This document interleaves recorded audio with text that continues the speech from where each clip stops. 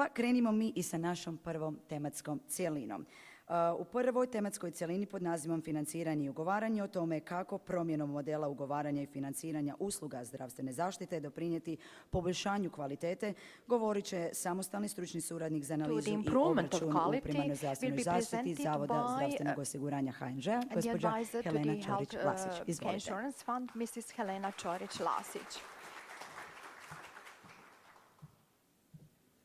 Hvala lijepo, sve vas srdačno pozdravljam. Thank you. I would like to greet all of you cordially.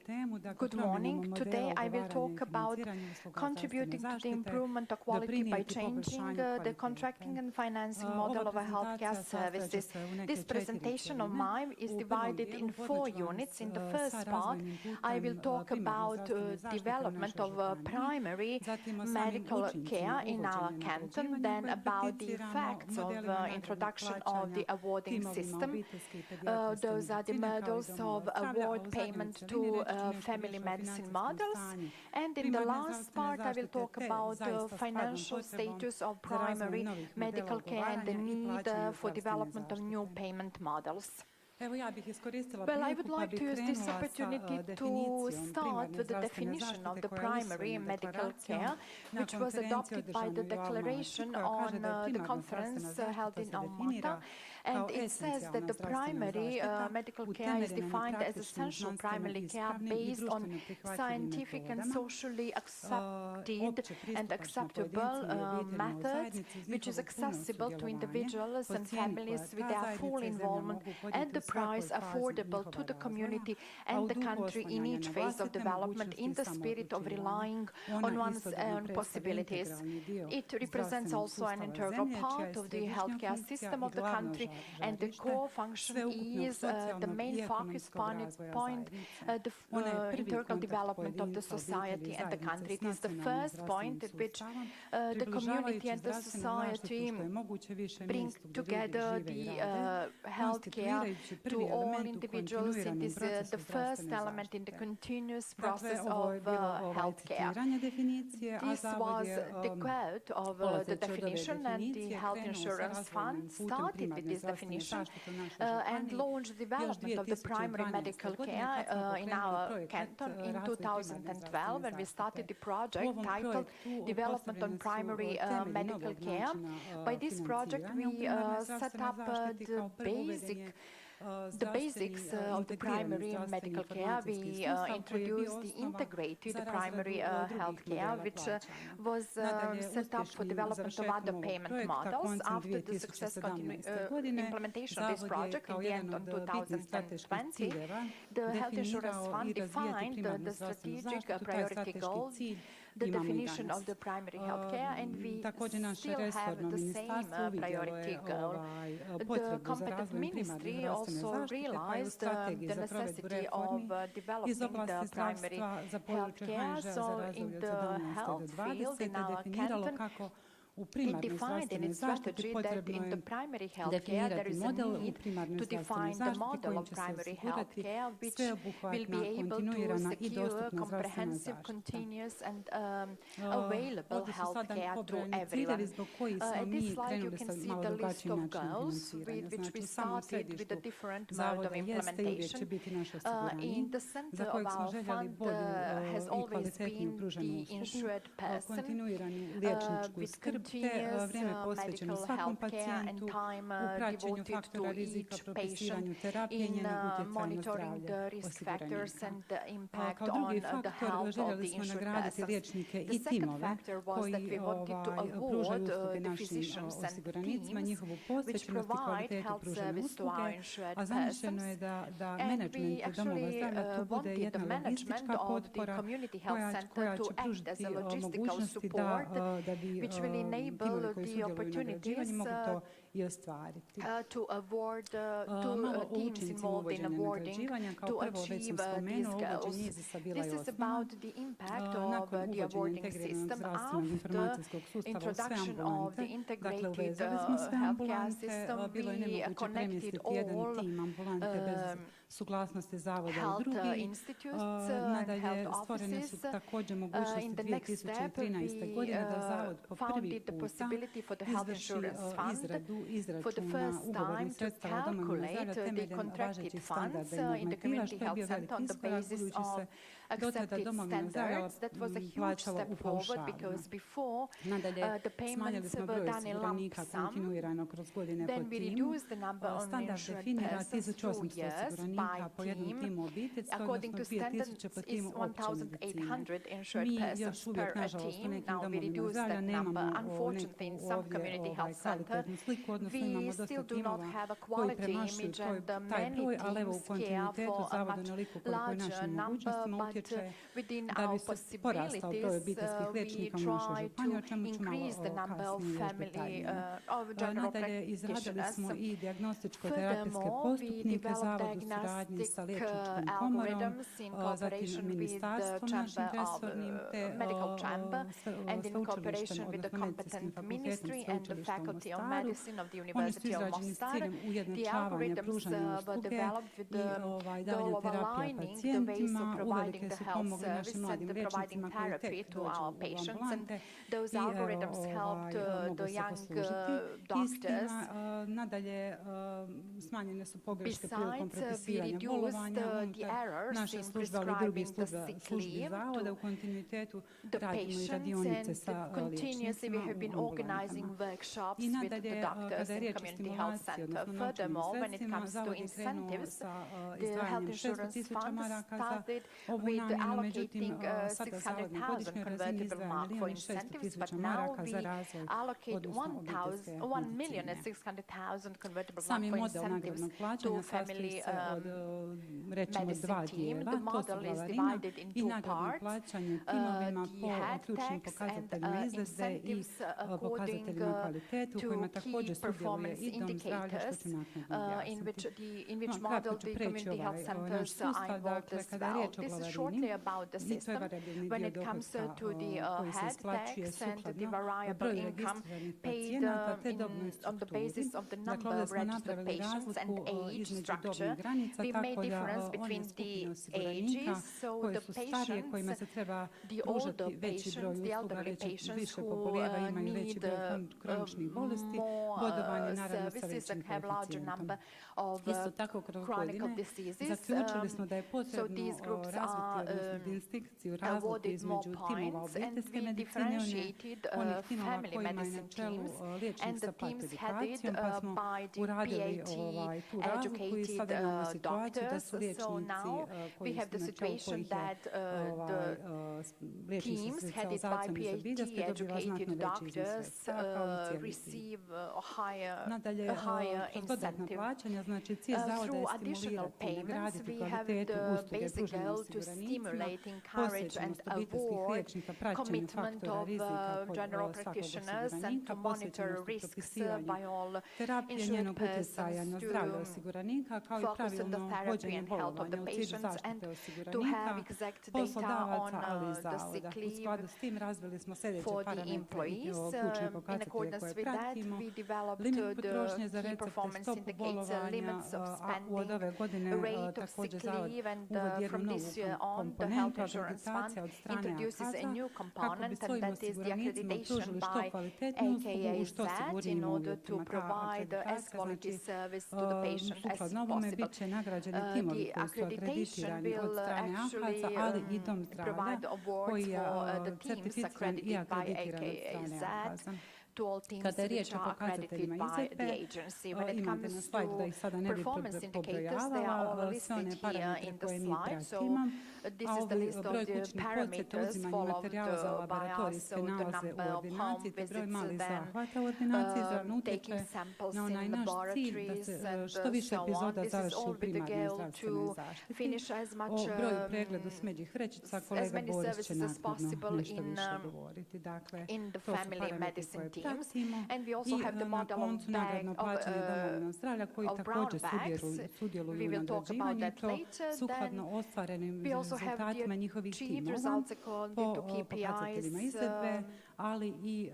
according to the performance indicators, and if the teams, if the average of the teams is aligned with the average when it comes to the prescribed of Ovdje vidimo učinke nagradnog prescription of plaćanja, medicines dakle, and the sick leave. On zadovoljstvo this slide you osiguranika can see the kvalitetom pružene effects of usluge u našoj incentives. županiji jeste The u satisfaction kontinuiranom of porastu, a the Zavod da insured bi persons in ispitao our canton zadovoljstvo has svojih been increasing osiguranika, steadily. svake godine And provodi ankete. have I evo been rezultati pokazuju da je sada performing neki the polls na among nekoj smo the razini od insured 80% persons. Now we osiguranika tie the level of zadovoljnih 80% pružanjem, of odnosno satisfied kvalitetom usluge. insured persons. Isto tako, znači osnovni ključ razvoja primarne zdravstvene zaštite the basic jeste key of developing the primary health care obiteljskim is liječnicima. U skladu s tim Zavod coverage provodi by razne aktivnosti the tijekom godine health medicine, da bi family medicine utjecali na teams. to da bude porast We perform specijalizacija iz researches obiteljske medicine. every Evo, year in čini se order da to smo u tome increase the uspjeli, number obzirom of da je general broj traženih practitioners, and specijalizacija the number of u required prethodne 2 godine bio specializations in znatno last niži 2 od years onoga kada smo was uveli much lower pojedine than aktivnosti. in Između the ostalog, period Zavod after we sufinancira introduced domove certain zdravlja, activities. odnosno Our sufinancira fund specijalizacije co-finances the liječnicima iz community područja health centers obiteljske and medicine. subspecializations for the Malo family statistike, znači medicine uvođenjem ovog nagradnog doctors. plaćanja, broj Here we timova have some koji sudjeluju u statistic data. The nagrađivanju number of povećao teams se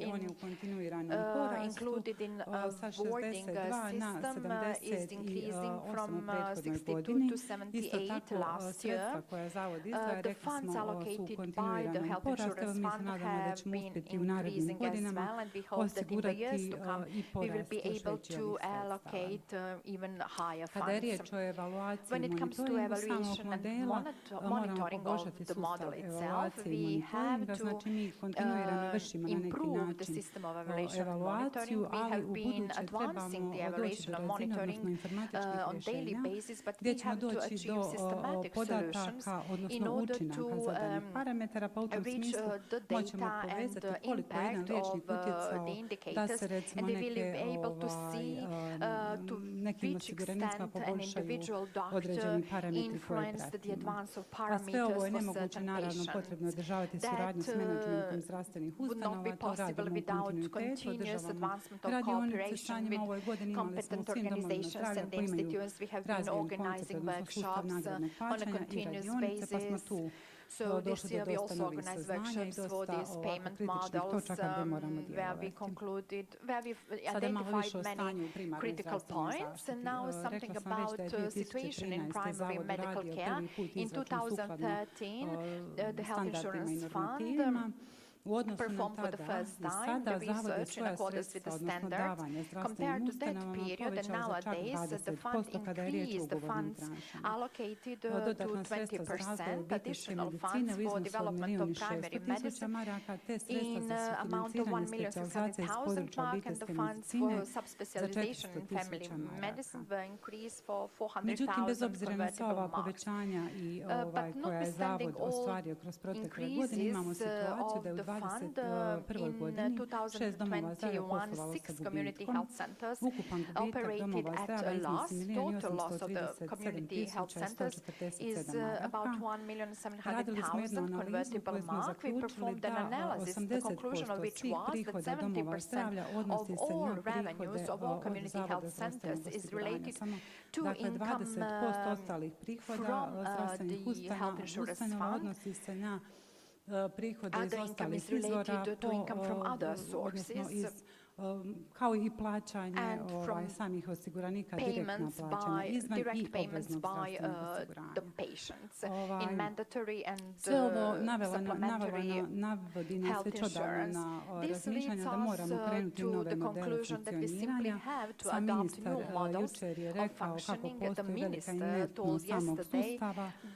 Zavod je krenuo sa novim idejama, novim načinima plaćanja u primarnoj zdravstvenoj zaštiti, modelom kojim sam već isprezentirala. U budućnosti želimo uvesti plaćanje po jedinici usluge u primarnoj zdravstvenoj zaštiti, razvoj modela nagrađivanja stomatolozima, pedijatrima te ginekolozima, kao i uvođenje 6 djelatnosti u specijalističko-konzultativnoj zdravstvenoj zaštiti kako bi ostvarili onaj cilj da se što više usluga izvršava u primarnoj zdravstvenoj zaštiti. Sami preduvjeti za uvođenje novih modela jesu utjecati na promjene važećih zakonskih standarda i normativa, budući da standardni normativ zastario. Dakle, imamo razvijene DRG, SKZZ klasifikacije za određene djelatnosti u kojima bi se moglo krenuti po jedinici plaćanja. Na taj način vjerojatno bi motivirali i menadžment domova zdravlja da idu ka plaćanju po jedinici usluge. Sve ovo nemoguće će biti uraditi bez informatizacije cjelokupnog procesa i naravno tu je potrebna uključenost svih sudionika, to su zavod, ministarstvo, osnivači zdravstvenih ustanova, vlada i ostali. Dakle, u zaključku mogu reći da je plaćanje po standardnom normativu nije u vezi sa pruženim zdravstvenim intervencijama, što generira permanentne gubitke. Plaćanje po usluzi je daleko učinkovitije i pravednije. Moramo krenuti zasigurno u nove modele plaćanja, u nove načine izvora financiranja zdravstvenih ustanova, jer sadašnje stanje u primarnoj zdravstvenoj zaštiti ukazuje na alarmantno stanje. Potrebno je preventivno djelovati, a samo ako svi sudionici budu koračali onako kako zavod ide korak unaprijed, moćemo ostvariti naš strateški cilj i ciljeve županije.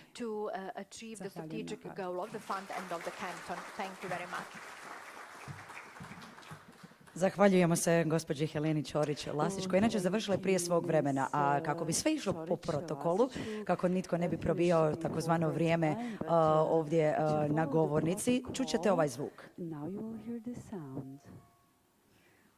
Neke će uspavati, neke će probuditi, ali u svakom slučaju to će biti 2 minute do isteka vašeg vremena.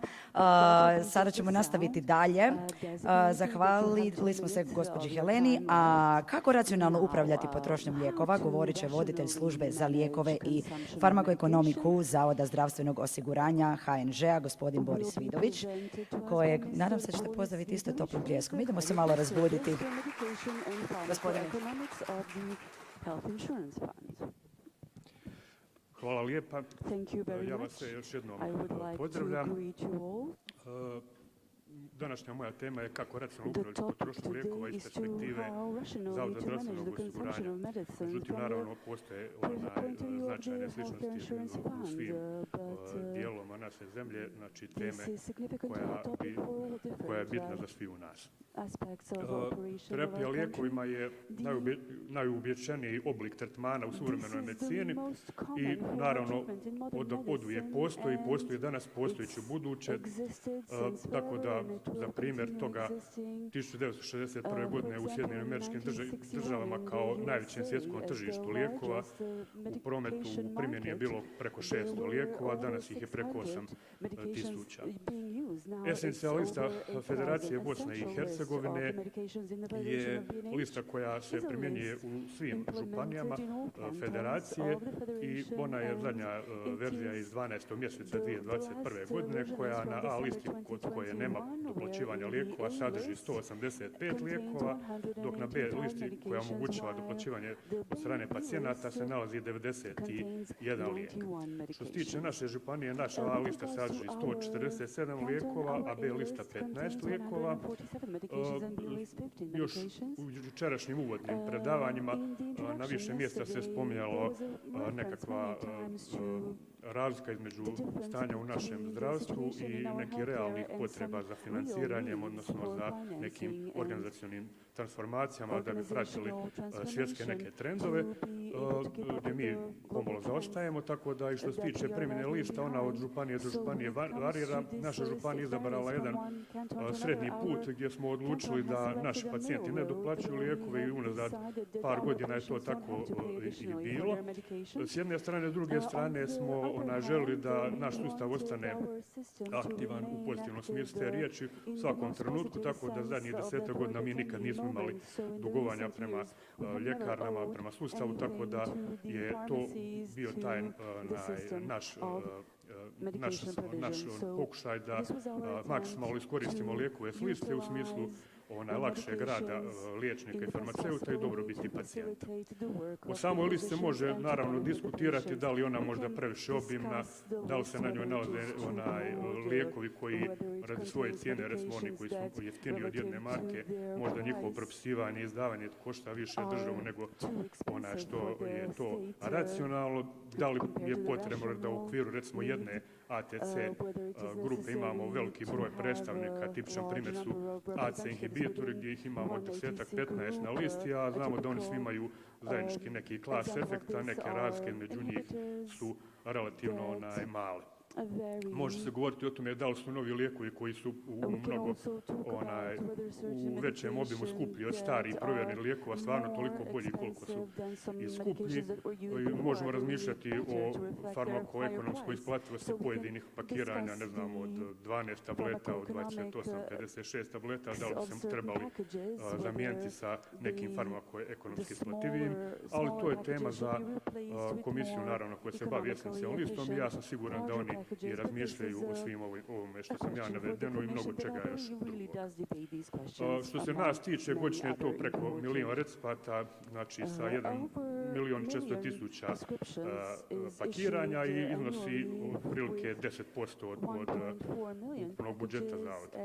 Što se tiče podataka za cijelu Bosnu i Hercegovinu, Agencija za lijekove i medicinska sredstva to prati, tako da je vrijednost tržišta Bosne i Hercegovine u lijekovima 2009. godine bilo negdje oko 300 miliona, da bi 2021. godine prešlo 800 miliona konvertibilnih maraka. Bitne su godine 2011. 2012. 2013. gdje smo imali veliki upliv ovih jeftinijih paralela generičkih lijekova, odnosno ulazak tih generičkih firmi na naše tržište, što je dovelo do erozije cijena na tržištu. Međutim, zatim 2017. je agencija uvela svoje maksimalne cijene koje vrijede za cijelu Bosnu i Hercegovinu. Imali smo koronu u zadnjih par godina i sve je to utjecalo, međutim, sama potrošnja lijekova je bila u konstantnom porastu.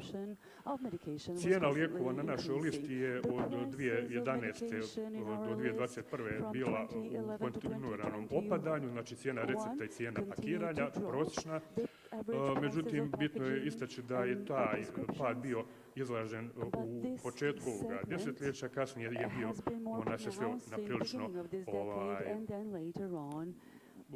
na neke mala smanjenja, znači te cijene su relativno stabilne posljednjih nekoliko godina. Još jedan bitan čimbenik koji utječe na potrošnju lijekova je naravno broj osiguranika koji koriste te lijekove. Vidimo što se tiče naših podataka da imamo porast toga broja osiguranika koji koriste lijekove s liste i u zadnjih nekoliko godina vidimo da je došlo do stagnacije tog porasta.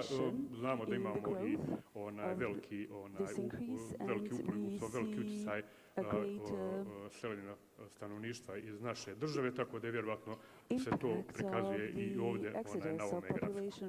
Uglavnom, kad se sve ovo sabere, dobijemo potrošnju lijekova po našoj listi od 2011. do 2021. gdje vidimo da je na početku ta potrošnja bila vrlo velika, što je ponukalo menadžment zavoda da se ozbiljno počne baviti tom problematikom, tako da smo pokrenuli kroz IZ, znači elektronski recept, kasnije e-iskaznicu, pokrenuli smo kontrole propisivanja izdavanja lijekova, pokrenuli smo mnogo drugih aktivnosti, što su u konačnici doveli da smo u sljedećih nekoliko godina imali potrošnju negdje oko 12,5 miliona plus minus 10% u pojedinoj godini, što je ujedno omogućilo da krenemo sa 2019. i proširivanjem liste, što je dovelo naravno i do povećanja potrošnje lijekova. Međutim,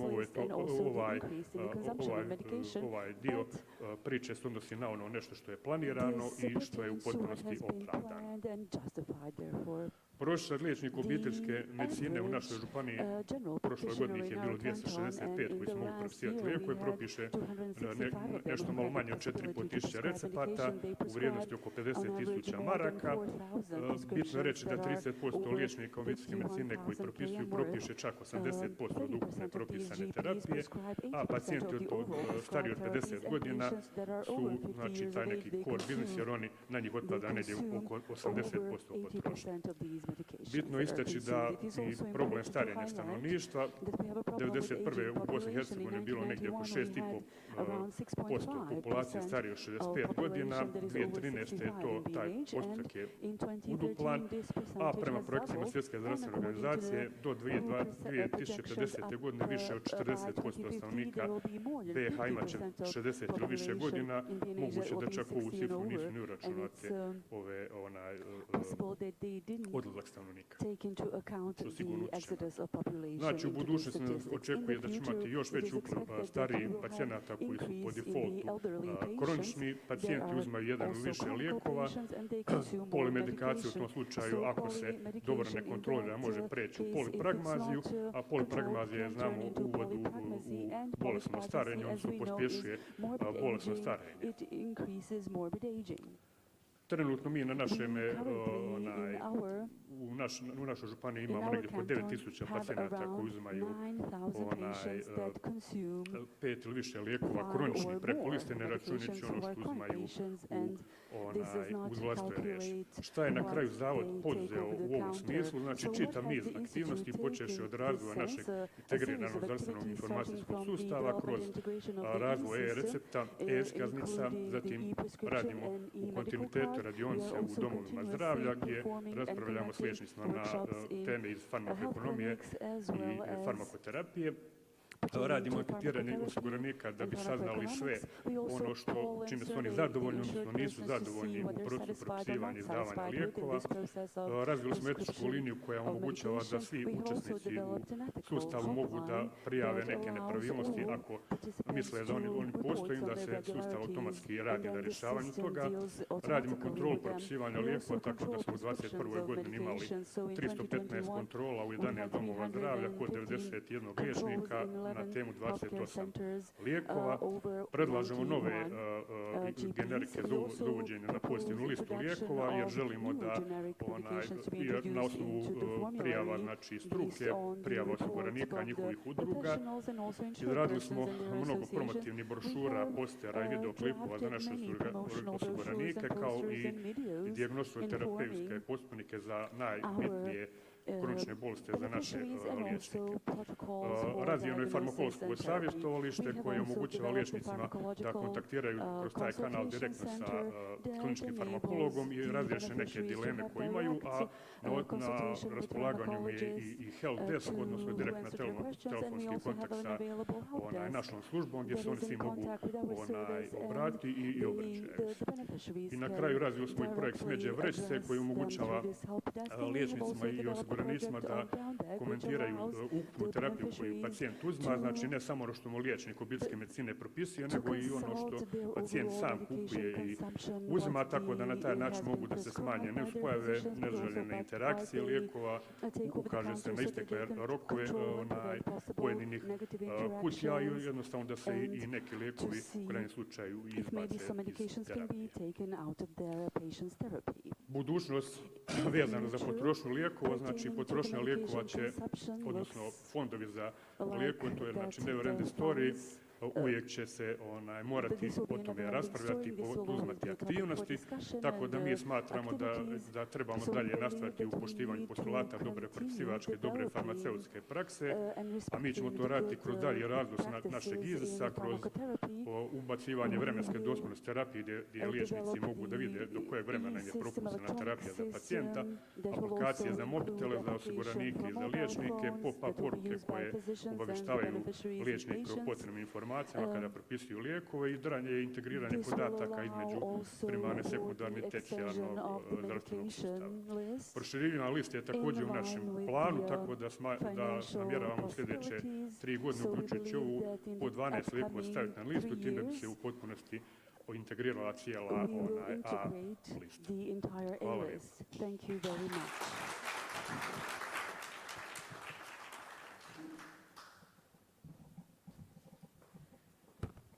Hvala gospodine Vidoviću. U nastavku programa ćemo o financiranju zdravstva sa stajališta ekonomista, točnije o fizikalnoj održivosti u zdravstvu. O ovoj temi govorit će njemački sveučilišni profesor ekonomije i član savjetodavnog odbora pri njemačkom ministarstvu financija, eminentan stručnjak u ovoj oblasti, dr. Klaus Dirk Henke. Pozdravimo gospodina Henkea koji će nam se putem video veze javiti iz Berlina. Mi se iskreno nadamo da ga imamo na vezi. Guten Morgen, Berlin. Können Sie uns hören? Can you hear us?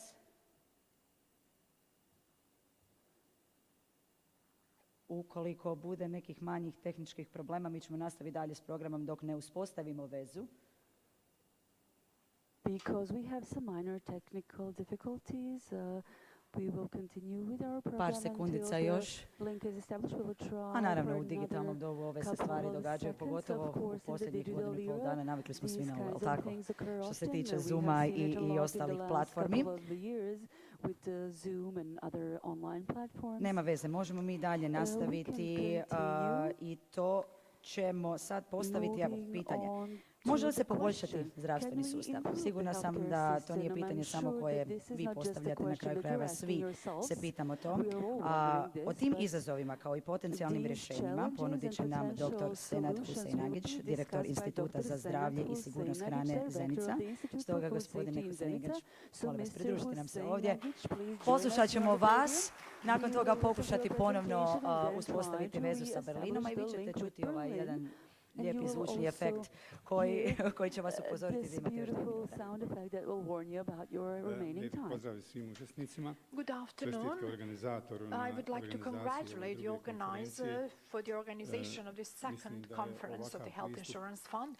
I find this approach to be extremely useful for further development of the healthcare system, not only of the health insurance, but of the overall healthcare system. Zdravstvenim sistemom se mora upravljati. The healthcare system has to be Mi smo managed. konstantno, ne samo mi. It has to be the Svijet je subject of konstantno u management. reformskom We and the entire world has been developing the reform of the healthcare system all the time. Reform is a process, and for a whole range of years we have been developing the reform of the healthcare system in the canton and in Mostaru. Therefore, we have this strategic approach and continuous searching for better solutions. In order to manage the reform, we use certain control mechanisms. So the experts from Harvard University define those controlling mechanisms as control knobs. So the older generations can remember the buttons at radio stations and other devices. So we can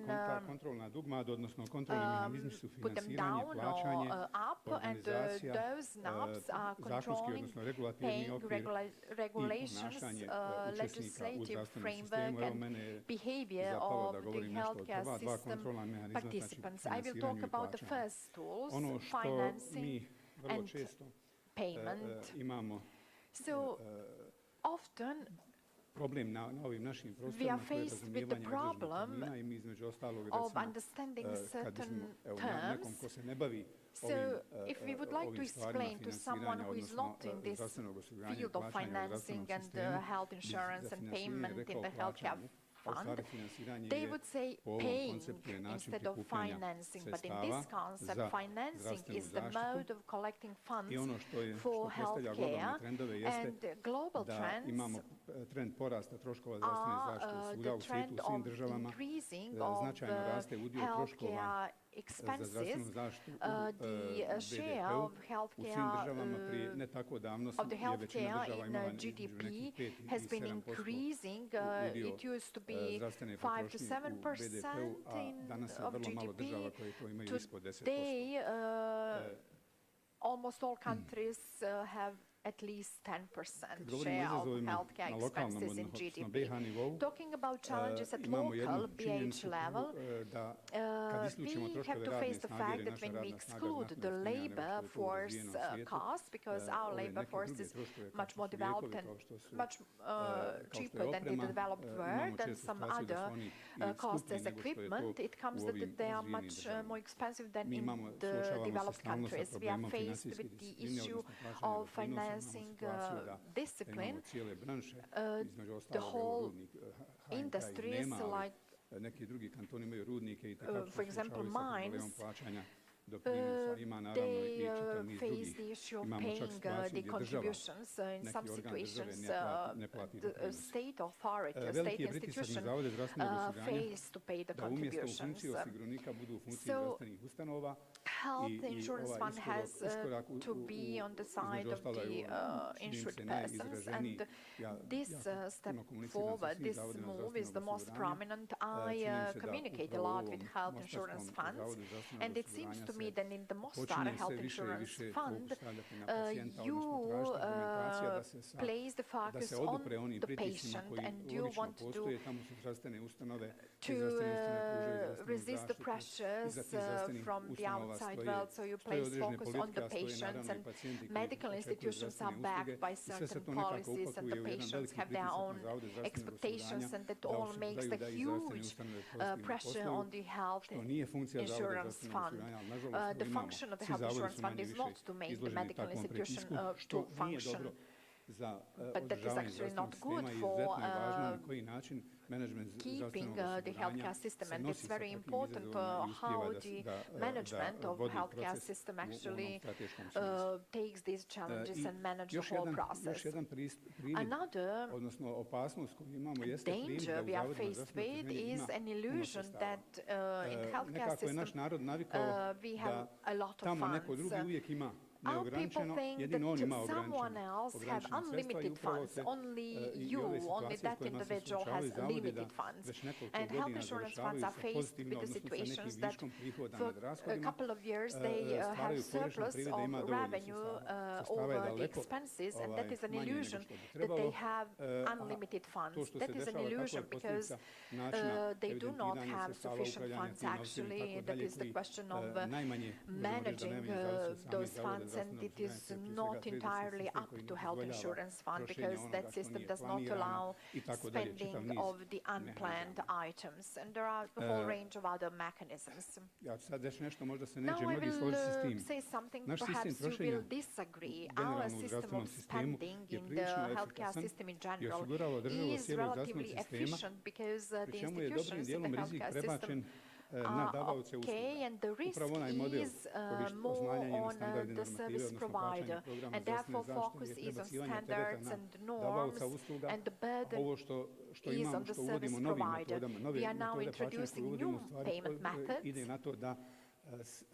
which are more focused on risk sharing with the aim of involving all stakeholders of the system to take part and to take the risk, a certain part of risk. So far, when we have talked about financing, we mentioned the systems which are dominant in Europe. 30 years ago, we had Bismarck, average, Semashko, that is the average system, which was a mix. Today we have two dominant systems of financing through organizations of health insurance, which could be called collectively the Bismarck system, and another system is system through collecting funds through the state budget, which is called the beverage model. But when we talk about the funds and fund sources for health insurance, we have the equal participation in all systems and in all budgets, and certain contributions in different ways. For example, in Germany, Germany was the first country to introduce the Bismarck system. So in Germany, more than 30% of total income comes from the budget, but the funds are not allocated for the institutions from the budget, but health insurance is actually paid from the state budget. This is how the situation looked like in 2020 through the health insurance, through the mandatory health insurance. 1,650,000 km was collected in the federation.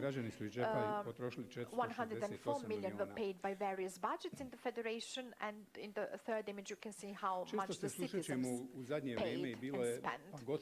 Recently, ozbiljnih u smislu we have namjere, been a u stvari, faced evo ja with sam the ih nazvao serious maštoviti prijedlozi za reformu issue zdravstvenog sistema. of these Pa evo, ja sam creative izdvojio nekoliko komentara, ideas odnosno konstatacija koje for the zagovornici reform tih of the modela healthcare system. iznose. These are some of them Pa kaže, istraživanje pokazuje da advocated. For zdravstveni sistemi koji se example, the finansiraju iz research poreza shows that su healthcare u system poređenju s sistemima koji se finance finansiraju iz doprinosa through the uspješniji u taxes kontrolisanju are javnih more izdataka za successful zdravstvo. compared to Ja bih those rekao apsolutno finance netačno. To through the nema system. nikakve This veze is sa not tim correct odakle at all prikupljamo novac, because it does na not koji način matter trošimo, where nego u we stvari kako je uopšte uređen taj collect, sistem, where we take odnosno funds ta from, država. but it depends I on how we konstatacija spend da the je funds. Beveridgeov model And zdravstvene another zaštite conclusion is that the zasnovan Beveridge model na of healthcare is GP-u, based odnosno on ljekaru opšte prakse. general practitioners.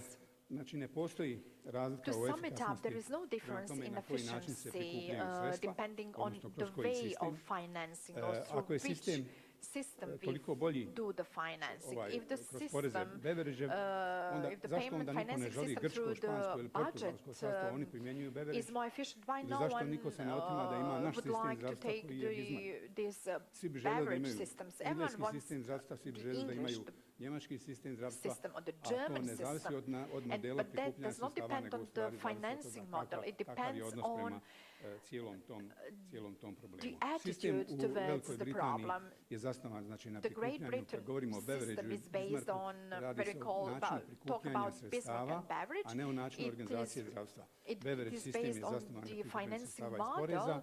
kroz The budžet, Beveridge is gdje se based zdravstvo on takmiči sa drugim financing through korisnicima the budžeta, što je budget, vrlo where the opasno. health insurance U određenim fund is in situacijama može competition with itekako other ugroziti zdravstveni budget sistem. S druge beneficiaries strane, because Bismarckov, this is takozvani very Bismarckov dangerous. sistem, And the novac se so-called prikuplja kroz Bismarck zavode model is razne, based kroz on zdravstvena osiguranja, kod financing nas se zovu through zavode zdravstvenog osiguranja. through I tu nema takmičenja, znači health ono što imamo insurance zdravstvo funds, troši, but troši there is samo no zdravstvo, ne troši competition in niko this drugi. model. Kad govorimo o Talking about o ovoj konstataciji da je this Beveridge conclusion that sistem the zasnovan na Beveridge doktoru system is opće based medicine on nije general practitioners, Beveridgeov sistem, nego je it's not NHS, the znači Beveridge. zdravstveni sistem It is Velike actually Britanije the Great zasnovan Britain na system, which doktoru is based on general opće medicine. practitioners. I mogli bismo reći, taj sistem And NHS, that National system, Health System, NGS, je moguće postaviti u sistemu gdje may prikupljanje be sredstava ide set up po in the takozvanom system Bismarckovom where modelu. the Mogli bismo Bismarck reći da Bosna i financing Hercegovina, model odnosno is Federacija Bosne i applied. Hercegovine We ima u may stvari say that the NHS Federation of sistem Bosnia and i to onaj Herzegovina iz njegovih actually has been početaka samo applying je this jako system decentralizovan. from the very Znači, beginning sve of ustanove its su introduction, but it is javne, very davaoci usluga su javne, decentralized. All i service sistem provider upravljanja are je public korporativni koji mi enterprises, imamo. are Da li public smo mi sad institutions, taj and we have the korporativni corporate sistem management uradili system. onako kako bi trebalo, to The je question pitanje is whether it has inače been kod nas introduced as it iskrivljivanja should raznih be. ideja s kojima se suočavamo. Da li postoje alternative The question is whether there are any alternatives to the existing financing model. Mi Of smo imali course, there are. jedna grupa, federalna podgrupa 2013. The godine, federal subgroup činili su from je predstavnici 2013 nekoliko composed of ministarstava, representatives Privredne komore i of udruženja some poslodavaca, ministries, razradila je model Chamber of rasterećenja poslodavaca, Economy, odnosno novog modela defined the prikupljanja model of sredstava. Tad je serious pritisak bio uglavnom na disburdening of rasterećenju, employers a mi iz and zdravstvenog the sistema change smo of the pokušali financing pretvoriti u stvari u model novi for model healthcare, prikupljanja and we sredstava za tried zdravstvenu to zaštitu. develop Nažalost, it zbog into događaja another početka 2013. financing godine model, but model nije unfortunately dalje razmatran, this onda model su from došli the izbori from the year i tako da je 2013 was not da je taj reconsidered, model was not odbačen. considered A further na than the čemu se on elections zasnivao? came and the model was Osnovni rejected. principi su bili It was smanjiti based on doprinose the principles osiguranja of sa reducing 25% na the 14,5% na neto mandatory platu, što je bilo contributions značajno from rasterećenje 25% to poslodavaca, zadržati sistem 14.5% vanbudžetskog on net zdravstvenog salary, osiguranja, then to keep osigurati naknadu sredstava za the zdravstvenu system of zaštitu iz extra poreza i budgetary akciza, health kad je bio prijedlog da se poveća insurance, stopa then to PDV-a sa secure the 17 na 20%. compensation of Većina funds država for nakon 2008. healthcare godine through taxes, rijetko koja država ima manje od 23% because not many countries have stopu less PDV-a, than mi smo zadržali na 17. 23% Ovim sredstvima bi VAT, se, we kept it znači, in tim sredstvima iz poreza bi se 17%. plaćali With doprinosi, these funds a ne from bi se taxes, we would doznačavala pay the sredstva contributions. ni We would zavodima, ni not allocate them to health insurance zdravstvenim funds ustanovama or to i healthcare izdvajanja bi išla facilities. direktno And the allocations zakon o would be done pripadnosti javnih directly prihoda, through dakle ne the bi budžeti law odlučivali koliko će on the se basis of the nego bi law se on automatski allocation of novac public transferirao revenue. prema zavodima zdravstvenog osiguranja u zavisnosti od toga and depending on where the insured persons are and for who the insurance is paid, the funds would be collected from the contributions for the employees, for the contributions for the citizens paid by the state and from other income. On this slide you can see a short overview, the actual situation related to 2012. The income from the state sources was 145 million and they were supposed to be increased, whereas on the other hand the contribution for the employees would be reduced by a significant amount in compared to the year 2020 to make it closer to nowadays. The actual contributions to the employees is 1,700,000,000 and if they would be about 800,000 if we would apply this model, but it is not possible. And the funds provided by the state would amount to 700,000 km. Today, the contribution rates are characterized by the fact that these are data for 2012. The employers pay 1,100 for one insured persons, and there is a huge difference between what the employers pay and the contributions paid by the state authorities. And according to the model proposed by the subgroup would reduce this difference. I must say that this model is not possible to be implemented because the actual situation is not favorable for the changes of what rate, but we should use excise taxes and like tobacco products, alcohol beverages, automobile liability insurance, fuel and natural environment, but not taking them from the budget and allocating them to health insurance, but to allocate them directly to health insurance fund. In that way, they would be a significant source of funds for healthcare. Another mechanism, I will do this shortly, of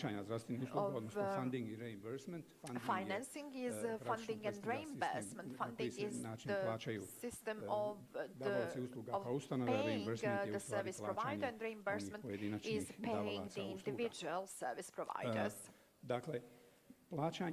Predstavlja način alokacije prikupljenih sredstava i funding and reimbursement is actually the mode of allocating the collected funds from the health insurance funds towards the service providers. In this case, the contracting of health care in our country is agreed model of mutual relations. We often can see the representatives of medical institutions to say that the contracting is based on the model take it or leave it.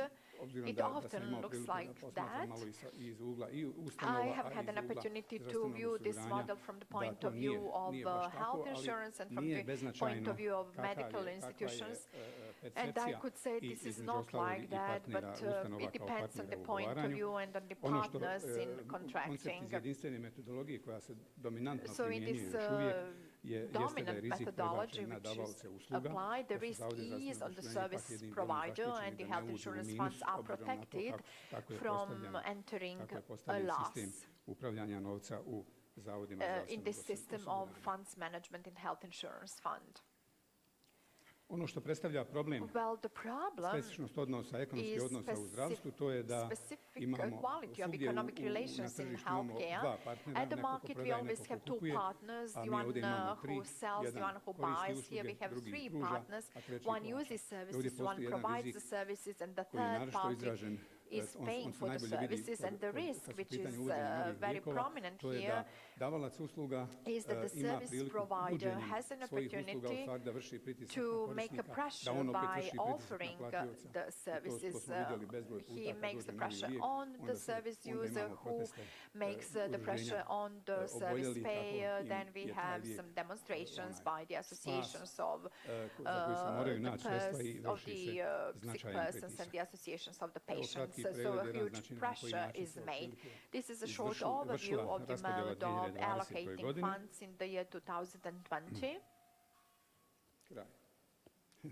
Evo, ja ću samo još, just shortly, kad govorimo o metodama in plaćanja, conclusion, when we talk about the payment methods, da se ne zadržavam previše na ovim nekim drugim detaljima. Mislim da će prezentacija biti dostupna. I believe that the presentation will be provided to you, so you can go through the presentations later. But I would like to draw your attention to the fact that I'm also a consultant to the World Bank, and the World Bank has been implementing a huge project of introducing payment per performance, and in the project preparation phase, we were provided important inputs from the Health Insurance Fund of Mostaru, and the important thing is that that is an encouraging thing for the World Bank. I mean, this example from Mostaru shows that it is really important to make significant steps forward even when you don't have much funds. Health Insurance Fund of Mostaru is not the poorest health insurance fund, but it is also not the richest health insurance fund. So Health Insurance Fund of Mostaru is a role model, is an example that you can make a step forward with limited funds. You may make significant successes with the limited funds. You can act as a role model. And the indicators of the figure of new applications for specializations of family medicine is a very important sign that other stakeholders in the process can see this light at the end of the tunnel, that there is a hope for this healthcare system, that it is taking a good path. And I really hope that this new project of the World Bank will be a huge contribution to developing this system in the whole federation and to apply positive experience from the Health Insurance Fund of Mostaru, because it has gone the furthest. Thank you. Bio je to doktor Senad Huseinagić, inače direktor Instituta za zdravlje i sigurnost hrane Zenica. Zahvaljujemo još jedanput. Samo ću vas napomenuti da svim našim panelistima vi možete postaviti pitanje. Kako ćete to učiniti? Tako što ćete u vašim konferencijskim materijalima pronaći u sažecima radova QR kod, skenirati, poslati pitanje. Vrlo jednostavno. Mi ćemo to kasnije čitati kad budemo imali panel raspravu nakon svake tematske cijeline. Nadam se da sad imamo na vezi Berlin, odnosno, kao što smo malo prije rekli. Can you hear us? But you can hear us. Yes. You can start. Evo, dame i gospodo, još jedanput za sve vas eminentan stručnjak iz oblasti ekonomije, koji je inače član savjetodavnog odbora pri Njemačkom ministarstvu financija, dr. Klaus Dirk Henke, javlja nam se iz Berlina i čućete njegovo predstavljanje i ono što ima u vidu kada je u pitanju financiranje zdravstva sa stajališta ekonomiste. Izvolite. Please take the floor.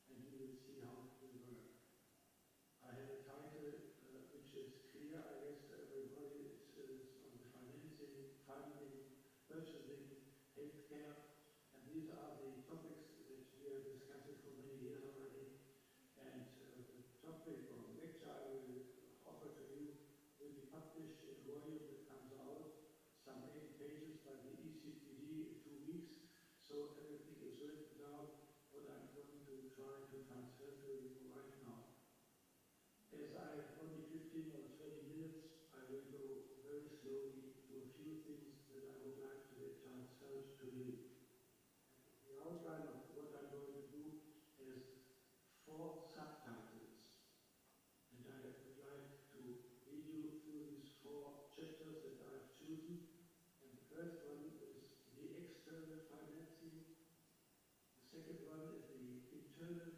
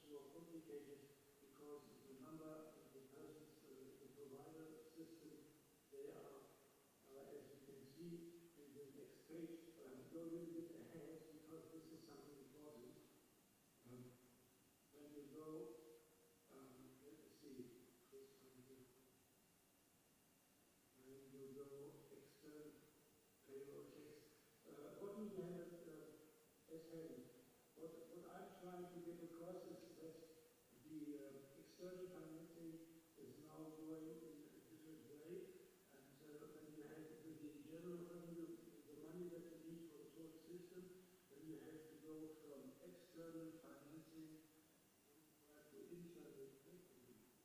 perhaps you could find this slide at number 8, because it shows you how complex the situation is that I'm talking about.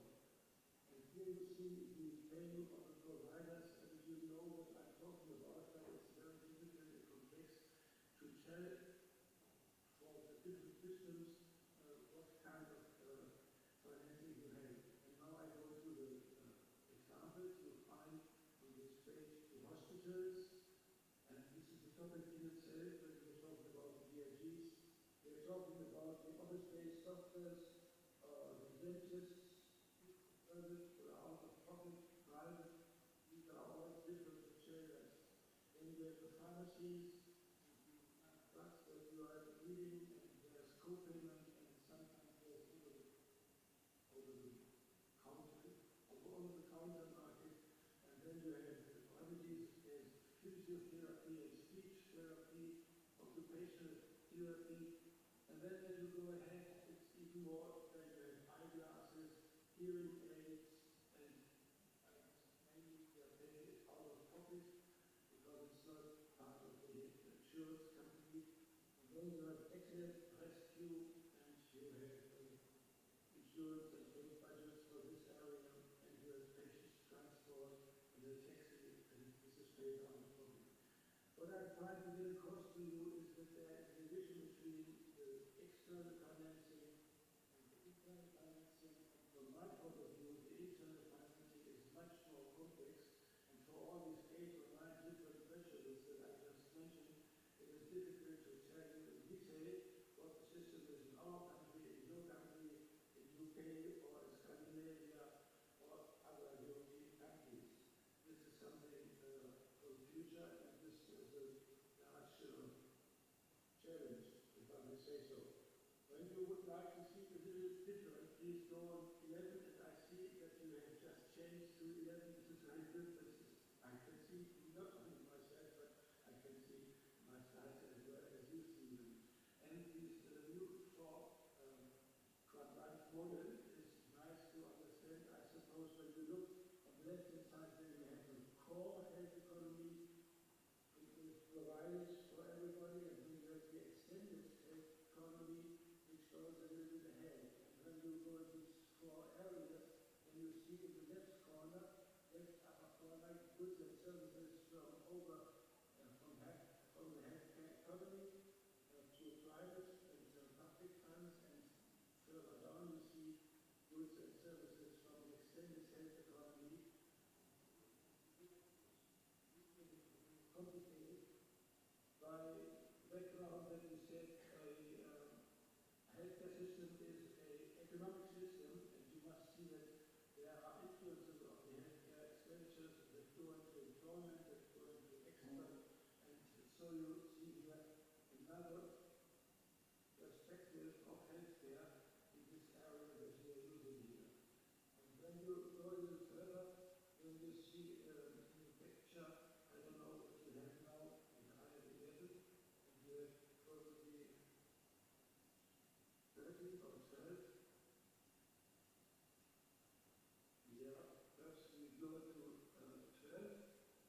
First we go to 12, and I have just a little bit more time. There's purchase of healthcare services, and here I invent the word fiscal agents. You need them in these funds in between the external and internal financing. And this is something which is to be constructed everywhere. And you need a budget, and in the budget you have the money that is then provided for purchases. And this is the way you distribute the money. And the keyword is the allocation. From my point of view, being an economist, the allocation of the scarce resources is something that we are discussing, and there we must find a way to get this done. And when you roll out this final picture on page 13, this is important, although it's a little complicated. Yeah, this is the one. Important to see that this is the marketing system as an example. On without out-of-pocket payments, risk-oriented premiums, and then the social insurance contributions with the employer contribution and the employee contribution. And then you see a little bit of risk-oriented contribution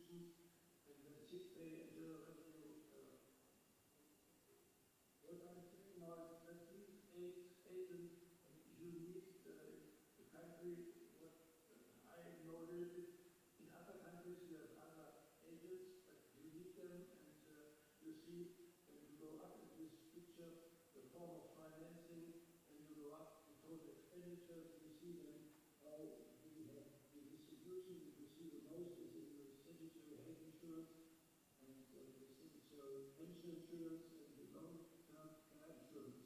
These percentages you can see here are very high. It's about 70% that is paid out of these social insurance contributions. The social insurance contributions are paid out of the money from the employer and the employees. It is 50-50. And right now, as I said before, the rates are between, say, 14 and 16. They differ a little bit between the different funds, so that there is a sort of competition between them. Okay, when we go to the end, then you see something else. On page 14. Page 14, you see the question sustainability by fiscal institutions. And there I'm asking you and myself, how many agents do we need? And should we have just one or should we have many? So I hear some answers and I know we try to network budgeting. And before I know that, I would like to show you on page 14. It's impossible. And here I'm asking something, should rehabilitation and pension funds be one hand? Or number second, should statutory health insurance or health funds and long-term nursing be one hand? Or how many budgets do we need? Is muddling through step by step and stop and go the answer? Would be more competition? These are all the questions for the future in your country, in my country. And you must go, or we should go immediately or later in more details. And when you go into more details, you'll find a nice picture. Now is number 16. And number 16 shows you an ideal picture of a network budget. And this says that you have a budget, say a budget for the elderly. And then you see on this slide, you see in the middle care for elderly patients. And ideally, you need for them specialists or inpatient long-term care, ambulance nurses, social workers, daycare centers. And this is the ideal work from my point of view and other point of view, where you see the care for the elderly within a network budgeting system. And this is probably a dream, or is it a pilot project? Perhaps you have it already, and somebody says, well, this is the total budget from revenue or whatever from taxes, and now I have this budget, and now we have to allocate according to the earth, and then you go to all the services, and this is not to be done. It's here it says 15, perhaps something concrete. You need a management company, you need a third-year framework for BTU network budgeting, and probably you have it in some areas already that I'm trying to preach to you. And then I'm through with my topic. I would like to sum up by saying that we need external financing, internal financing, and some do it at the same time with a network approach, and others do it step by step. We are really strongly associated with this marketing system where you pay out of profit and out of your wages and salary 10-20%, and this percentage is then the money that is used by the system to finance the healthcare services and the purchases and the hospitals and doctors, and this is all going together in a new approach by setting this network, and the network can be regionally defined, can of course take the whole country, but normally from my experience it goes by a regional approach, and region by region there's a little competition between the systems, and this is the approach that we're discussing, and I would like to discuss with you another occasion. Okay, I think these are the 30 minutes. Do I have more or less? Or is this okay from your point of view?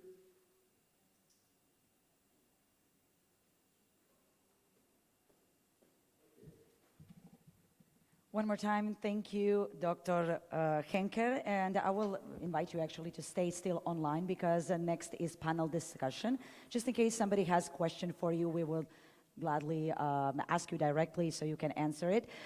I zahvalit ćemo se doktoru Henkeu još jedanput na njegovom izlaganju, a sada ću ovdje na pozornicu pozvati i zamoliti direktora Zavoda zdravstvenog osiguranja HNŽ-a gospodinu Radu Bošnjaka da nam se pridruži tu, kao i direktora Zavoda zdravstvenog osiguranja Županije Zapadno-Hercegovačke gospodina Wilsona Crnca i direktora kantonalne bolnice dr. Safet Mujić Mostar doktora Zlatka Guzinu da mi se pridruže. Također doktor će nam ostati pri vezi online putem i javljat će nam se iz Berlina ukoliko bude ikakvih pitanja, a ja ću se premjestiti. With Mr. Henke from Berlin, who will chime in if he has any questions. I have to do my daily steps for the benefits of health. So we can open this panel discussion. I have already here some of the questions from the members in the audience. QR code in your handouts. You have to scan it to ask a question. We have the first question. How does the fund make contracts? Maybe Mr. Bošnjak can respond.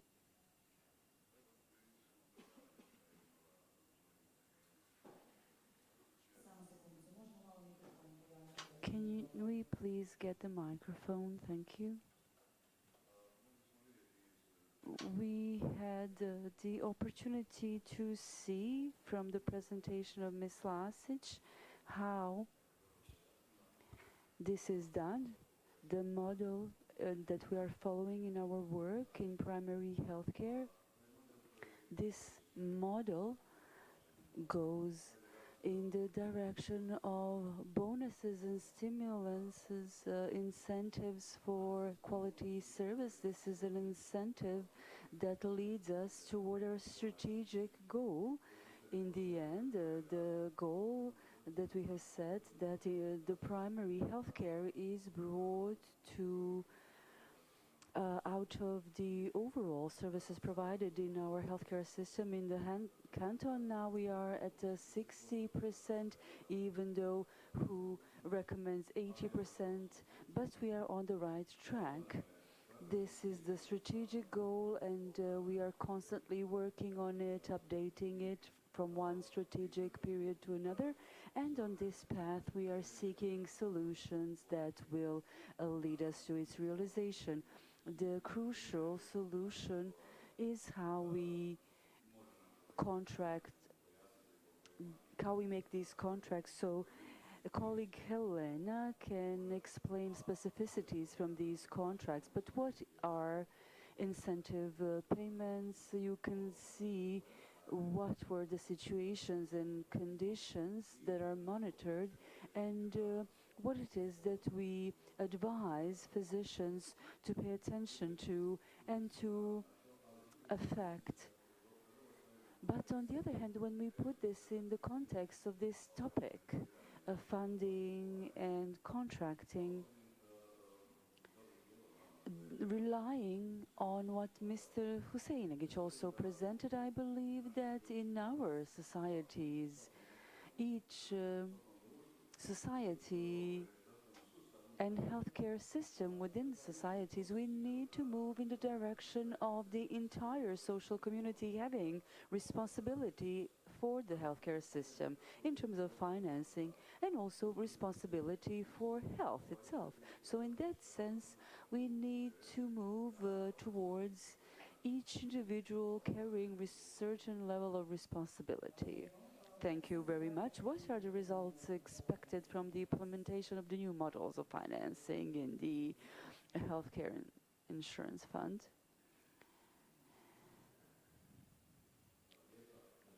Thank you. I would like to use this opportunity to greet you all on behalf of the Health Insurance Fund of West Herzegovina Canton, and personally, when it comes to contracting conducted by West Herzegovina Canton Health Insurance Fund, it is based on previous lump sum contracting models. So we analyze these amounts, and we now at this moment are not able to introduce this incentivized payment, as the case is in Herzegovina-Neretva canton, because we have a limited funds. We are the only canton in the federation that does not have its own hospital, and therefore the expenses of our fund in Western Herzegovina canton, the expenditure is a lot higher for primary healthcare compared to other cantons and other cantonal funds. I hope and I'm sure that in the future, starting from today, there will be no alternative to payment per performance, whether we are talking about primary healthcare or secondary or tertiary healthcare. This is something that is necessary. It needs to be implemented, but funds themselves will not succeed in this alone. We need to have a wider social awareness about the importance of changes, introducing these changes. The healthcare system is a sensitive system. We are talking about reforms of all areas of life and primarily in healthcare system, but we see that these reforms are moving slowly, but we should not be discouraged by this, because I believe that the future lies in the payment per performance. Mr. Hussein Nagic, do you want to add something? Yes, good morning. Talking about, I like to use certain terms that may seem, to some outsiders, may seem strange, but in healthcare system, patients do not use funds. The doctors use funds, healthcare professionals. So when you have doctors, for example, in family medicine, that is only paid through salary, he is not motivated to achieve quality or motivated for preventive services or for making savings to keep track of sick leaves and so on. And he has the discretionary right. His autonomy as a GP is necessary. It's not possible to do this work without autonomy, but this is also at the same time a great threat to the healthcare system, because this professional autonomy relieves them of any kind of accountability and responsibility. We have such a system where we assume certain rights. We like to assume rights but not obligations and responsibilities, so physicians frequently, and I'm not saying this in a negative context, this is the fact, they behave according to what system allows them to do. So I will make a bit digression. When our people go to Germany, they respect all the rules, but when they come back here for the summer holidays, they don't respect the same rules here. So this system that we are introducing in Herzegovina-Neretva canton in the primary healthcare needs to motivate these physicians to start thinking differently. And why am I saying this? I will move also to the hospital. A doctor who introduces a new method is only paid through salary. So when he, for example, introduces a new method of surgery, a new procedure, this only represents more obligations for him, but no benefits. So physicians are not incentivized to introduce new methods. So this leads to lack of motivation for people to develop professionally, to learn, and to do quality work. So if we would reward family practitioners, for example, managing diabetes well, this is an incentive for him to study diabetes further and to resolve these issues on the primary level and not forward these patients towards specialists. So we are talking about diabetes. We frequently talk about these advisory councils for diabetes. So diabetes should exist. These councils should exist on the level of primary healthcare.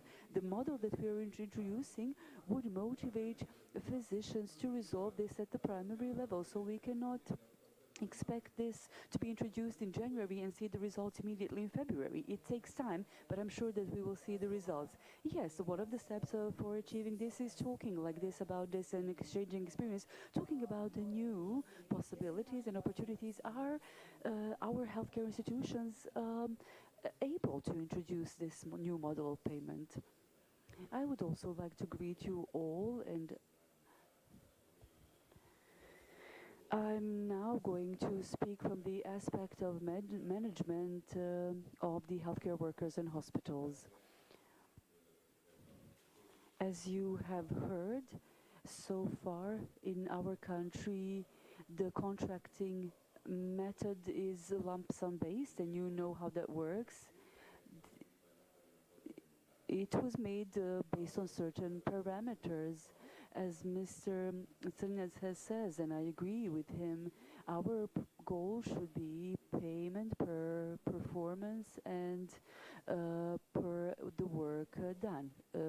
So we have started in our canton, and in other parts of our country there is this payment per performance, DRG, but we need to emphasize that this is not payment per unit of service and payment per performance. This is rather payment per DRG, where somebody made some calculation on some average number of points pertaining to certain diagnosis, and then we pay based on that. But what the point is here, and what the key is here, we need to explain this to the general public. This will have an effect. If you have several healthcare institutions, this will have an effect on fairer distribution of funds towards these institutions, depending on the amount of work they have. But for example, you have the healthcare insurance fund in West Herzegovina Canton that has a number of funds in the budget plan for healthcare institutions. And for example, we have 1 million km for a certain time period. And based on DRG, they will make a plan and make 2 million. So we will not get these funds for the realistic amount of work we have done. We will get half a point instead of 1 point, and this will amount to the same as we would get through the lump sum method. So I just want to stimulate discussion about this issue. It's not my intention to give any sort of criticisms to the healthcare insurance fund, but I just want to introduce a different topic for following on to what Mr. Huseinagic said, preparing for the changes in the funding in the healthcare system, but not just that, but also overall functioning. So we have to find new ways and new modes of funding, which does not imply increasing the contributions for the health insurance, but finding new ways in terms of excise on tobacco and alcohol and luxury products, reducing VAT on medications and consumables and medical supplies and equipment, and increasing VAT in some other segments. And I believe this is the area, area where we can find a lot of space for improvement, a lot of room for improvement. I believe that this is the key. It's not the key just to say, okay, we will pay per DRG, because simply we don't have sufficient funds for such a type of payment.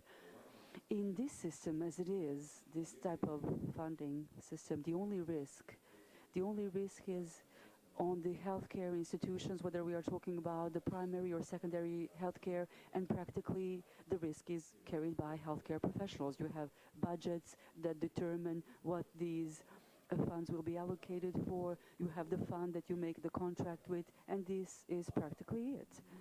And if we are planning to develop healthcare system and introduce new methods of treatment and so on, this requires expenditures for education and training and so on. I will just give you a plastic example that happened recently to a patient who is not an insured person here, but from another canton. He wants to do a surgery in my hospital, aneurysm in his abdominal aorta, and now he asks how much this will cost. And so I went to the accounting department, and the price of in any private clinic, hospital, is at least 15 times higher. So you have someone who developed a price list in the Federation for our services, but this is nowhere near close to reality, the real situation. It is in a way humiliating to even the professionals conducting these surgeries. I believe colleague Huseinagic will agree with this. So all of these things that we're talking about really require serious analyses and immediate, urgent reforms of the funding of the healthcare system. Now we have to be a bit self-critical and see whether there is any possibility for making savings in the healthcare institutions. Yes, certainly. Should we ask ourselves, do we have more staff than required? Are we going to continue being healthcare institutions covering the segment that is just buying the social peace in our communities, in our country? Are we going to be social category in our system? So this is a logical question in terms of managing healthcare institutions. You have to use outsourcing. This could be used in a lot of segments, but the question is whether we can use this. But we could make a lot of savings. There is room for savings. We cannot just say, give us the money and we will do better work. Of course, savings can be made, but this implies requires social dialogue and dialogue with our authorities and relevant ministries, and to find models to make savings and rationalize things, but also we will have to have a serious reform in the funding system.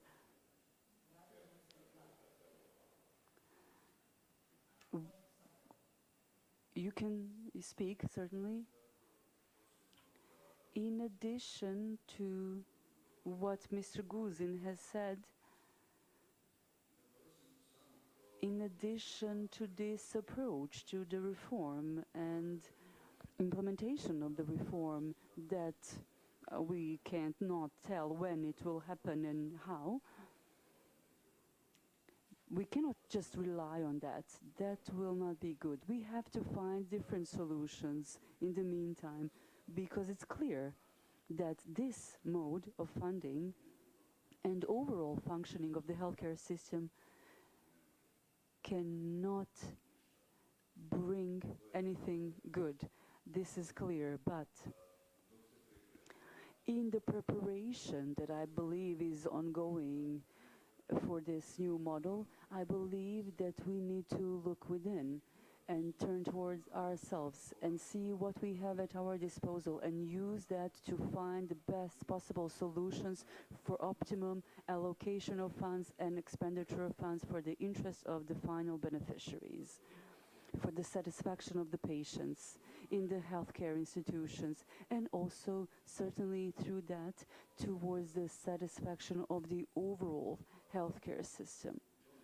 In that context and in that sense, I believe that our healthcare institutions, all the stakeholders in this system, should have to think about what needs to be done, what mechanisms you need to strengthen, whether these are managerial mechanisms that need to be developed. We have a thematic session about research and learning and development. I believe that our community and all of us together, we need to constantly learn and develop.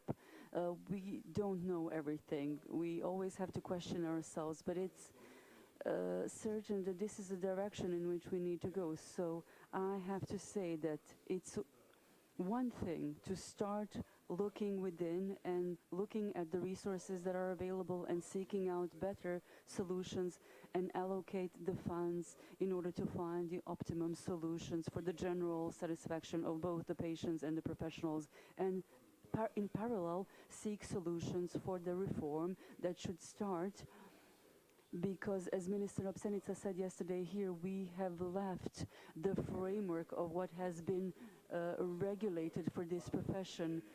So this is extremely dangerous. We have ad hoc solutions within certain regulations that we believe need to be fixed in the given moment. But when we fix this one thing, we are disturbing the entire system and this formal and legal structure. We are undermining it, and we are making conflicts within the system, and we are making it more complicated and more complex and more impossible. Before we proceed with the other panelists, we should hear a comment from Mr. Henke. Thank you for waiting.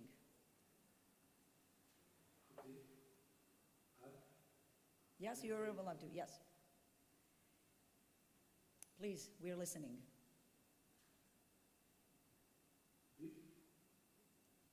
Okay. Ladies and gentlemen, before you go into your coffee break, I wanted to say you two things. first one is that I appreciated your coming and my coming together, and I hope that we can do more on this work in the future. And what I would like to tell you is that the book comes out in about 2 weeks. It is called Essays in Healthcare for Non-Economists, an unusual introduction and 15 essays. And one of these essays was presented today, and I did this together with the Wall Street International magazine, and it comes out as a booklet from the ECTV. And I'm looking forward to go one day in the detailed discussion of what we have done so far about the gold standard for funding and other things that you might be interested in. And this is something you can do per email, and it would be nice to have you in this respect. Of course, I'm curious as you are, it comes out of the election on Sunday, whether public health plays a larger role or not is something that I do not know, but I suppose that this is an important topic for all of us because health is the most important. The world is not doing until we are alone. Thank you very much and have a nice one. Thank you, Dr. Henkel. I'm sure also you will see in our news what will be the outcome of the elections. Gospodin se naravno obraća i iščekuje željno rezultate izbora u nedjelju. Mr. Henke is certainly eager to see the results of the elections on Sunday, and healthcare system is one of the important factors that we need to work on. So allow me to ask one more question before we make a break for coffee. Evo, ići ćemo po redu. Na koji način ste utjecali na porast traženja specijalizacije iz područja increase of specializations, requests for specializations in the area of family medicine? Može, gospodin. Mr. Guzin? You were able to hear from the presentation of my colleague Helena about the measures that we have put in place in order to stimulate young doctors towards specializing in family medicine. Pored čitavog niza mjera koje smo primjenjivali kroz godine koje su iza nas, najviše poticaja je dala naravno ovo kad se Zavod uključio sa sufinanciranjem specijalizacije za obiteljsku medicinu, kako timova, tako domova zdravlja. A s druge strane, osim tog poticaja, mislim da je poticaj jednako tako i važnost, dakle davanje na važnosti, podizanje važnosti tima obiteljske medicine, kroz nagradno plaćanje i sve one elemente koje radimo kroz kućne pokazatelje izvedbe tim timovima, tako da evo skup tih mjera je doveo do rezultata koji nas sada može zadovoljiti. Mi ćemo to u skladu sa svojim mogućnostima podizati i dalje, širiti dakle te mjere kako bi se podizao i dalje interes za obiteljsku medicinu. Mi sada imamo 72 tima obiteljske medicine, a da bismo dosegli onaj svoj konačni cilj gdje idemo na spuštanje broja pripadajući od registriranih osiguranika po jednom timu na 1800 osiguranika, zato nam treba 109 timova obiteljske medicine. Evo, to nam je neka mjera i put prema kojem idemo i vjerujemo da ćemo to doseći ukoliko nam financijska sredstva budu dozvoljavala da možemo dalje u ovome smjeru raditi na stimuliranju i poticaju liječnika obiteljske medicine, da se ide u tom smjeru specijalizirati. A onda naravno prateći to razvijat ćemo i dalje ove ključne pokazatelje izvedbe kojima ćemo dizati kvalitetu i podizati zadovoljstvo samog liječnika obiteljske medicine i njihovih timova. Of these physicians and their teams. Thank you. Another question that we have received. Just a second. Da li se planira priznanje usluga koje se have recognition for the services? Zbriše pitanje. Da li se planira priznavanje usluga koje se trenutno ne priznaju u sistemu PZZ-a obzirom da se najavljuje onaj novi model plaćanja po jedinici usluge? The new model per the unit of prices now being announced. Može, Marija, ako Marija, if you may, if it's not a problem. Evo primjer koji je ovdje naveden, koordinirana briga i njega u sklopu usluga koje pružaju centri za mentalno zdravlje. Kada govorimo o pitanje postavljeno priznavanje usluga Centra za mentalno zdravlje, ja moram reći da su usluge Centra za mentalno zdravlje naravno priznate kroz izračun po standardu i normativu i na taj način i plaćene.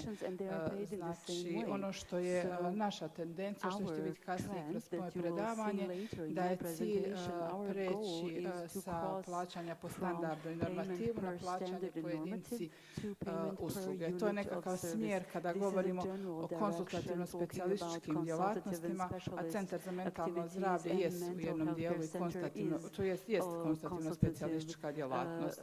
Ono što je plan za budućnost, a u smislu dodatnog širenja modela nagradnog plaćanja, jest uključivanje ginekologije i pedijatrije, s tim da smo procijenili da su to prioritetne djelatnosti u primarnoj zdravstvenoj zaštiti, pored obiteljske medicine koje želimo dalje razvijati i zapravo ono što je ključ, osigurati kadar iz tih djelatnosti u primarnoj zdravstvenoj zaštiti, a opet u sklopu onog strateškog cilja 80% usluga osigurati da se pružaju u okviru primarne zdravstvene zaštite i također nam je plan raditi na razvoju stomatologije i razviti i model nagradnog plaćanja za stomatologiju.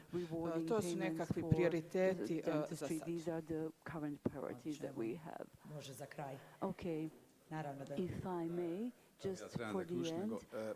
Htio bih skrenuti pažnju na jedan aspekt, ne znači da ga nema. Govorimo o zdravstvenim ustanovama, odgovornostima menadžmenta i osnivača zdravstvenih ustanova da iskoriste određeni model za unapređenje svog djelovanja. Ne možemo očekivati da ministarstvo ili Zavod zdravstvenog osiguranja uređuje kako će to biti u nekoj bolnici ili kako će biti u nekom domu zdravlja. Pa, na primjer, ovaj DRG sistem, on s aspekta Zavoda zdravstvenog osiguranja u ovom momentu, sa ovim sredstava i obimom usluga koje su obuhvaćene, on u stvari nema gotovo nikakvog efekta, ali je izuzetna prilika za bolnice, recimo, zato što DRG sistem motivira bolnice da vode računa o racionalnosti trošenja. I ovo je prilika bolnica da se reorganizuju, da menadžmenti bolnica razviju mehanizme korište upravljanja svojom ustanovom. DRG je inače, kad je izmišljen za upravljanje bolnicama, a ne za ugovaranje zdravstvenih usluga. Kasnije su preuzeli Zavode zdravstvenog osiguranja. Ali ovo je sad prilika, isto to i ovaj model plaćanja porodične medicine je prilika za domove zdravlja da razmišljaju o reorganizaciji svoje ustanove, postavljanju cijele ustanove, kao o čemu je već bilo u onoj prvoj prezentaciji govora, kako bi ustanova bila podrška onima koji će pojedinačno fokus je, kad je u pitanju porodična medicina, fokus je na timovima, ali timovi ne mogu ništa uraditi ako iza njih ne stane ustanova, dom zdravlja, za razliku recimo od bolnice gdje nije fokus na pojedinačnom doktoru jer se ne plaćaju doktori nego se bolnica plaća, gdje bolnica treba da traži. Dakle, iskoristiti priliku u cijelom ovom reformskom procesu ne može Zavod zdravstvenog osiguranja biti jedini odgovoran i voditi procese sve, nego on ima svoju ulogu, svi drugi trebaju da preuzmu i prepoznaju svoju ulogu i na taj način će sistem brže doći do onih strateški postavljenih ciljeva. Sa vama ćemo onda zaključiti da ne bismo prekidali, a opet ne previše odužili gospodine Guzina. Zadnja u ovom sastavu, onaj koji sjedi, ali evo samo mali komentar. Dakle, da se razumijemo, moja diskusija prethodna je bila u smislu nekakvog strateškog razmišljanja o neophodnosti reformi i tako dalje. Međutim, treba naglasiti da, kao što je direktor Bošnjak rekao, da u ovom okviru ovih naših mogućnosti, mogućnosti našeg zavoda, ja mislim da mi vrlo uspješno sarađujemo i da treba ovdje spomenuti da je sigurno zdravstveni sistem u našem kantonu, ja mislim da i što se tiče zavoda i zdravstvenih ustanova prednjači mnogim stvarima u smislu i kvalitete i vrste i obima pružanja zdravstvenih usluga. Međutim, još jednu stvar treba vrlo jasno reći, dakle, nigdje u svijetu nemate javne zdravstvene ustanove, odnosno javni zdravstveni sistem da će vam neko reći da je idealan, da je in the world, which is ideal and beautiful. I talked to colleagues from Sweden, and you wouldn't want to suck up to them and say, oh, your system is so wonderful, we would like to have it as well, but then they say, the other side of the story, where nothing is so great and excellent and ideal. Also, in the neighborhood, we have Republic of Croatia, where the state of Croatia has to intervene annually with several billions kuna annually to cover their debts and losses in the healthcare institutions. So mislim da je potrebno da se uključe the involvement of several sources of funding and several levels of authority. We need to have everyone help and assist healthcare institutions. Talking primarily about the federation, and a year ago, this happened for the first time when we adopted the law on the financing of healthcare institutions, which will help the debts that have accumulated over the last several years are repaired and serviced, and I believe that we will move forward in a better way. Certainly, no system is ideal, but we always should strive for the better. So here we will stop the discussion at the end of this first session. I would like to thank all the panelists. You can continue asking questions. Now we will have a 15-minute coffee break, and after that we will continue for the second session. Thank you.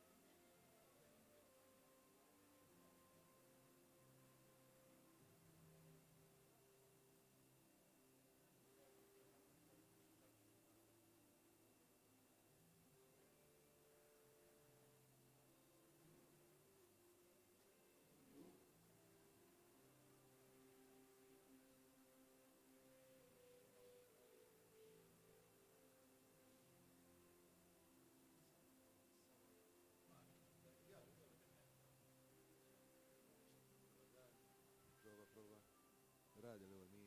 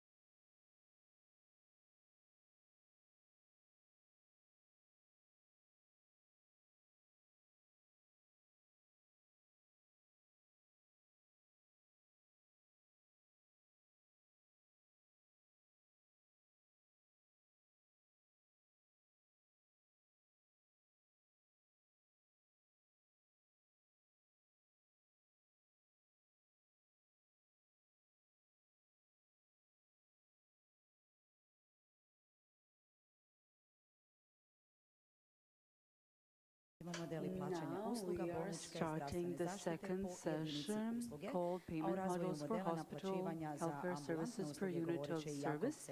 And Jakob Celar will be talking about developing billing models for ambulatory services. He will bring us Slovenian experiences. So Mr. Celar, please take the floor.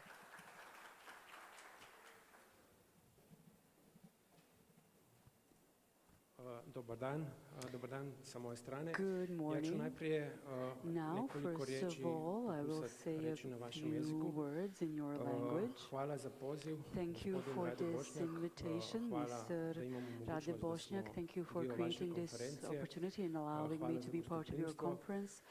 Srdačan pozdrav sa strane naše generalne direktorice Tatjane Mlakar. On behalf of the General Director, Tatjana Mlakar, before departing on this journey, I asked her if she has any messages, and she said, please just tell them about our mistakes so they don't make the same mistakes themselves. So in this presentation, I will first of all say a few facts about Slovenia and then about our model of payment. So some facts about Slovenia. I would like to expose only one data from this slide. I think this presentation will be available to all participants. So after 2001, when I came to the health system as the employee at the Ministry of Health, the year 2020 was the first year where the share for health increased 10% of GDP. It is not only the consequence of additional money which was in a way transferred from the budget state to the health insurance fund, but it was also due to the decrease of our GDP, which was lower for 6% in this specific year. What to expose about healthcare system in Slovenia? Maybe just two things. We are very good at the infant mortality rate, and we have good results at managing cardiovascular disease due to some implementing and paying some preventive and screening services on primary level. Problems, of course, aging population. We don't have enough doctors. We have a lot of problems with waiting times. And we have also, with regard to this, we have also problems how to pay additionally our workers if we want them to provide more services, like it was exposed in the previous round on discussion.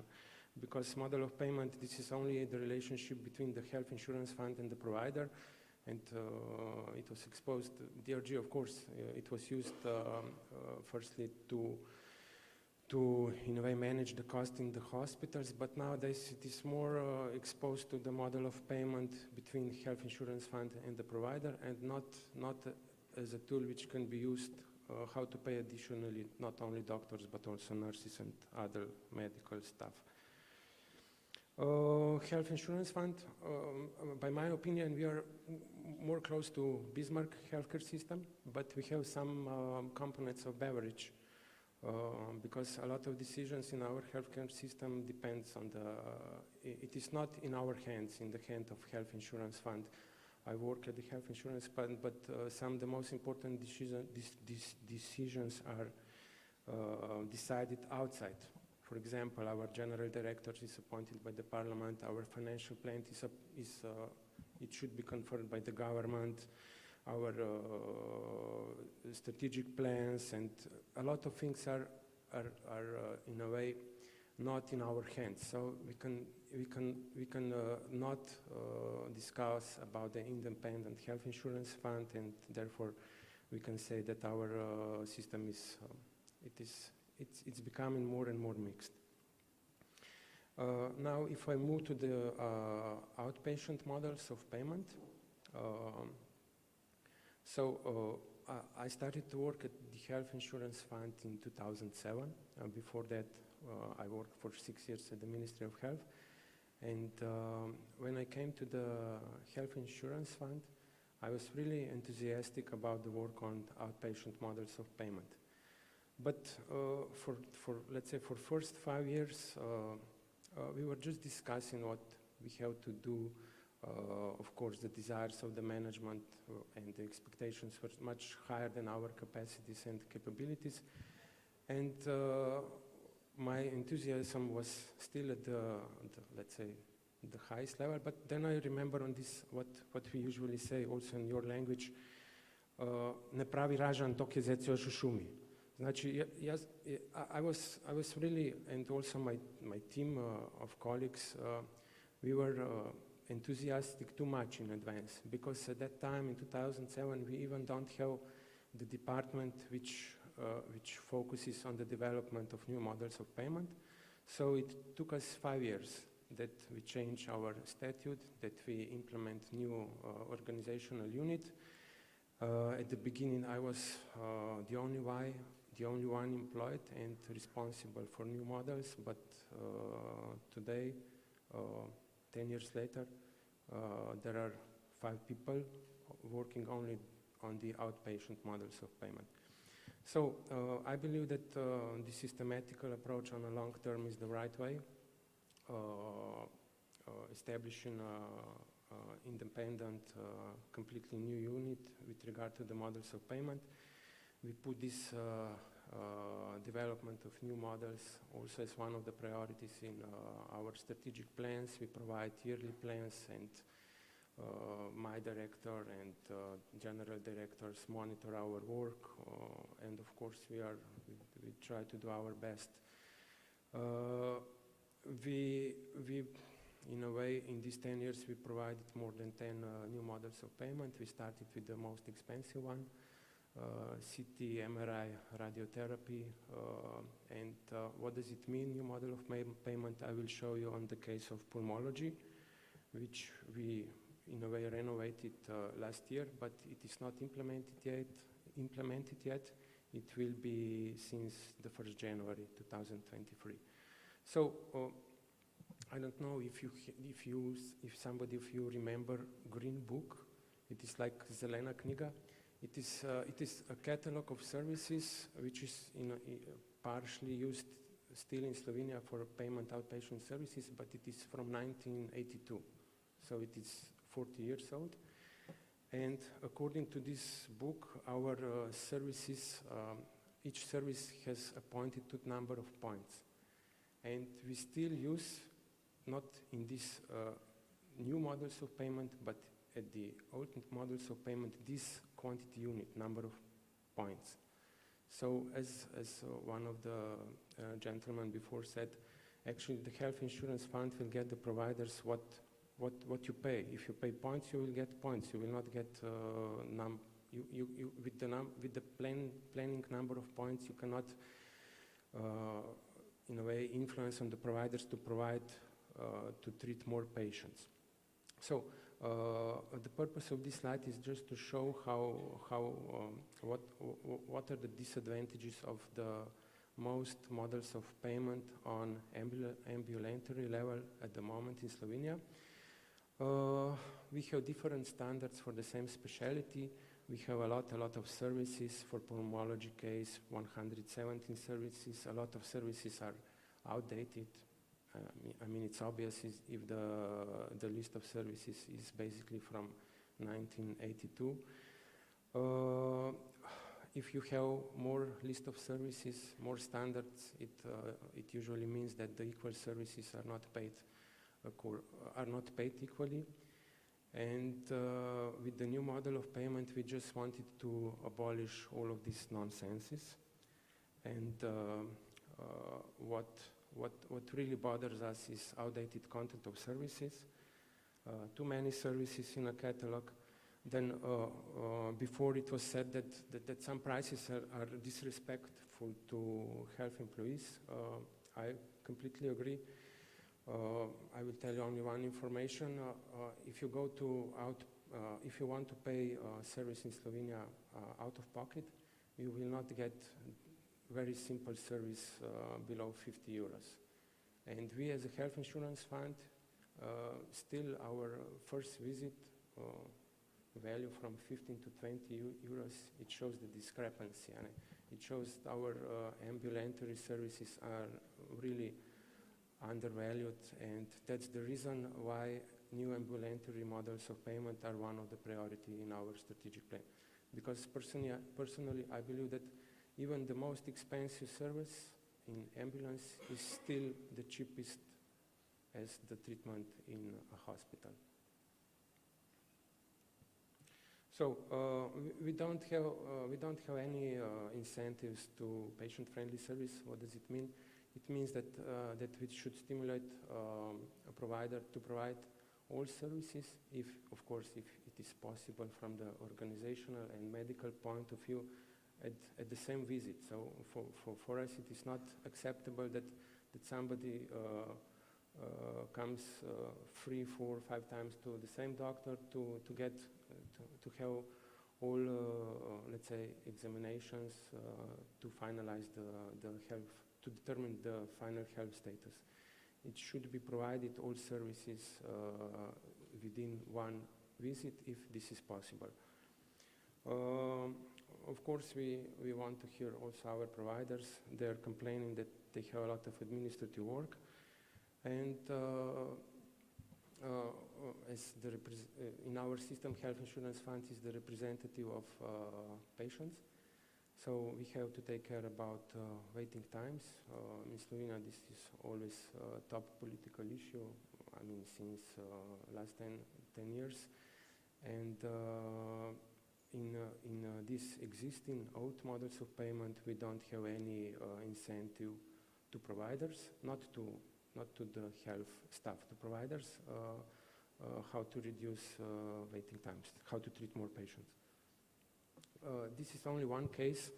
Of course, in these 40 years, we try to recalculate some prices, but I think it is not a good approach if you just take 1 or 2 services from the existing list of services and to recalculate the service only of these 2 services, because usually not all of the providers, but some of them for sure, they will focus only on provision of services which are well paid. So in Slovenia we have one cardiology concessionaire who provide mostly the ultrasounds of heart, because it is well paid. But if you look at the structure and compare with the structure, for example, Clinical Center of Ljubljana, you can see that the structure is okay from the patient perspective. There are first visit, control visits. The ratio is internationally comparable. But these small providers, not only concessionaires, also to some public hospitals, they focused on the provision of services which are well paid. And this is, of course, not good. So with the new models of payment, we just focused on the most important goal, to improve accessibility and increase comprehensiveness. With this comprehensiveness, I mean friendly patient treatment, which I exposed before. So we have to establish the environment which allows provider to provide all necessary services to patient within one visit, if it is possible from the organizational and medical point of view. So we closely work with the medical experts. We believe that we cannot provide a new catalog of services without them, because they are on the field, they work daily with the patients. So we just put their daily work in some formalized list of services. Then what is really important with these medical experts, it is usually we establish working group. So we invite either the representative of the highest consultancy body of the Ministry of Health for specific specialty, or we just invite the representative of clinical center. And they provide us input for each specific service without the average time of treatment for each service. So in case of pulmonology, we got this information from this working group, and we in a way agreed that the first visit will take, when we will calculate the price, we will calculate the cost of specialists for 25 minutes. So we get all of these informations for all services, and besides that, we asked specific representative providers to provide us the data about the material costs and depreciation. Here I have to admit we have some problems because the data from among providers are so different that at the end we have to, in a way, accept the decision which is not in a way objective, because I will tell you just one example,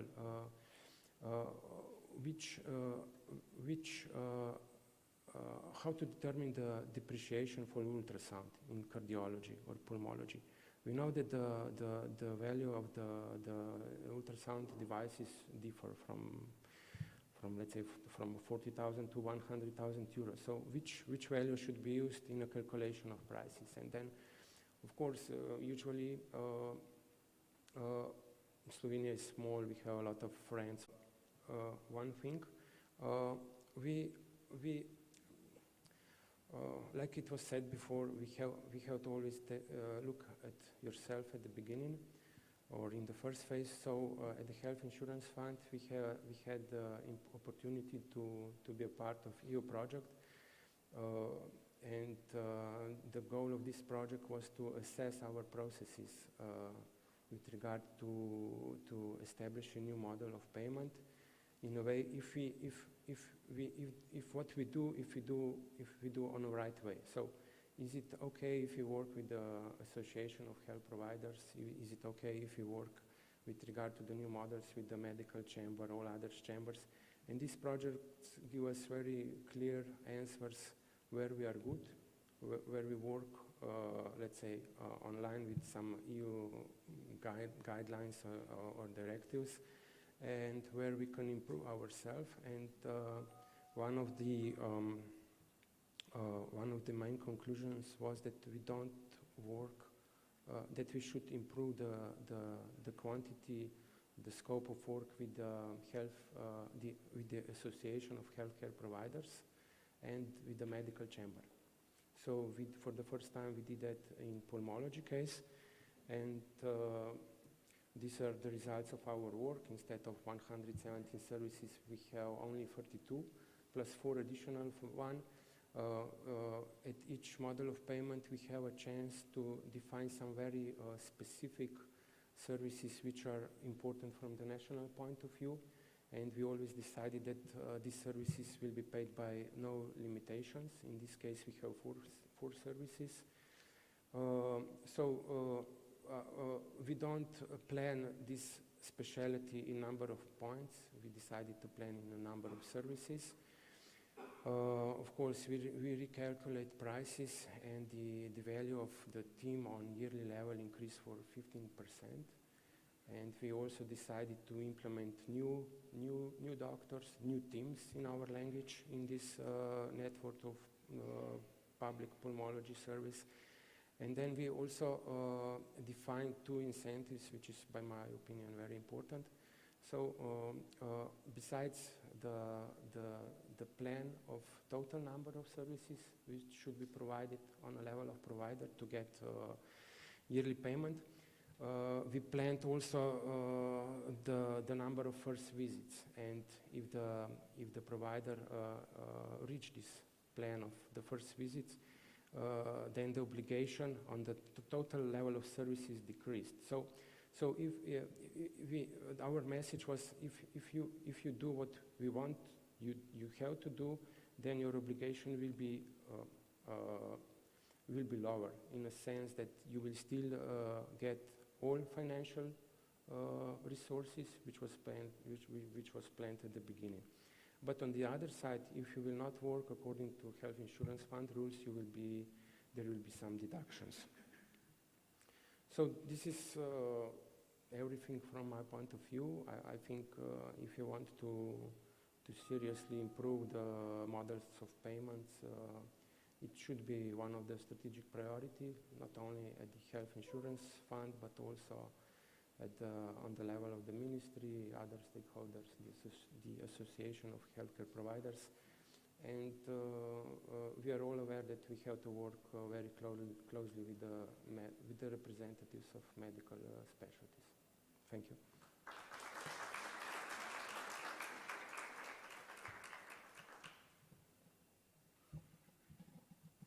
Hvala gospodine Ceglar. A u nastavku ćemo čuti još neka iskustva iz Slovenije. Kakav je iskorak napravljen u slovenskom DRG sustavu najbolje zna Carmen Grom-Kenk, viša savjetnica u Zavodu za zdravstveno osiguranje Slovenije. Pozdravimo je toplim pljeskom. Izvolite, mikrofon je vaš.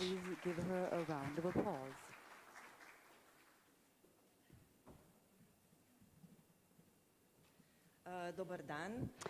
Good morning. First, I would like to thank Mr. Bošnjak for inviting us to this conference, and please accept my sincere congratulations for organizing such a conference. I really am impressed by the variety of the topics that have been discussed here, and also by the organization. So my sincere congratulations. Since my colleague Jakob has already talked about Slovenia, I will easily skip these slides and jump directly into my topic. And this is the DRG system which Slovenia has introduced for paying the acute hospital care. We have decided in 2004 to import the Australian DRG system for the acute hospital care, but some services are excluded. And I mean transplantations, psychiatric services, and also rehabilitation. Those services are not covered within the DRG system. Slovenia has a public network of 25 hospitals. 19 of them are paid according to the DRG system, and also 9 private clinics. So there is a network of 28 providers. We pay approximately 350,000 DRG cases per year, and that costs us almost 700 million euros, or 40% of our total budget for the healthcare services. Not the health insurance budget, but the budget for the healthcare services. As I said, in 2004 was the year we bought an Australian DRG system, and we adopted the version 4.2. By the way, Australia is now dealing with the version 11. And we also imported the weights or the prices of the DRG services because at that time we did not make any national cost analysis that would enable us to calculate our own weights. I'm sure you're familiar with the DRG system. There is a list of procedures that have to be registered during the inpatient treatment. There is a list of diagnoses that hospitals have to register while treating the patient. And of course, those procedures and the diagnoses form, together with patient's characteristics like age or gender, this all together form a DRG group. And a group is a group of patients that have similar clinical status, and they require similar costs for treatment. That is the point of the DRG system. What is a weight? A weight shows you how much a specific DRG is, costs more or less than the average case. For example, if the weight for the hip replacement is 4, that means that the hip replacement will cost you 4 times more than the average case in the acute hospital care. Until today, we have made minimal updates of the system. That is what we are not proud of. We recalculated approximately 40 groups of DRGs out of 650 that are in the list. But in 2013, we did upgrade to the version 6. That was a step forward, let's say, a small step forward. And the point of upgrading the version is that new versions include new procedures, new diagnoses, new medical technologies, so it is advisable to keep the track. So in 2017, so let's say after 13 years since the implementation of the DRG system, the key stakeholders in the system in Slovenia have finally agreed to make a national cost analysis to recalculate weights, and the purpose of this project was to adjust DRG cost weights to the Slovenian cost reality, so that we skip Australian weights and try to calculate our own weights. The project took us 2 years. 8 hospitals were included as pilot hospitals, and the sample of cases was 67%. That was pretty good, and I think we covered all key hospitals and all key specialties. And these hospitals provided us with the data which based on the year 2016. No extra data collection was demanded, so we just took out of the hospital information systems what was there already recorded. We agreed upon the costing manual. That means we decided on how to extract the DRG costs from the general ledger. The general ledger is the key input to the cost weight calculation, and you have to extract the costs for the DRG services. That is one side of the data that you need, and the other side is the patient level data. So all materials, drugs, expensive services that are recorded at the patient level. That is the most important part of the calculation. We hired an external advisor from Germany. I think the European Commission helped us to find him, and he led us through the project. So he provided us with the knowledge, because there was no knowledge on how to do the national cost analysis. We did not know, so he led us through the project. Of course, we faced unexpected issues, and 2 of them was the personal data protection, how to transfer all this data, because it had to be on the patient level from hospitals to our fund. And some data preparation costs emerged because this patient level data had to be retrieved from the hospital information system. But we, hospitals, managed. A lot of coordination was needed to ensure adequate and equivalent data. But we did it. Before I say we did it, perhaps a few sentences about on how we did it. So, as I said, the cost weight calculation based on 2 kinds of data. The first one is from the general ledger, so all costs that occurred in hospital for the DRG services.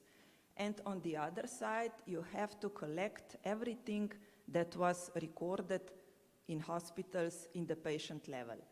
And in our country, there were, let's say, some services or some materials that have been recorded, but the majority not. So we took what hospitals had at that time, expensive materials, especially implants, were recorded at the patient level, radiology services also, and laboratory services also. So we took this, and these are so-called a direct attribution. Because the purpose of the cost weight calculation is to distribute all costs that services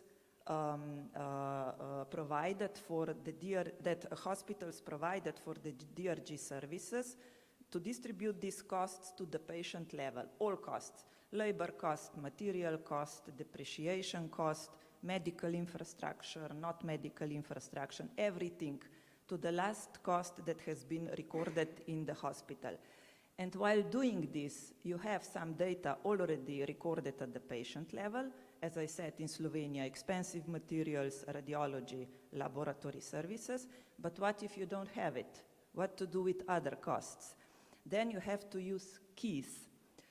It would take me too much time to explain you all the keys we used for distribute labor costs, blood products, and so on. I would just like to point out that 45% of these so-called other costs were distributed according to the length of stay. The length of stay is a good proxy for the cost. If you don't have a cost at the patient level, it's not the perfect one, but let's say it's a good proxy. 45% is a lot. That means that for 45% of all costs, you use assumptions. The length of stay means that for patients with the longer length of stay, to those patients you attribute more costs than to those with shorter length of stay. 45% is, as I said, quite a huge number, and it does not contribute to a very perfect result, but it's okay for the first time when you do the cost-weight calculation for the first time, and this percent is expected to lower during the years in future when we plan to repeat this process again. So the result was the new DRG weights. They were calculated in 2019, and the new base rate was determined. The base rate is, you get a base rate is a price for one weight, and you get the base rate when you divide the funds that are available for the DRG system by the activity, the number of weights. And the key findings were that we realized that hospitals already had good data for DRG costings, yet there are areas of improvement. So there could be more materials and more drugs and more expensive services registered at the patient level, which would lead to a more qualitative result. We also found that a cost-weight calculation cannot be a one-time act. This should be done repeatedly over a period, let's say 2 or at least 3 years. And the most important one, political support is crucial. So when you do this, get a political support. In Slovenia, the Ministry of Health is the owner of the hospital. And if the Ministry of Health does not agree with the redistribution of funds, that's what new weights do. They redistribute funds between hospitals. Some hospitals would gain money, others would lose it. And if the ministry does not agree with that, then your work is in vain. So the result of the national cost analysis was that the DRG weights were not implemented at that time, but since we never give up, we started a new project in 2021, which is called Establishing a Comprehensive Management of the DRG System. The purposes of this project are wider.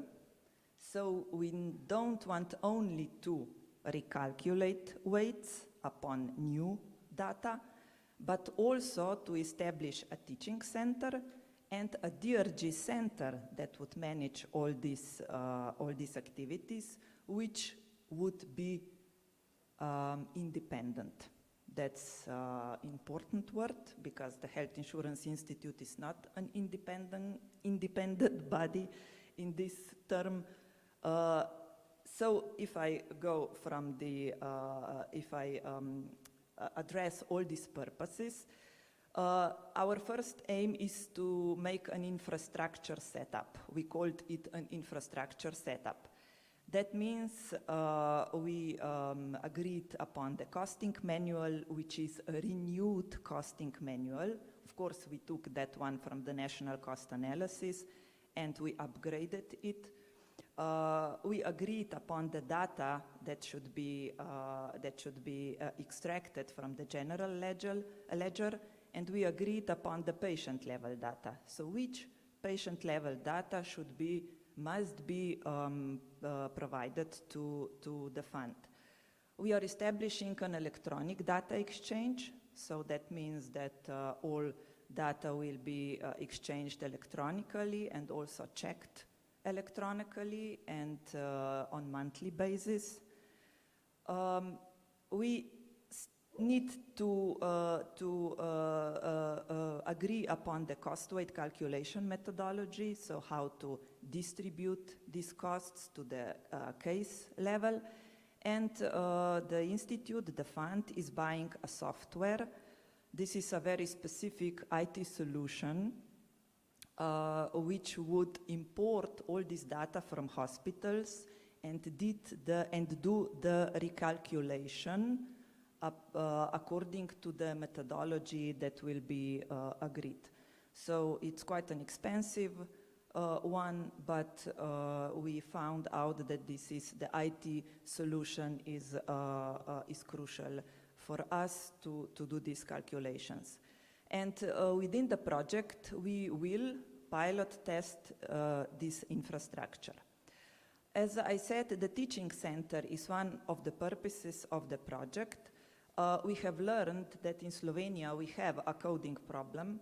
That means that providers do hypercode or hypocode cases, and in order to provide them with knowledge on how to do the correct coding, we are planning to implement a teaching center, so to provide them with the knowledge for uniform and correct coding. And the DRG Center, this is our wish. I'm not sure how much we will reach this goal during the project, but let's say our wish will come true eventually. The timeline, in 2021, we agreed upon the new costing manual, and this year, providers, or 11 of them, are pilot providers, are establishing conditions for the patient level cost recording, and they are preparing a data set that we called a test data set for us. We also gave these pilot hospitals some extra money to do this, to prepare themselves for the patient level registering of costs. So we are counting on establishing conditions to do this frequently. And from 2023 on, we expect monthly data on the patient level, and also we will introduce the new DRG version, version 11. And in next year, we will spend almost all the year in checking this data, answering hospitals where are mistakes, how to correct them, because in 2024 is the year when we will do the new calculation of new weights. We hope the introduction of new weights will happen in 2025. So this brings me to the end of my presentation, and I will be happy to answer your questions.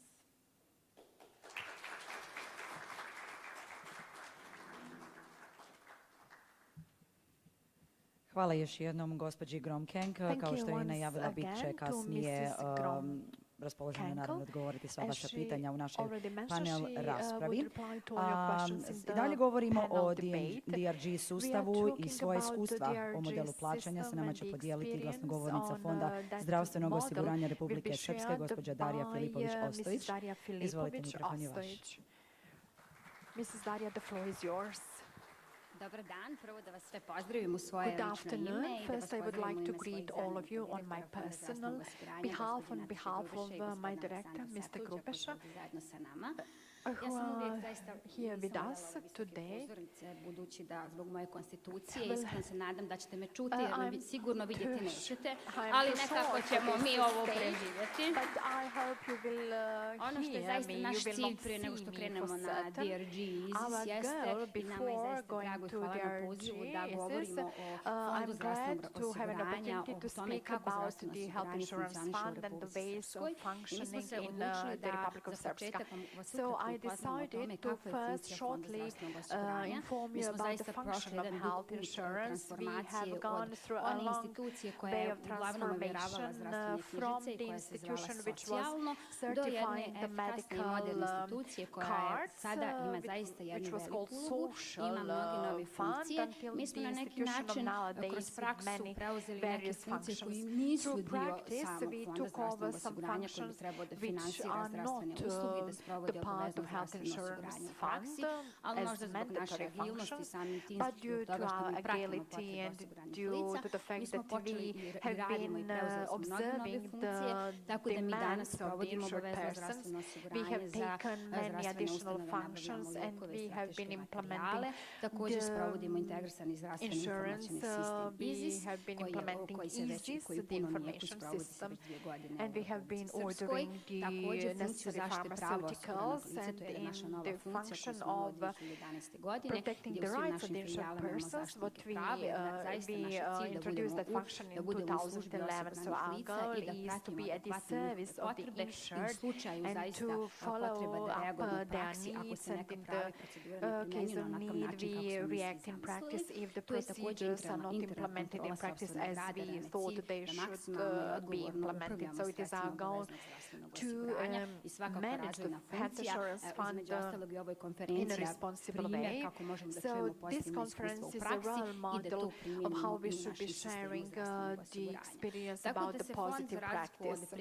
Prije nekih 30 godina, 30 years ago, we've founded 30 years ago. This year we celebrate the 30th anniversary. We introduced some rights and procedures which are completely new. At this slide you can see what it is about. A couple of years ago there was no possibility of selecting the hospital treatment, but today the patients have possibility to select the hospital where they would like to be admitted. They can select the general practitioners. For example, the patients from Trebinje can select the practitioners from Banja Luka and so on. Women and girls have a direct access to gynecologists. We also want to protect the rights of insured persons, especially elderly children, the pregnant women. They have the possibility to apply for health insurance, and sick insured persons, like the insured persons with cancer, they also have a possibility to register for the health insurance. So we strive to follow up the needs, and we also want to align the health insurance to needs of all individuals. In the last 5 years, we introduced many new pharmaceuticals into the healthcare system with the focus on financing of pharmaceuticals that is in the very center of our operations, because the need for those pharmaceuticals have been increasing on a daily basis. This year we started financing the most contemporary therapies for serious illnesses, and we finance also the expensive therapies and the expensive treatments, because the number of patients has been increasing on a yearly basis, and we also try to increase the financial framework for these expensive treatments and to reduce the number of patients. patients. In 2016, we had about 1,000 patients in our system, and nowadays we may admit about 2,000 patients to be treated through the system. So we strive to manage the funds in the most responsible manner and to apply some new payment models. In 2011, now I'm talking about DRG, in 2011 we introduced the payment model of acute hospital treatment. That is actually the system where the hospital services are paid per performance. So P4P. In order to be able to do that and to introduce that, we introduced changes and amendments to the law and on the rights of individuals to use the hospital services. We wanted to expand the range of hospital services because we wanted the patient to have the maximum hospital service, and with DRG, after 11 years, we can say that we have managed to do that. The hospitals are competitive. The hospitals are able to offer the quality service, and the patients are satisfied with those services. The value of DRG is huge. With so many years of experience in practice, we are able to control the costs of financing the healthcare. Dr. Guzin has mentioned that the DRG brings some dangers as well, if I have understood well, because this system functions in the way that the hospitals are paid as much funds as there are available. So next year we will start with this model, and we will have more experience after next year to talk about this topic. So what we are trying to do is to observe the hospitals in these 11 years on a daily basis and continuously. We are analyzing the prices and the value of the points in order to protect the hospitals and the medical institutions so that they can invest in their services and offer more quality of healthcare service. So we tried to invest, to allocate more funds for healthcare service because the DRG enabled us one of the models for funds management. So the hospitals are in our focus, and we increase the funds allocated to hospitals on yearly basis. In pandemics, we also tried to follow their needs and satisfy their needs, and we enabled the hospitals to be paid for the huge inflow of patients during the pandemics in order to protect the healthcare system adequately. This is what I mentioned about the COVID pandemics, but I want to mention that now, after the pandemics, we can responsibly say that we have met all the requirements, and the health insurance fund, the finances, all the demands for health insurance by the extraordinary situation is ongoing. So the health insurance of all individuals in the Republic of Srpska is covered, especially those individuals who are not able to get adequate care, especially in the pandemics. Therefore, we were awarded by a special ordain of Miloš, and we are really proud of that award.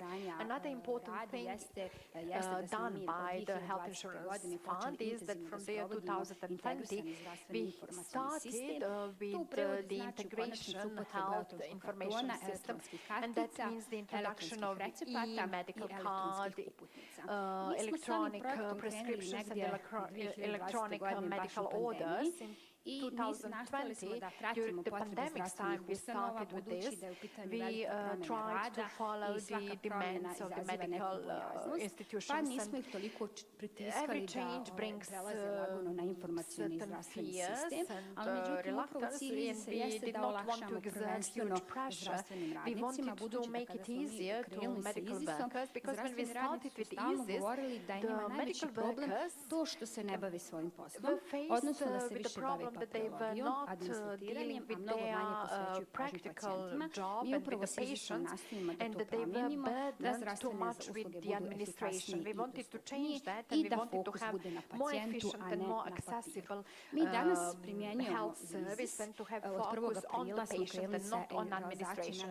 So we started with IZIS, and we also started with, on 1st April, we started with the electronic prescriptions. It was not the 1st April fun, 1st April joke. We really started with electronic prescriptions through IZIS. We can see the electronic prescriptions realized for those pharmaceuticals supported by the health insurance fund, but we also can see prescriptions realized by the pharmaceuticals paid by the patients directly.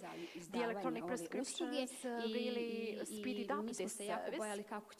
We were afraid how this change will be accepted by the patients, especially because they were used to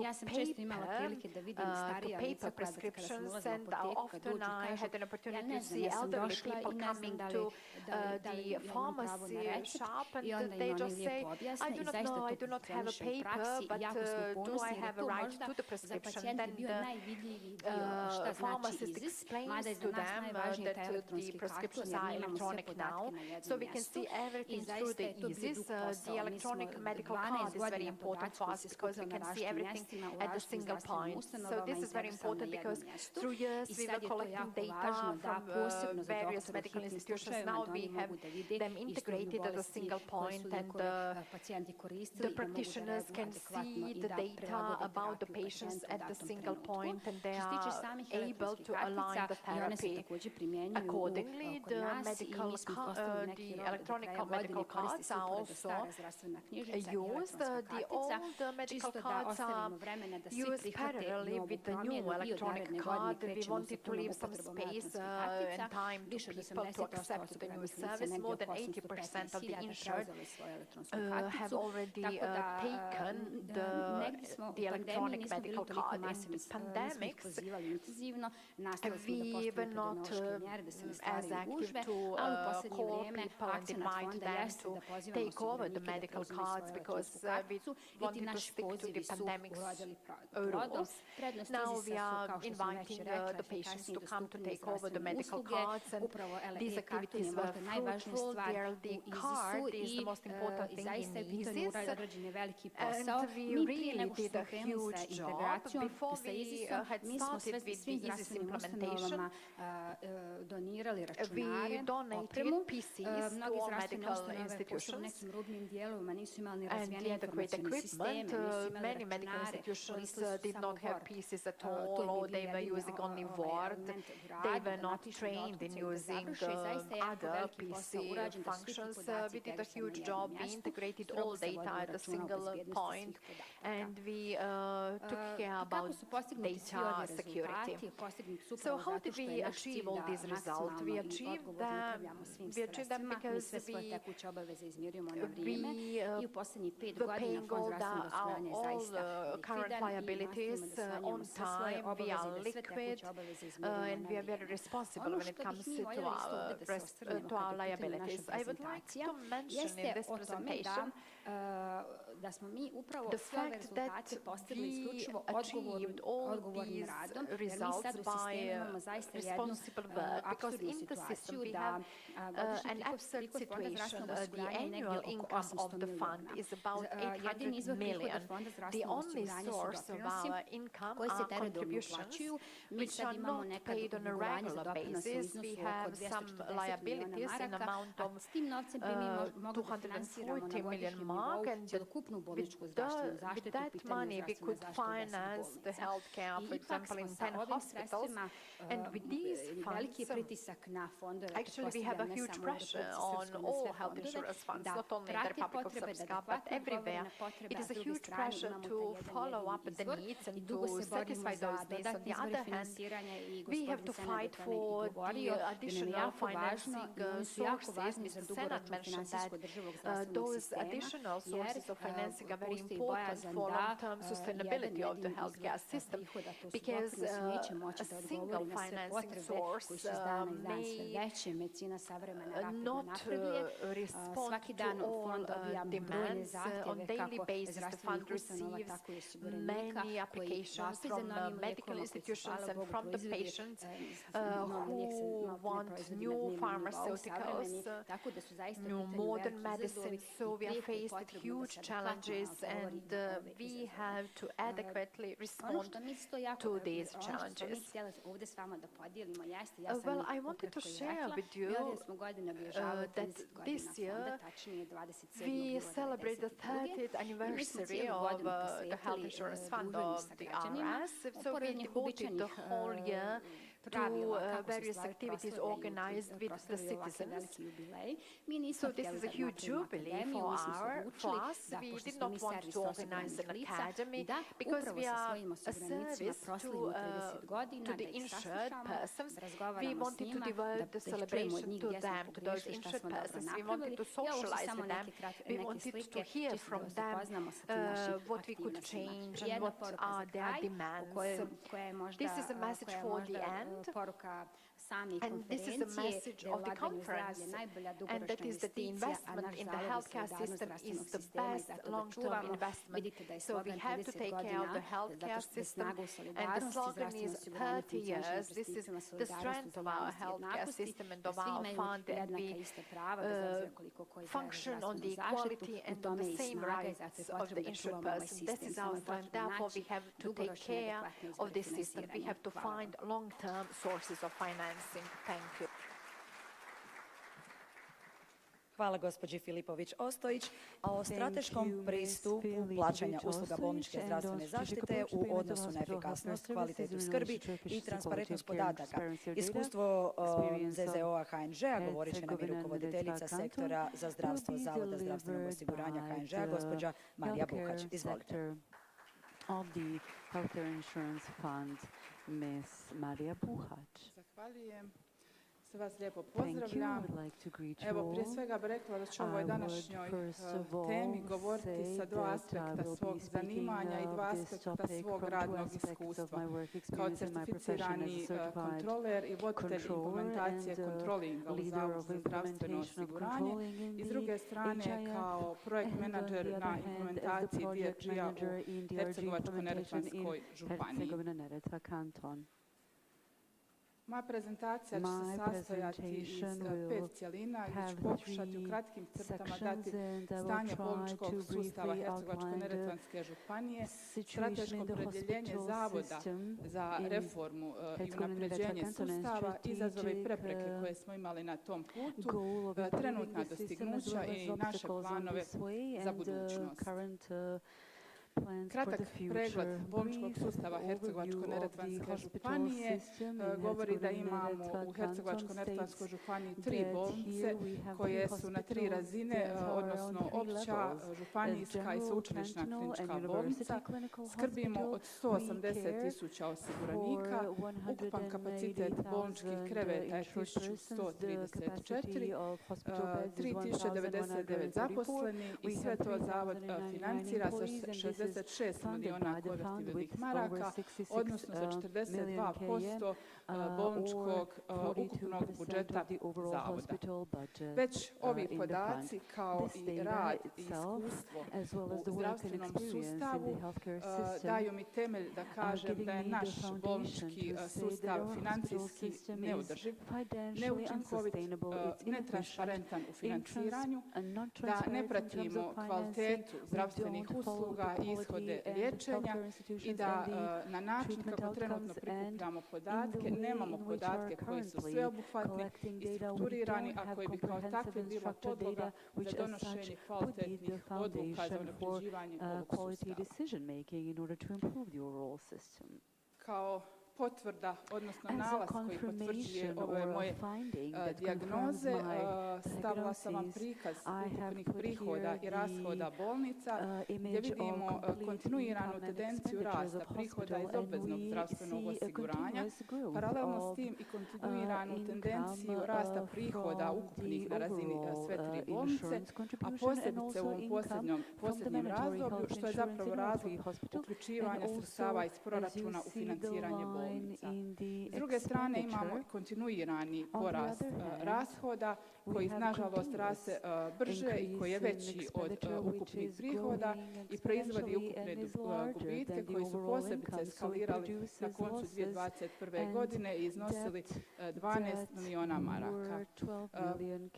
Razlog za ovakav disbalans u 2021. leži zapravo u činjenici porasta plaća temeljem novih kolektivnih ugovora i jednim dijelom troškova liječenja COVID pacijenata. Kao dokaz neučinkovitosti i netransparentnosti stavila sam odnos ukupnih prihoda i rashoda u bolnicama po jedinici DRG opterećenog izlaza. Ovdje vidimo kako s jedne strane su prihodi različiti po bolnicama, a u odnosu na njihovu proizvodnju, odnosno stvarno učinjene usluge, s druge strane je disbalans rashoda, s tim da on ima mnogo veću varijancu odstupanja od bolnice do bolnice, pa čak doseže i 1000 maraka u toj a difference from one hospital to another, sometimes even amounting up to 1,000 km. We have heard from my predecessors, first of all from Dr. Huseinagić, about the models of payment that are currently used in the Federation of BNH, I ja smatram da je zapravo središte svih ovih problema leži zapravo u ovome. Znači, s jedne strane imamo standardni normativ po kojem se financiraju bolnice iz domicilnih zavoda. Svi znamo da je standardni normativ napravljen na bazi broja osiguranika, odnosno broja kreveta i on ni u jednom dijelu nije povezan sa konačnim učinkom, sa stvarno pruženim uslugama, a posebice ne sa kvalitetom. Drugi dio je tarifni i o njemu smo već čuli u prethodnim izlaganjima, znači zastario, ne sadrži usluge koje bolnice rade, a posebna priča toga tarifnika, njegova cijena, odnosno vrijednost boda. Dr. Guzin je prezentirao već apsurdnost te cijene, evo i ja sam izdvojila jedan primjer. Znači, običan porod bolnice fakturiraju po tarifniku kroz 3 usluge, to je porod, BO dani i potrošni materijal.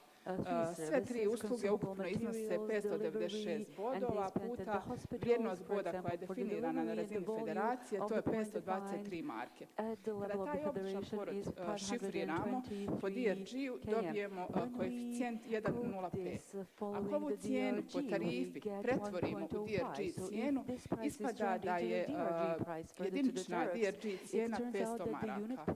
Koliko je to odnos veličina?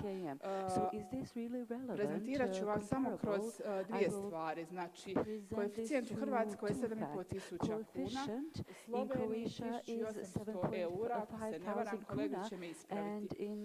Kada mi naša sredstva kojima financiramo stacionarno bolničko liječenje, samo grubim dijeljenjem sa bolničkom aktivnosti, odnosno DRG opterećenim izlazom, podijelimo, dobijemo cijenu 1.600 maraka, što znači da domicilni zavod u bolnici porod plaća 1.600 maraka, taj isti porod drugi zavodi, stranci, neosigurane osobe plaćaju 500 maraka.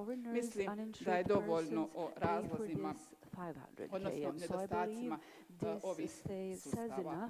Nadalje, vođenje evidencija po ovom tarifniku govori onda o podacima za koje sam već rekla da su nedostatni i nestrukturirani. Izlaz iz ovakve situacije koja je zahtjeva jedan sustavan pristup i korijente promjene.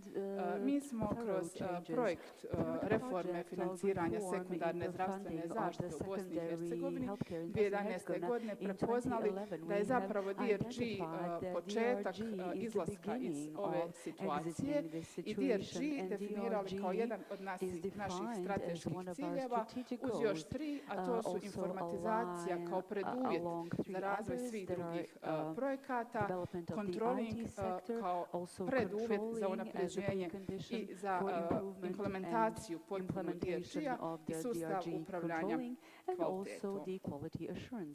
Kada govorimo o samoj implementaciji DRG-a u Hercegovačko-neretvanskoj županiji, ja sam je podijelila u 5 faza. Danas bih rekla da smo mi od ovoga 3 faze zapravo i završili, a barem započeli. Ono što nam je ostalo je izračun troškova i postavljanje cijena. Kolegica iz Slovenije je jako lijepo prezentirala koliki je ovo posao i kakve sve preduvjete zahtijeva. Prije svega prilagodbu bolničkog računovodstva, odnosno načina prikupljanja troškova u bolnicama i rasporeda tih troškova po mjestima troškova i pacijentima.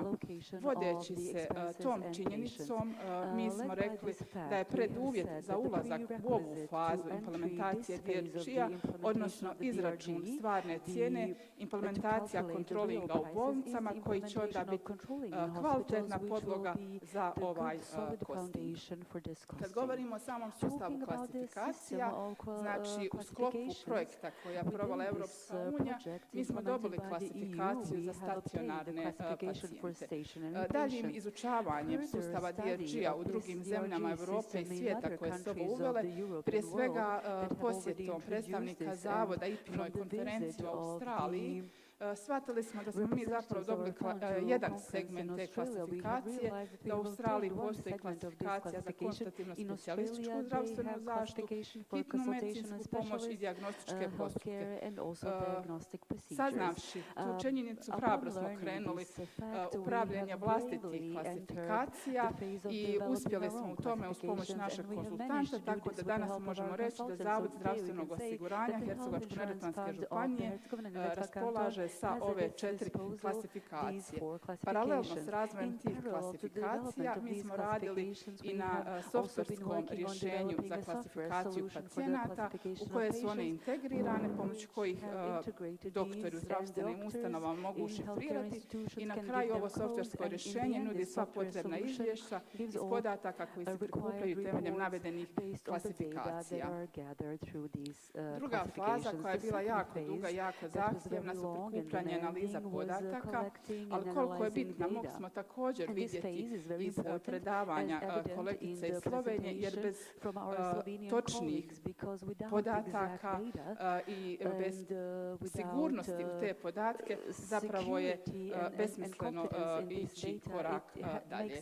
Evo mi već od 2012. radimo na prikupljanju podataka i ono što je bila naša prednost u odnosu na ostale zavode, da smo mi odmah po završetku projekta uspjeli se povezati sa gruperom instaliranom federalnom zavodu i zapravo odmah krenuti u ovu fazu. Ono što bi ja istakla i što smatram da nam je bila prednost, da smo odmah išli u imenovanje kodera na svim odjelima bolnica, glavnog kodera svakog odjela i glavnog kodera bolnice i naša odluka da to budu liječnici. Paralelno s tim kontinuirano smo provodili i edukacije kodera uz pomoć konzultanta. Ono što je bilo ključno i što ćete vidjeti iz sljedećeg grafikona je najam licence za K-koder koji je također Zavod uradio za zdravstvene ustanove. To je zapravo elektronska knjiga DRG klasifikacije koja u sebi sadrži i sve standarde šifriranja i gruper koji znatno ubrzava rad liječnicima i olakšava taj rad, a na koncu i sami mogu vidjeti što je rezultat njihovog šifriranja.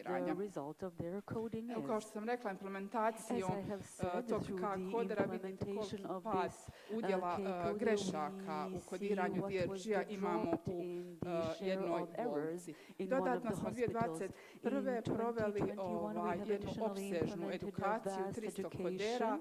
U tu edukaciju su bili uključeni i menadžment zdravstvenih ustanova i šefovi odjela u smislu stvaranja nekakve šire slike o DRG-u. Koderi su imali praktične vježbe i došli smo na posta grešaka na koncu 2021. 5%. U prvoj polovini 2022. imamo bolnice čak koje imaju i 0% grešaka. Ovo nam je bio input da smo spremni za kretanje prema ugovaranju po DRG-u, što smo i uradili u drugoj polovini 2022. godine. Naš plan je od početka bio krenuti za postupnim uključivanjem financiranja po DRG-u kroz faze konvergencije kako bi zdravstvenim ustanovama, odnosno bolnicama, ostavili prostor da prilagode svoje proračune i svoj rad novim budžetima. Evo, plan je za 2022. Uključivanje dodatnih 10% od paušala. Ono što nisam rekla kroz praćenje podataka, da smo mi već 2015. u financijskom planu izdvojili jedan dio financijskih sredstava kao nagradno plaćanje za točno šifriranja po DRG-u i evo to smo primjenjivali sve do konca 2022. Danas kad imamo ovakvu točnost šifriranja, planiramo u 2023. godini ovo nagradno plaćanje izvršavati prema indikatorima kvalitete, a koji se mogu iščitati iz DRG podataka. Nekakav plan za budućnost je, znači, pored ovih klasifikacija koje imamo, napraviti i klasifikaciju za primarnu zdravstvenu zaštitu kako bi sve usluge u zdravstvenom sustavu bile plaćene prema odgovarajućim težinskim koeficijentima i prema jedinstvenoj bazičnoj cijeni.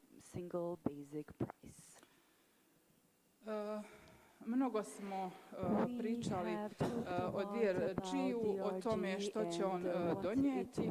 Ja bi na koncu rekla da je DRG klasifikacija koja sama po sebi neće donijeti ništa ukoliko iz podataka koje dobijemo iz te klasifikacije, ukoliko je ne budemo znali koristiti na ispravan način. Jedan od ključnih alata za korištenje i upravljanje tim podacima je kontroling. Smatram da su DRG i controlling usko povezani i da implementacija samo ova dva mehanizma može donijeti poboljšanju zdravstvenog sustava, odnosno bolničkog zdravstvenog sustava, a na sve to menadžment koji će koristiti ove alate uz druge sustave upravljanja, kao što je sustav upravljanja kvalitetom, i na pravi način naći balans između medicinskih potreba i ekonomskih okvira. Economic frameworks. Thank you for your attention.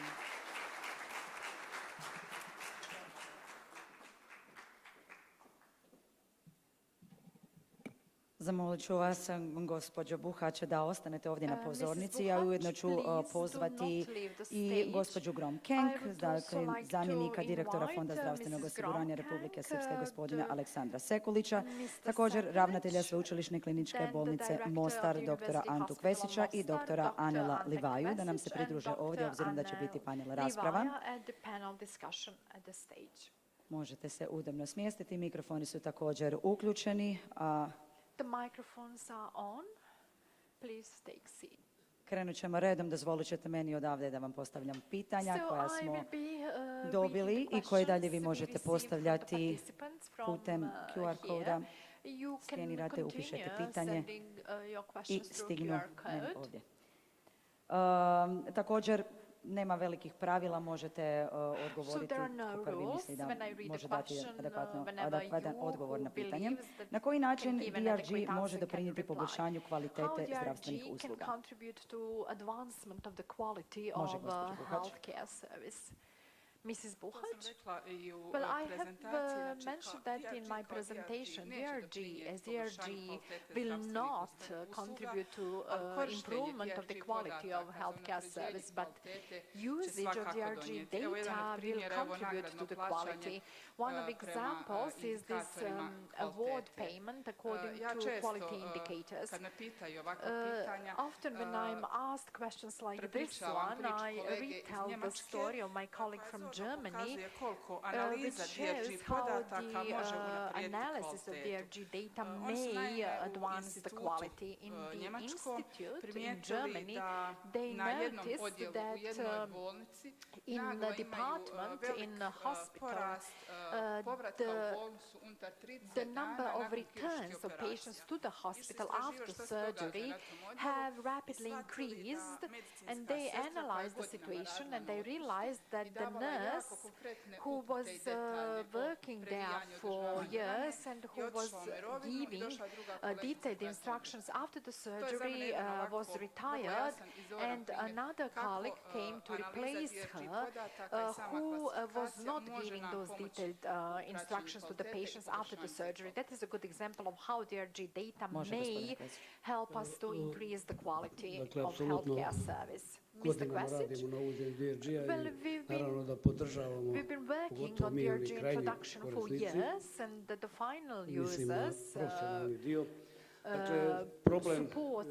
that, of course.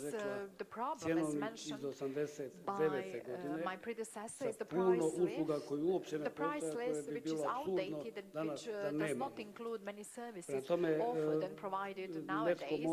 Someone has to perform a realistic evaluation. In Slovenia is 1,800 euro. It's 2,000 kunas in here. Last year, when I was forced last year, just an example, 30 million equipment in a value of 30 million mark.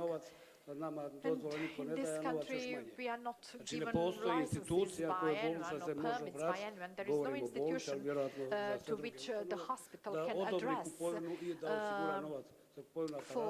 being issued a permit for buying equipment. Last year, I had to buy a device worth 7.5 million marks. We are talking about systems which are not irrelevant. One of the funds which is paying services to us is paying to us from the very beginning. We performed the services in the value of 157 million KM services, which they did not pay to us, and they are not liable to us to pay that, but we are. That is our liability, and they always call me that I'm gay or that I'm not paying the liabilities of our hospital. But in structural terms, we are faced with a couple of problems. One of the possible issues is DRG system and payment performance. But before that, we have some other things which have to be resolved in order for the things to function. Federalna vlada u sklopu zakona o konsolidaciji odobrila 240 milijuna maraka za sve bolnice. Meni je onako jedna novinarka kaže dobili ste poklon. One journalist told to me, well, that is a gift to you. But this is not a gift, that is their obligation to provide funds to the hospitals. And when you convert 240 million marks to kunas, and then Croatia, which is also faced with many problems, allocated 11 billion kunas for medicines, for pharmaceuticals, in addition to the budget. And they say that these 240 million convertible marks are a gift for us as hospitals. And we make use only of them. And I mean, in this country, not even 30% is paid of what we are worth. Not to mention the salaries. Those are the problems we've been facing. The service unit, per any basis, DRG or any other basis, we have almost implemented DRG basis and we learned how to use it. That is i netko mora riješiti vrijednost onoga što mi radimo, onoga što mi moramo kupiti, jer to isto košta u Njemačkoj, u Bosni i Hercegovini. Mislim da je to neko ključnih problema, a jedan od puteva iz kojeg ćemo izići je uvođenje jedinice usluge, da mi svoj rad možemo naplatiti. I izjednačavanje sa okolinom, sa srednjom Evropom. Ne možemo pratiti Njemačku i neke druge, možemo pratiti Rumuniju. In pace with Germany, but we should we should catch pace with Romania, for example. Now we are not. I mean, this is one of the mechanisms which will help us to improve our work and the services we are providing, but definitely we are faced with many more problems and deep problems. Mr. Bošnjak and I have been commenting on these problems for years. With a glass of wine or not. I'm not sure whether the situation in the Republic of Srpska is better. I mean, Tito from former Yugoslavia would be ashamed of these problems. Thank you. Tu smo zato da ovo je prava panel rasprava. Here, this is a real, the actual panel discussion. Good afternoon. I would like to greet all of you. Zaista hvala na pozivu. And I would like to thank you for the invitation to this conference, and I would like to thank you for the organization of this conference. Možda se ne bi složio sa konstatacijom da DRG ne will not improve the quality. Maybe it will not improve the quality directly, but on the basis of experience from the Republic of Srpska, as you could see in the presentation of my colleague previously, when she told that at least indirectly, since we have started applying DRG in payment of hospital services, one segment of hospital services through DRG, we created preconditions for enabling free movement of patients between medical institutions, hospitals, because it is now not directly related to the place of residence, and I can say that the quality of health service significantly improved because the patient go where they think they will get a better service. I would also like to point out to the fact that the Health Insurance Fund of the Republic of Srpska contract healthcare with private service providers as well in the field of private primary healthcare. The pharmacists, I mean the medicines prescriptions, that is in function already everywhere in Bosnia and Herzegovina. And we also have some services at the hospital level, at the sectoral level, which we contract with the private service providers under the same terms and conditions as when we contract those services with public service providers. Consequently, that means that the prices we contract with them are adequate and attractive because we have many private service providers. I'm not certain how the system functions in the Federation and in various cantons in the Federation. What Dr. Kvesic mentioned, we have been motivating the hospitals and public medical institutions to create their price lists for health services provided to the patients who are not insured through our health insurance fund. We are the largest buyer of the hospital health services, and we expect to get better prices, but the price list and the prices contracted with the health insurance fund should not be the prices at which the hospitals sell the services to the patients, even in some cases when the patients come from abroad. That is so according to my personal opinion.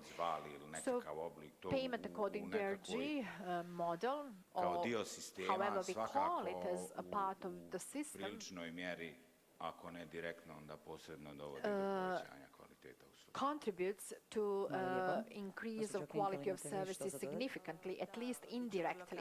Ja se sasvim slažem sa gospodinom. I fully agree. Direktno implementacija The direct implementation of the implementation of DRG system does not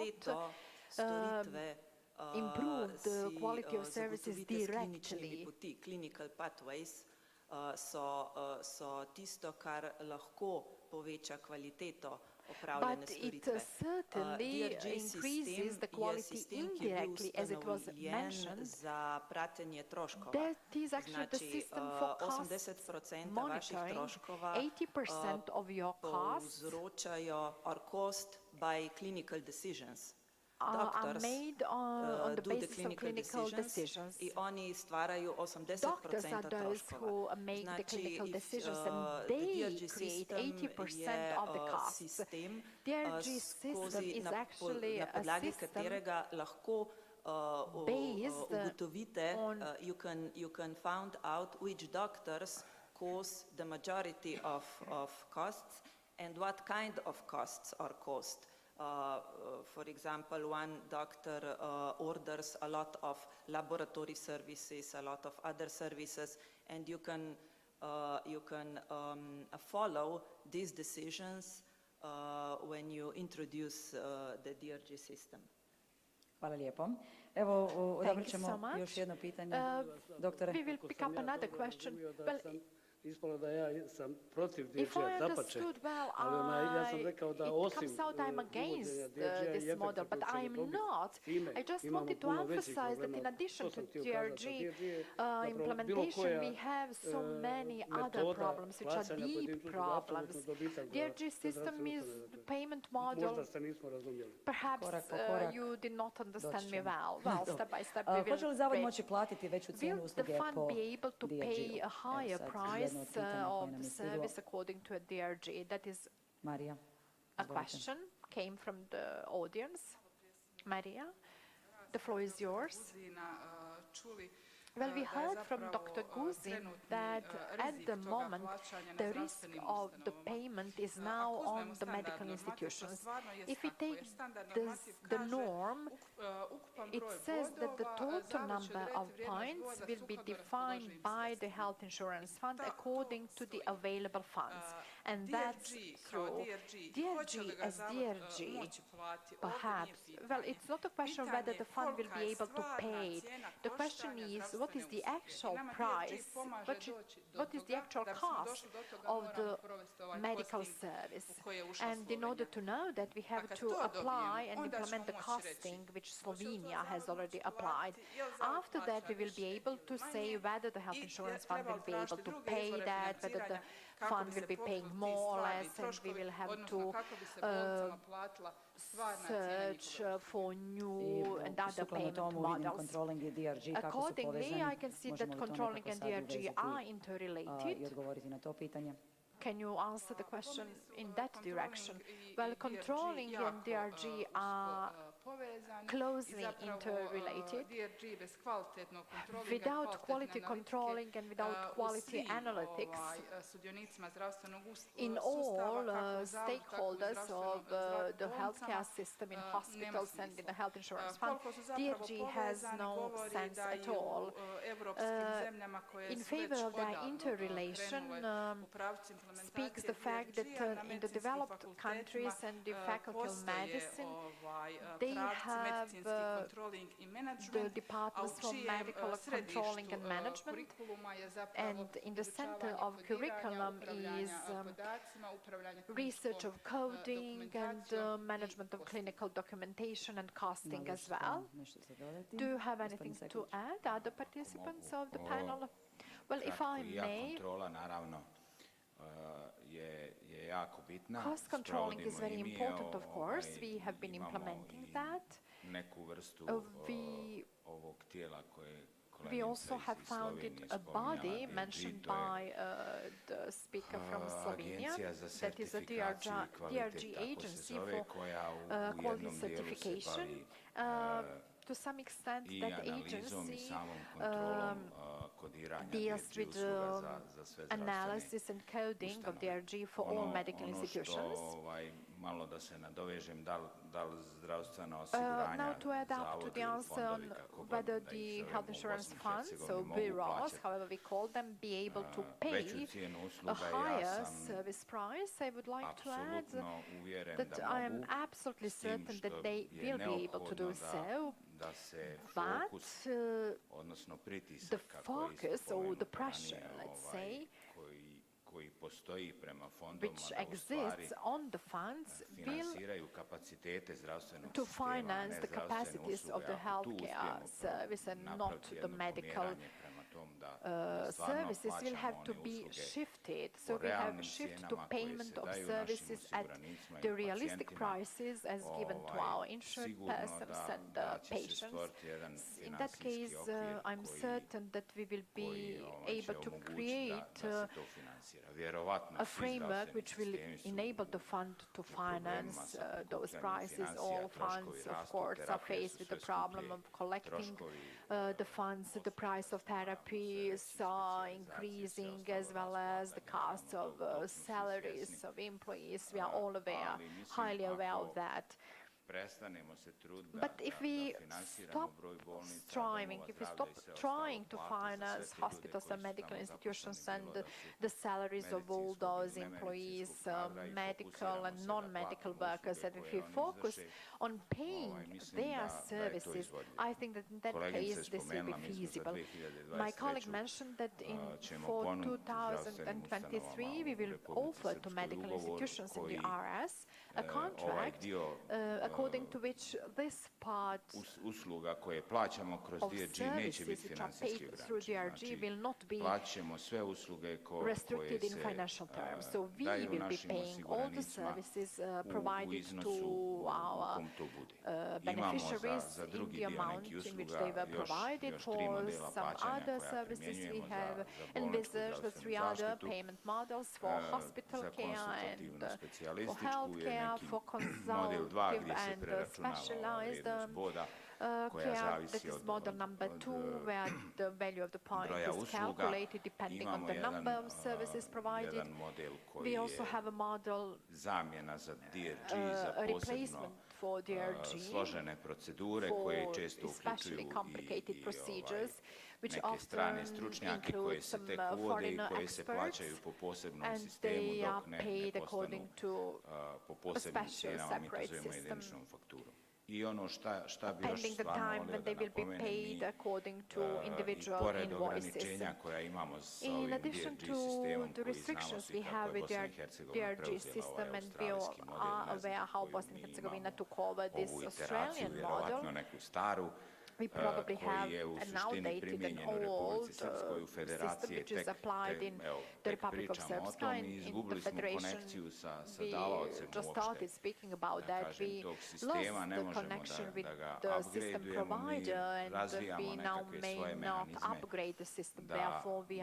da prilagodimo potrebama i stanju na terenu i malte ne kontinuirano sa bolnicama, najviše sa kliničkim centrom Republike Srpske. with the hospitals and the clinical center revidiramo, of ajde da kažem, cijene, one koeficijente, ne možemo u samom sistemu direktno promijeniti, ali nalazimo načine da uslugu koja se izračuna po toj nekoj DRG kategoriji platimo što bliže category and to pay it at za sam kraj, any onda price mislim da je close to the gospođa realistic price. Bromkeng htjela dati svoj komentar.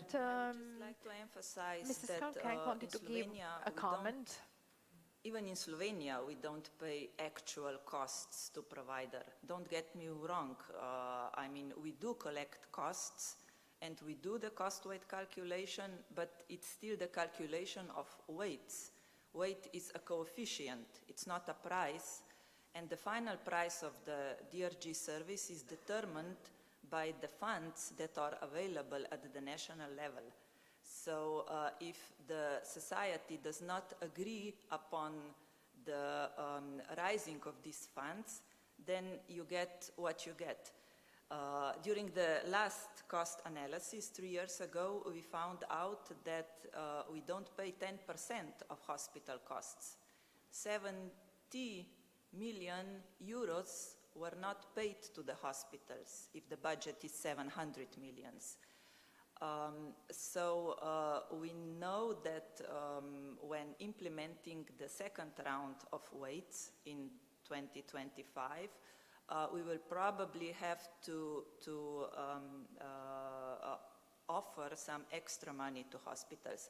But still, we are not talking about covering actual costs, because there is no country in the world that pays all costs that hospitals make. It's called a national efficient price. That is the price that a country can afford to pay any services, not only hospital services.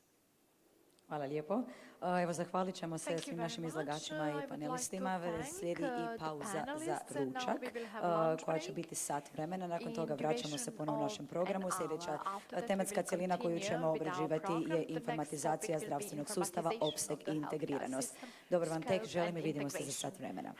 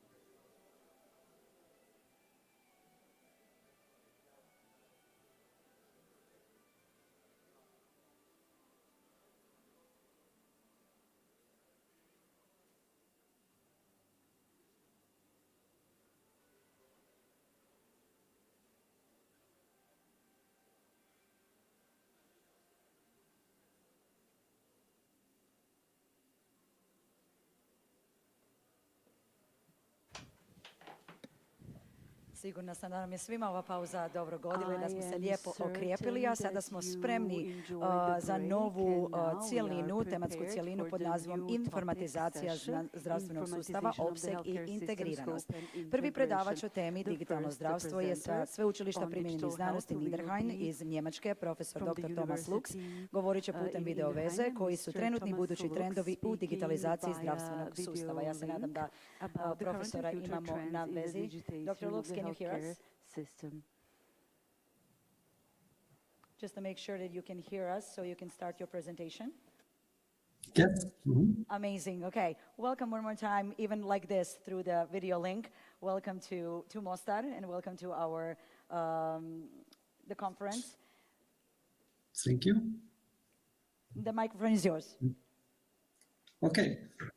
So thank you very much for your introduction, and I think I can share my presentation with you and start my presentation. Okay, so one moment. Okay. You can see the presentation, I think. Yes. Okay, so ladies and gentlemen, it's a great honor for me to contribute a lecture here at the second conference of Health Insurance Fund of Herzegovina. Unfortunately, only digital presence today.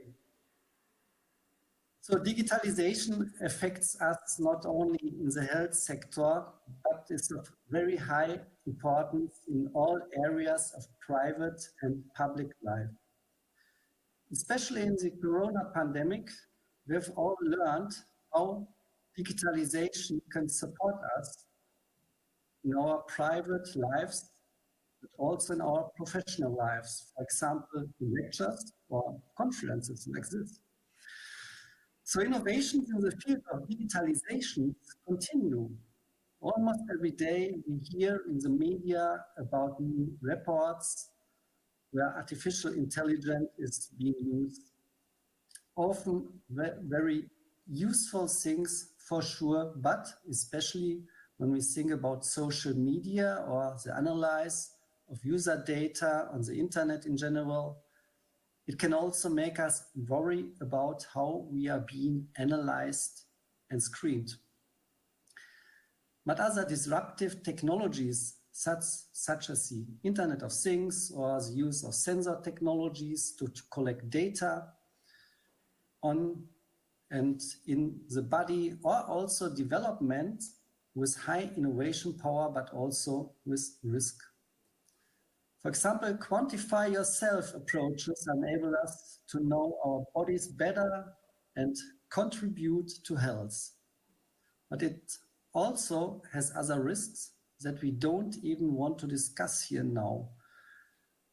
While we use innovative digital technologies is already taken for granted in many areas of public and also private life, the use of digital technologies in the healthcare sector is still well below its potentials in many countries, in Germany too. In the following, we will learn more about the use of digital technologies such as artificial intelligence, blockchains, technologies, or the use of IT for prevention. So today in our conference, we will, or in this slot, we will hear about it.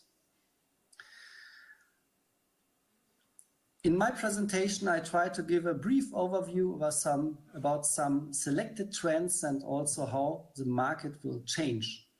Digitalization also enables new business models, new players in the market. Furthermore, I will give a brief overview of different measurements methods to compare the state of digitalization. Finally, I will show you a few trends that will become reality in the near future, or about disruptive technologies that can change healthcare sustainable. So predictive analysis of the future are always difficult with great uncertainty and require sufficient data from the past for high accuracy. Trends and which one will really prevail can hardly be predicted exactly. We have also worked intensively on analyzing the success factors of companies entering the healthcare market, but these two can only be indications. Therefore, it is first of all a look into the crystal ball, and I would like to do together with you today. So let's take a look at how relevant players today might imagine the future of healthcare, and I have brought a short film with me for this purpose, and I hope that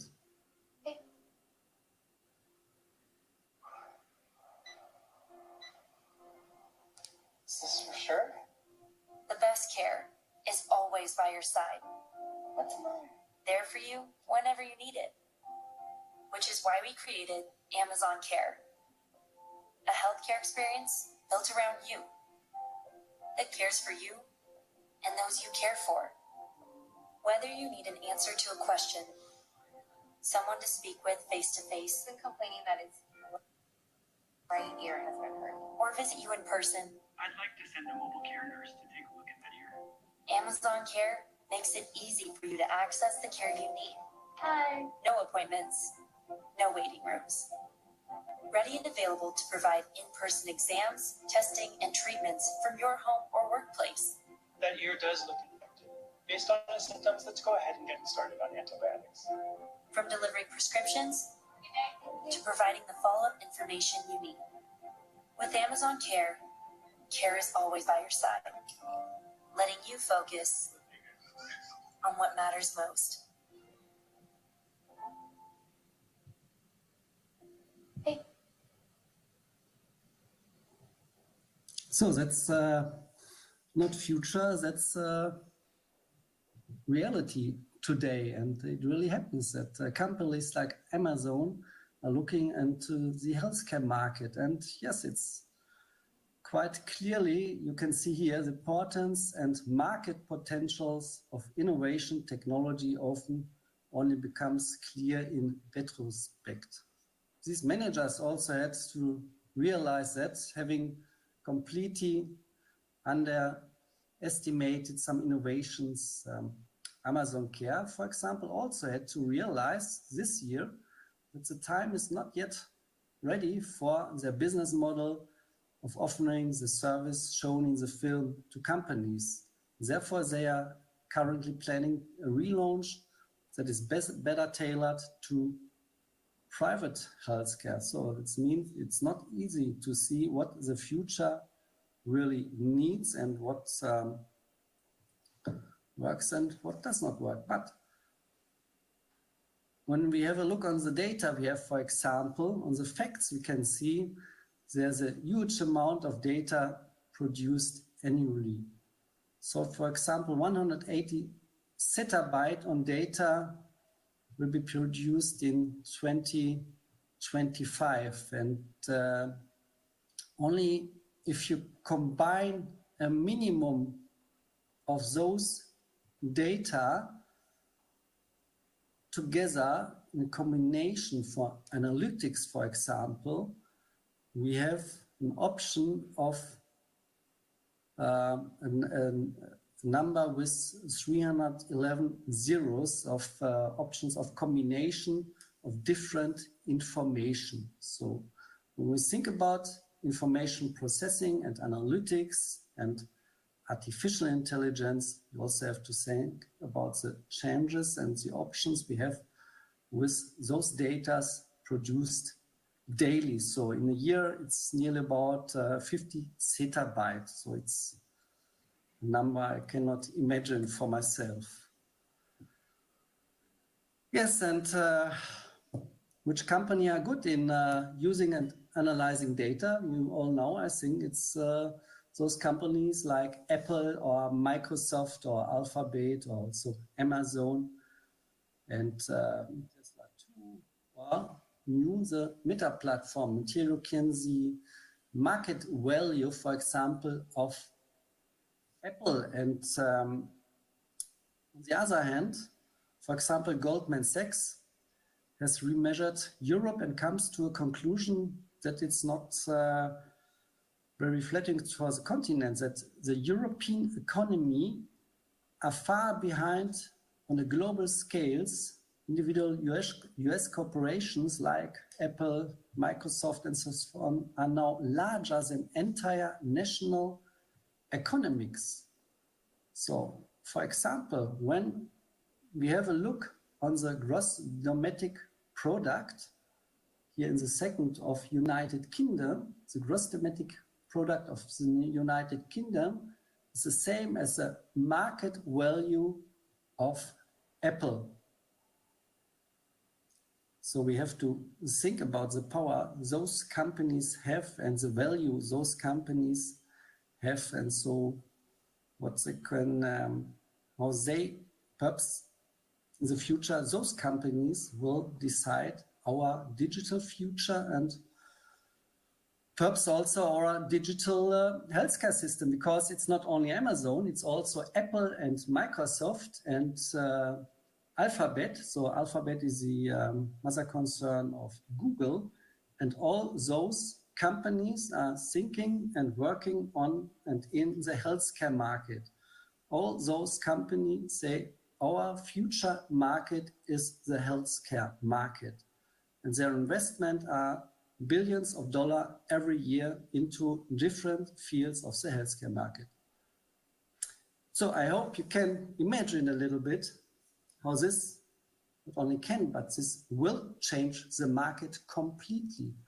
That we have complete new processes and developments and systems that are completely perhaps different from our healthcare systems we have today. So that's one point. Another point, when we would like to have a glance into the crystal ball, it's, for example, you know those Gartner hype cycles for technology trends. And here we have an infographic that shows which level of maturity various technologies here in the fields of healthcare have. And for example, to show some short trends, for example, here in this field, we have some 3D printing technologies. So they are still being tested and have not yet been able to establish themselves on the market. But there are also some other technologies, for example, like the electronic medical records or personal health record, and they are already widely accepted and they are in the market, also like virtual reality, pain management, mental health apps, fitness trackers, and so on. So what you can see here is that there are many, many technologies, trends, ideas, and it's not really clear which of those technologies are really will go into the market and influence our further healthcare system.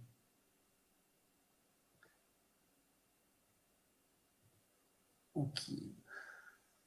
What is important on the way to a digital healthcare system? So first, digitization. It's a change from analog to digital. The easiest way is to make a digital copy of documents, which are often done. And the next step is digitalization, so making your information work for you, not only having digitals or information in digital, but let them work, for example, in a workflow, in a process. And the last step, that's a digital transformation, creating complete new business concepts. So like you have seen, for example, in the video, in the film from Amazon, which have a new business concept based on the transfer of digital information, based on digital technology for the healthcare system. So we talk about this and wrote about this in the field of e-health, and because I think that's one of the most important things is not only digitalization, it's what we can hear, that we are working together, that we have networks connecting all actors in the healthcare sector, that we have integrated processes and interoperability between processes and IT systems. And if you have all those, a network, integration, interoperability, e-health can be an enabler for new, innovative networks, cross-actor processes, so for new healthcare system. So we have to design it new. But on the other hand, and perhaps I think Bill Gates, you know him all, and it's every one of you can say this on my chart here. But when someone important person tells us that, for example, the first rule of any technology used in a business is that automation applied to an efficient operation will magnify the efficiency. The second is that automation applied to an inefficient operation will magnify the inefficiency.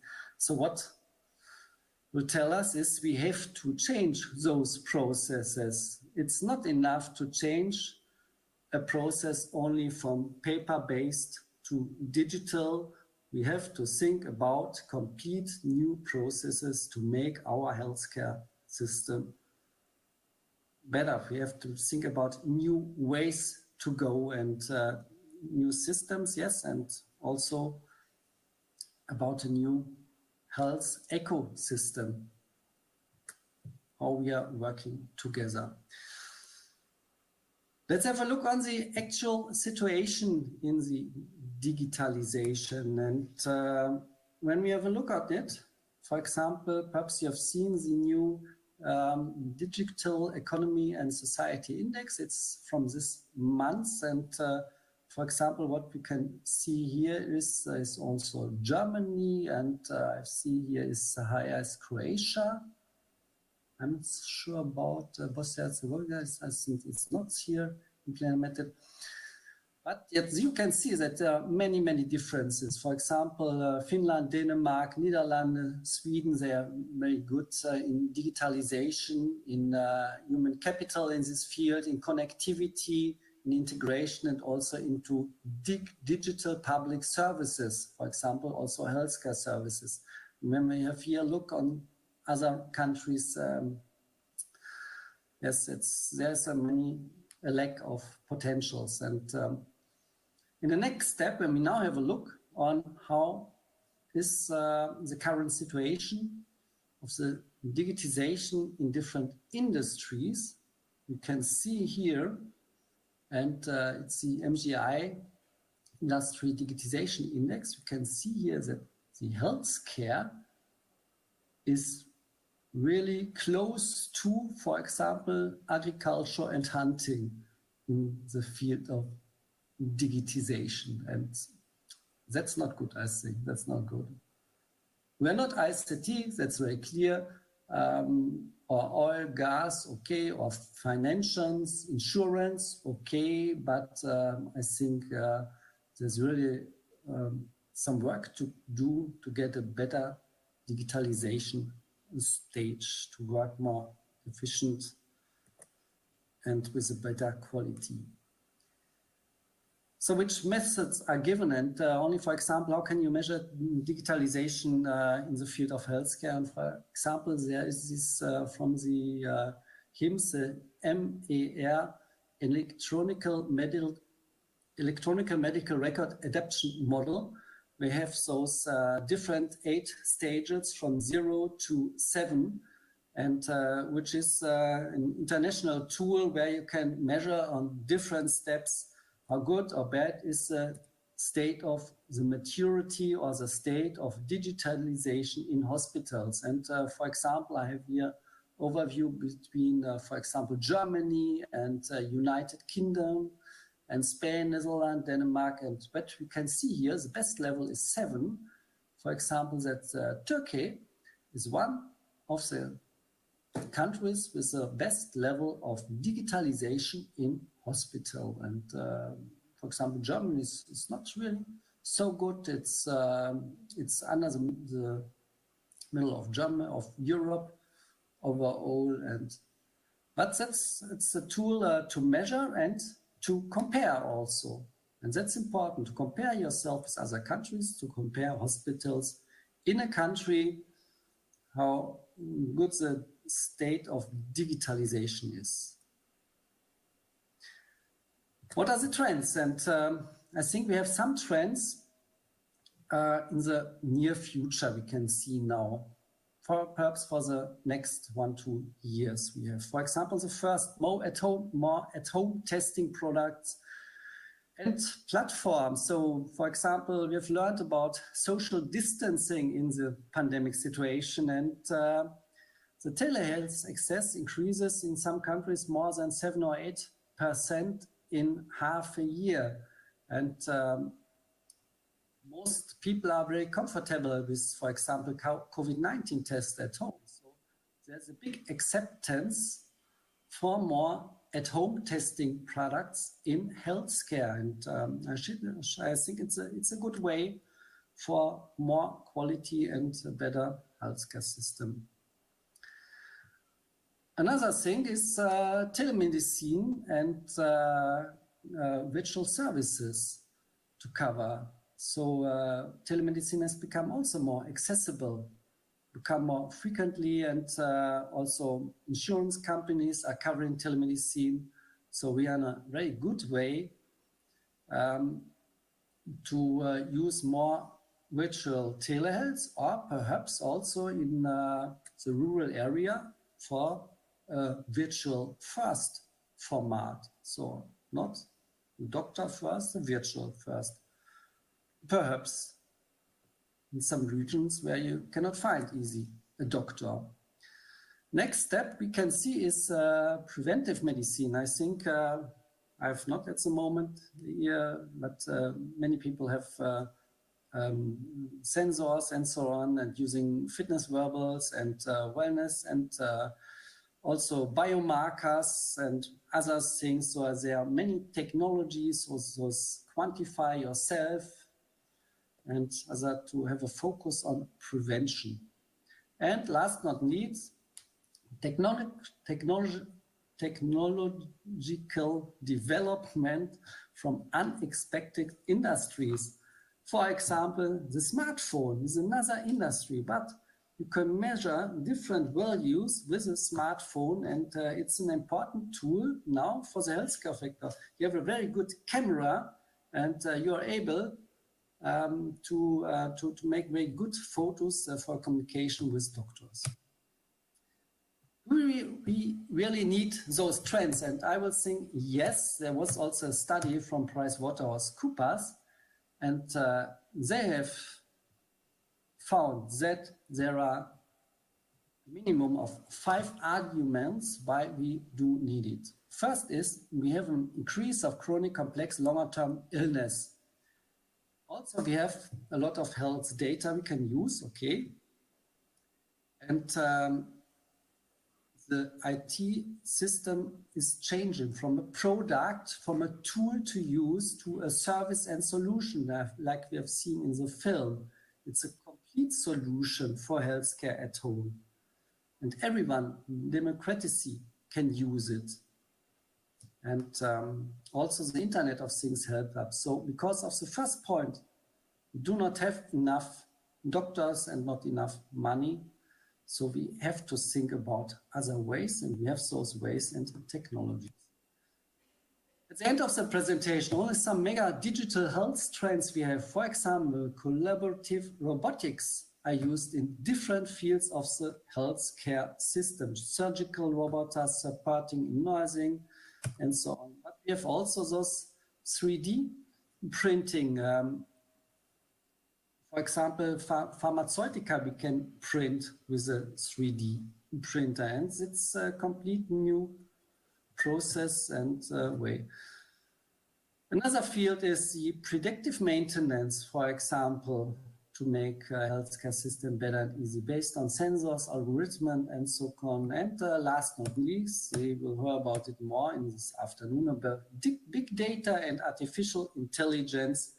So digital acquisition of medical data, biomedical research, and so on, personal health. So there are many fields where we can use those data for analytics and find complete new web apps. You have heard about the Zuckerberg Foundation, and he tells us in, I don't know, 10 or 20 years, there is no more illness on this world. I'm not sure, but it's based on data and on those trends for the future.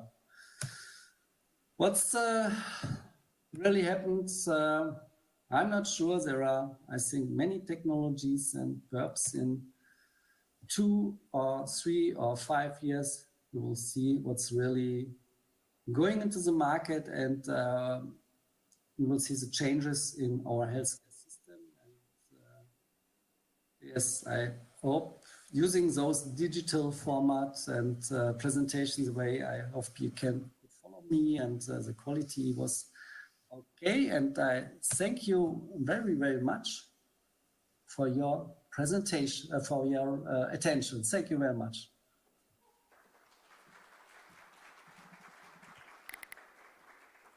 Thank you, Dr. Lux. We will definitely reconnect a little bit later when it's time for our panel discussion. Zahvaljujemo se doktoru Luxu. Naša sljedeća gošća dolazi nam iz Republike Hrvatske i iz susjedne nam zemlje. Prezentirat će, ajmo reći, svoje iskustva s informacijskom zdravstva, i to ispred Hrvatskog zavoda za zdravstveno osiguranje. Njezino ime je Jelena Curač, stoga gospođu Curač molim da nam se pridruži, sa moje desne strane. Izvolite. Ranije bih pozdrav svima. Hvala na pozivu na ovaj kongres. Ja vas pozdravljam ime ravnatelja HZZO-a, gospodina Lučina Vukelića, i čast nam je da smo tu pozvani da sudjelujemo, da pokušamo participirati sa svojim iskustvima na ovom kongresu koji zaista ima široko iskustvo. Dakle, ja ću pričati o informatizaciji zdravstva u Republici Hrvatskoj. Malo ću se fokusirati na ono što smo proživjeli za vrijeme COVID-a, na ono što smo u kratkim vremenu morali in the healthcare system, and we will talk a little bit about what we have done during the COVID-19 pandemic. The informatization of healthcare started already in the 90s. In 1993, the Croatian Healthcare Insurance Fund formed the first register of insured persons, and then we have established the entire healthcare module for the insured persons that's still functioning. We have developed communication with the partners, first through files and floppy disks, but later we have developed healthcare e-cards, smart cards for better access. Also, smart grid for safe communication. We have established lists of scheduled meetings and waiting lists.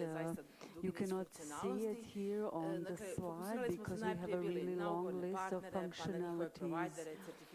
First we focused on the partners and then on providers, and we certified their solutions. And then we also focused on our insured persons to present the benefits of insurance, what we do and how we do it in the fund.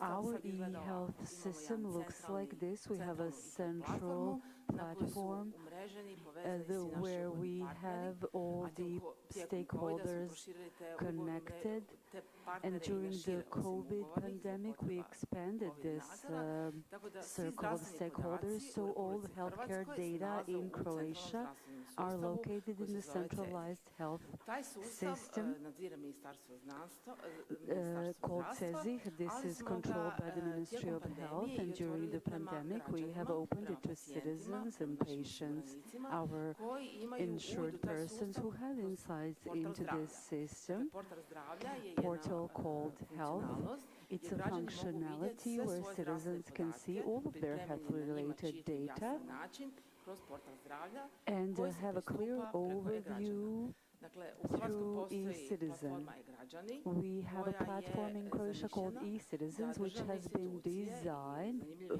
for institucije the state koje mogu institutions građanima ponuditi nekakav and benefit, other institutions that are a benefit to citizens to provide their e-services through this platform. And this platform can be accessed in a safe way, and citizens can have access to information about their everyday life.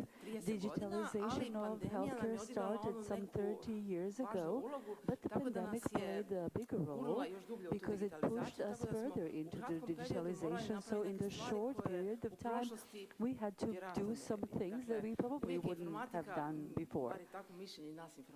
Informatization is always had a one step ahead of time. Everything can be achieved from the IT perspective, but it has to be covered from the legal and economic perspective.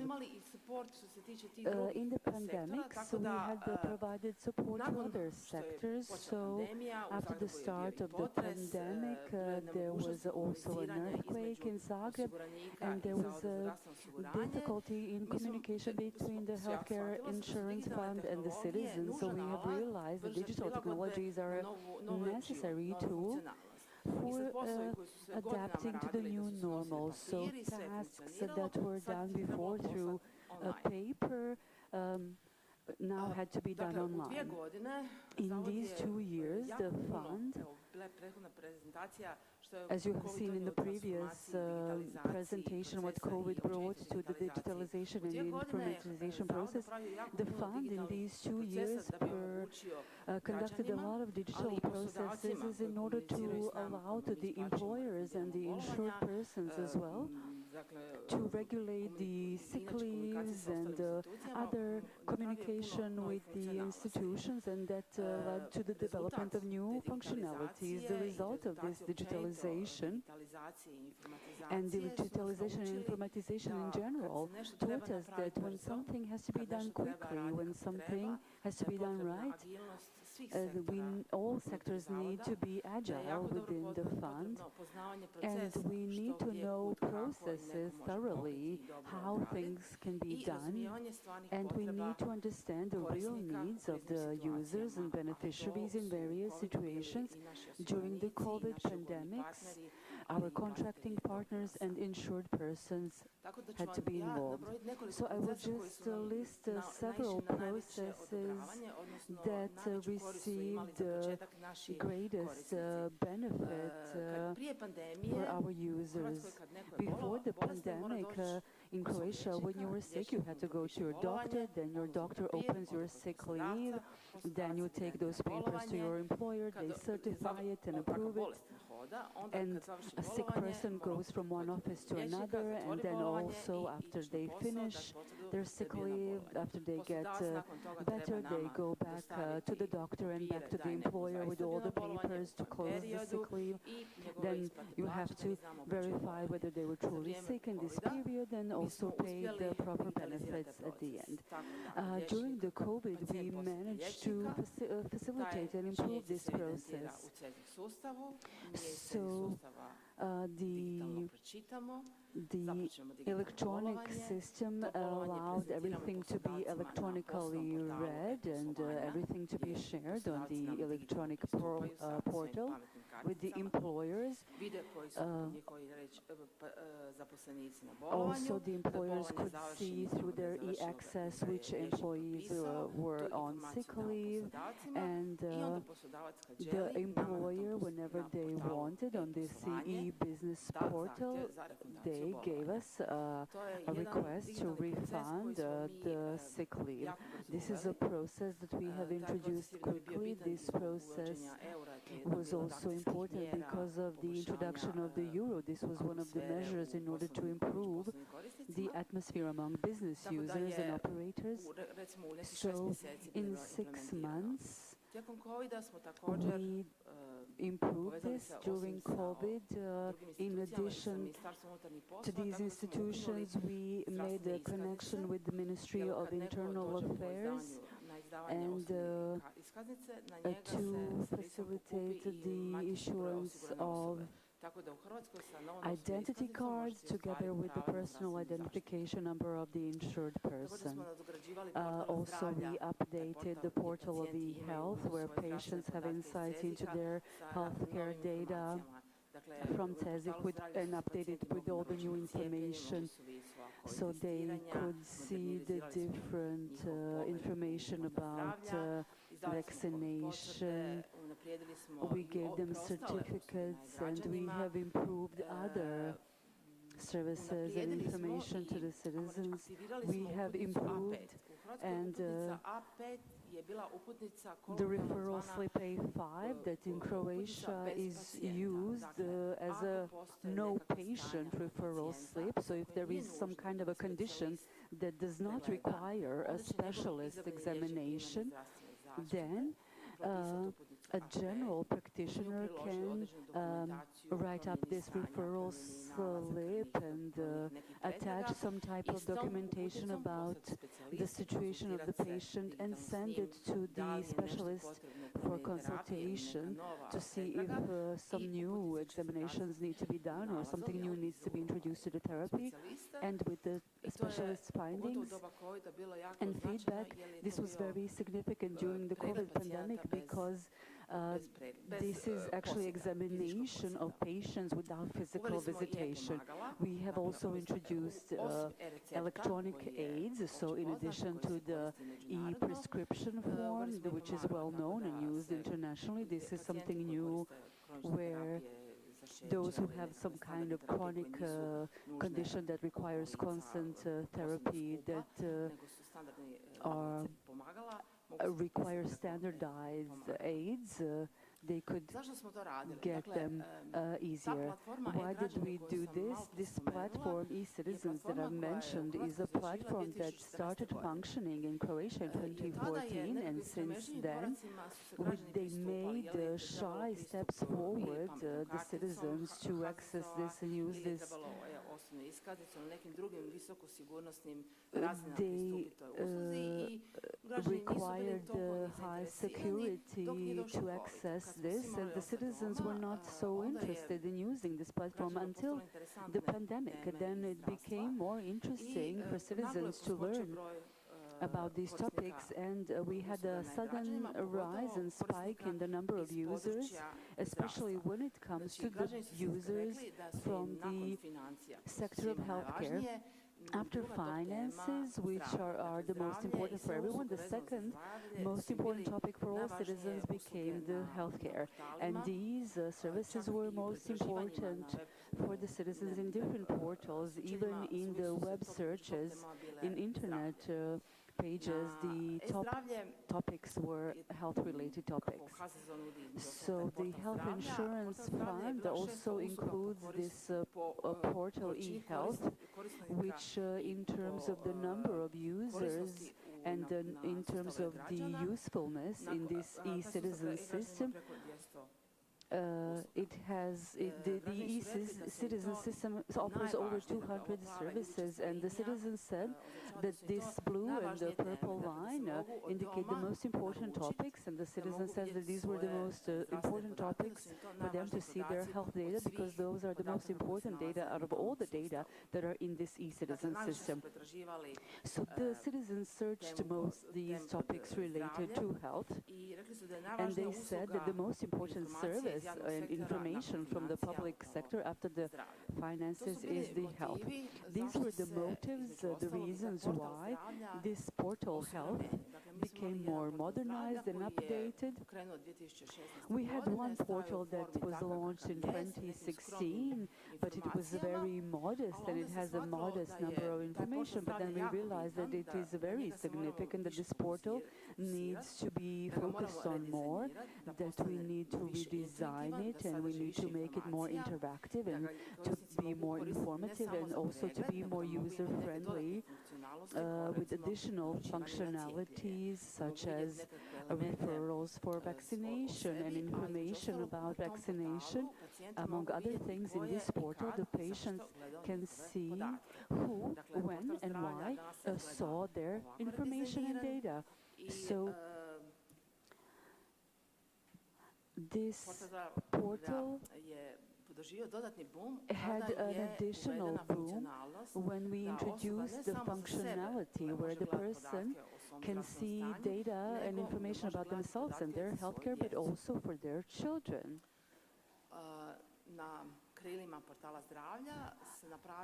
Based on this, we created a mobile app for smartphones where citizens, by using this information, citizens can contact their primary healthcare professionals. They can report their COVID status, they can sign up for vaccination, they can get referral slips, because during the pandemics, they have introduced that we no longer use paper-based referral slips.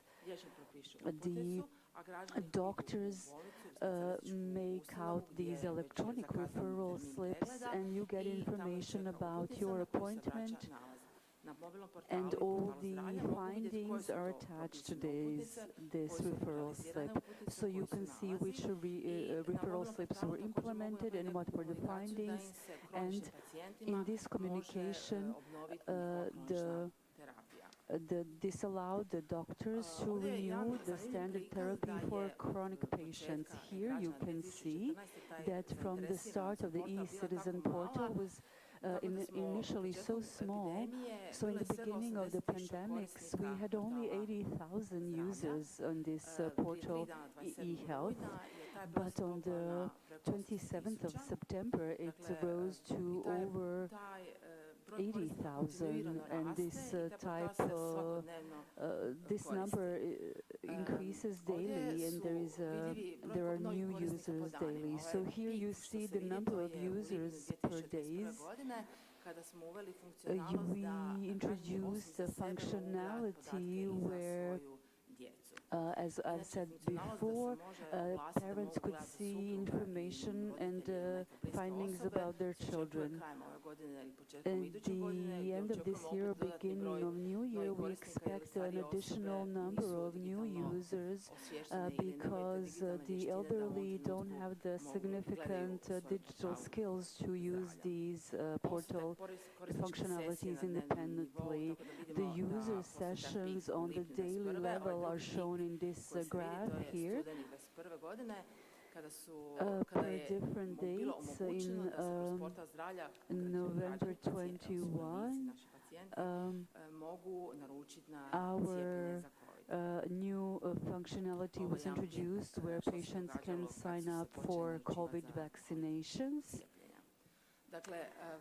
The new digitalization is something that within these past 30 years we have made the biggest step forward in and the biggest progress in. Kako bi to izgledalo, kako bi to funkcioniralo?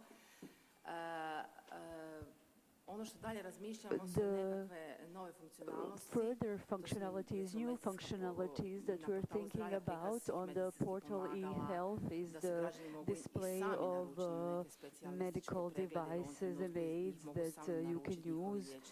Also that citizens can sign up themselves, not going through their GP, but themselves directly to some specialist examinations. Also to share your medical information with the people you choose to, also that you can send some additional documents to your doctors.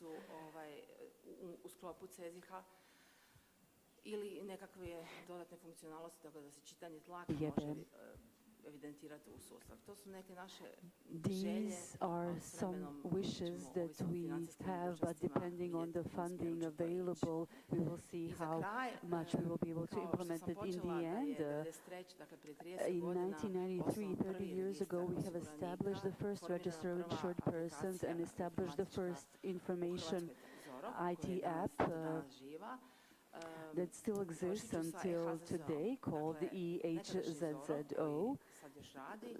This is still functional and is the foundation for modernization. We have applied through the structural funds to renew this system.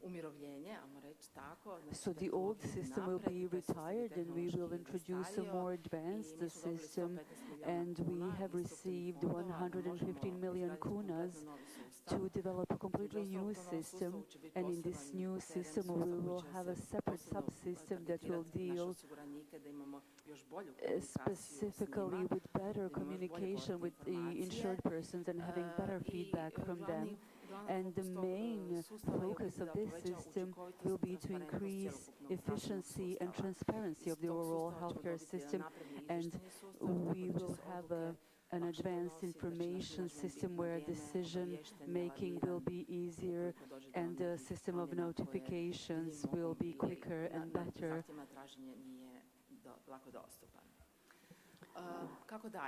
So what to do next? What are the next steps? So through all these 30 years and past 30 years and the past pandemics, we have realized that we need to listen to our business partner and that we need to communicate with our users and listen to their needs, but we also need to educate them and educate them about the services that we offer and that we can offer but have not been communicated very well because of the lack of time. We have to focus on that. Thank you very much.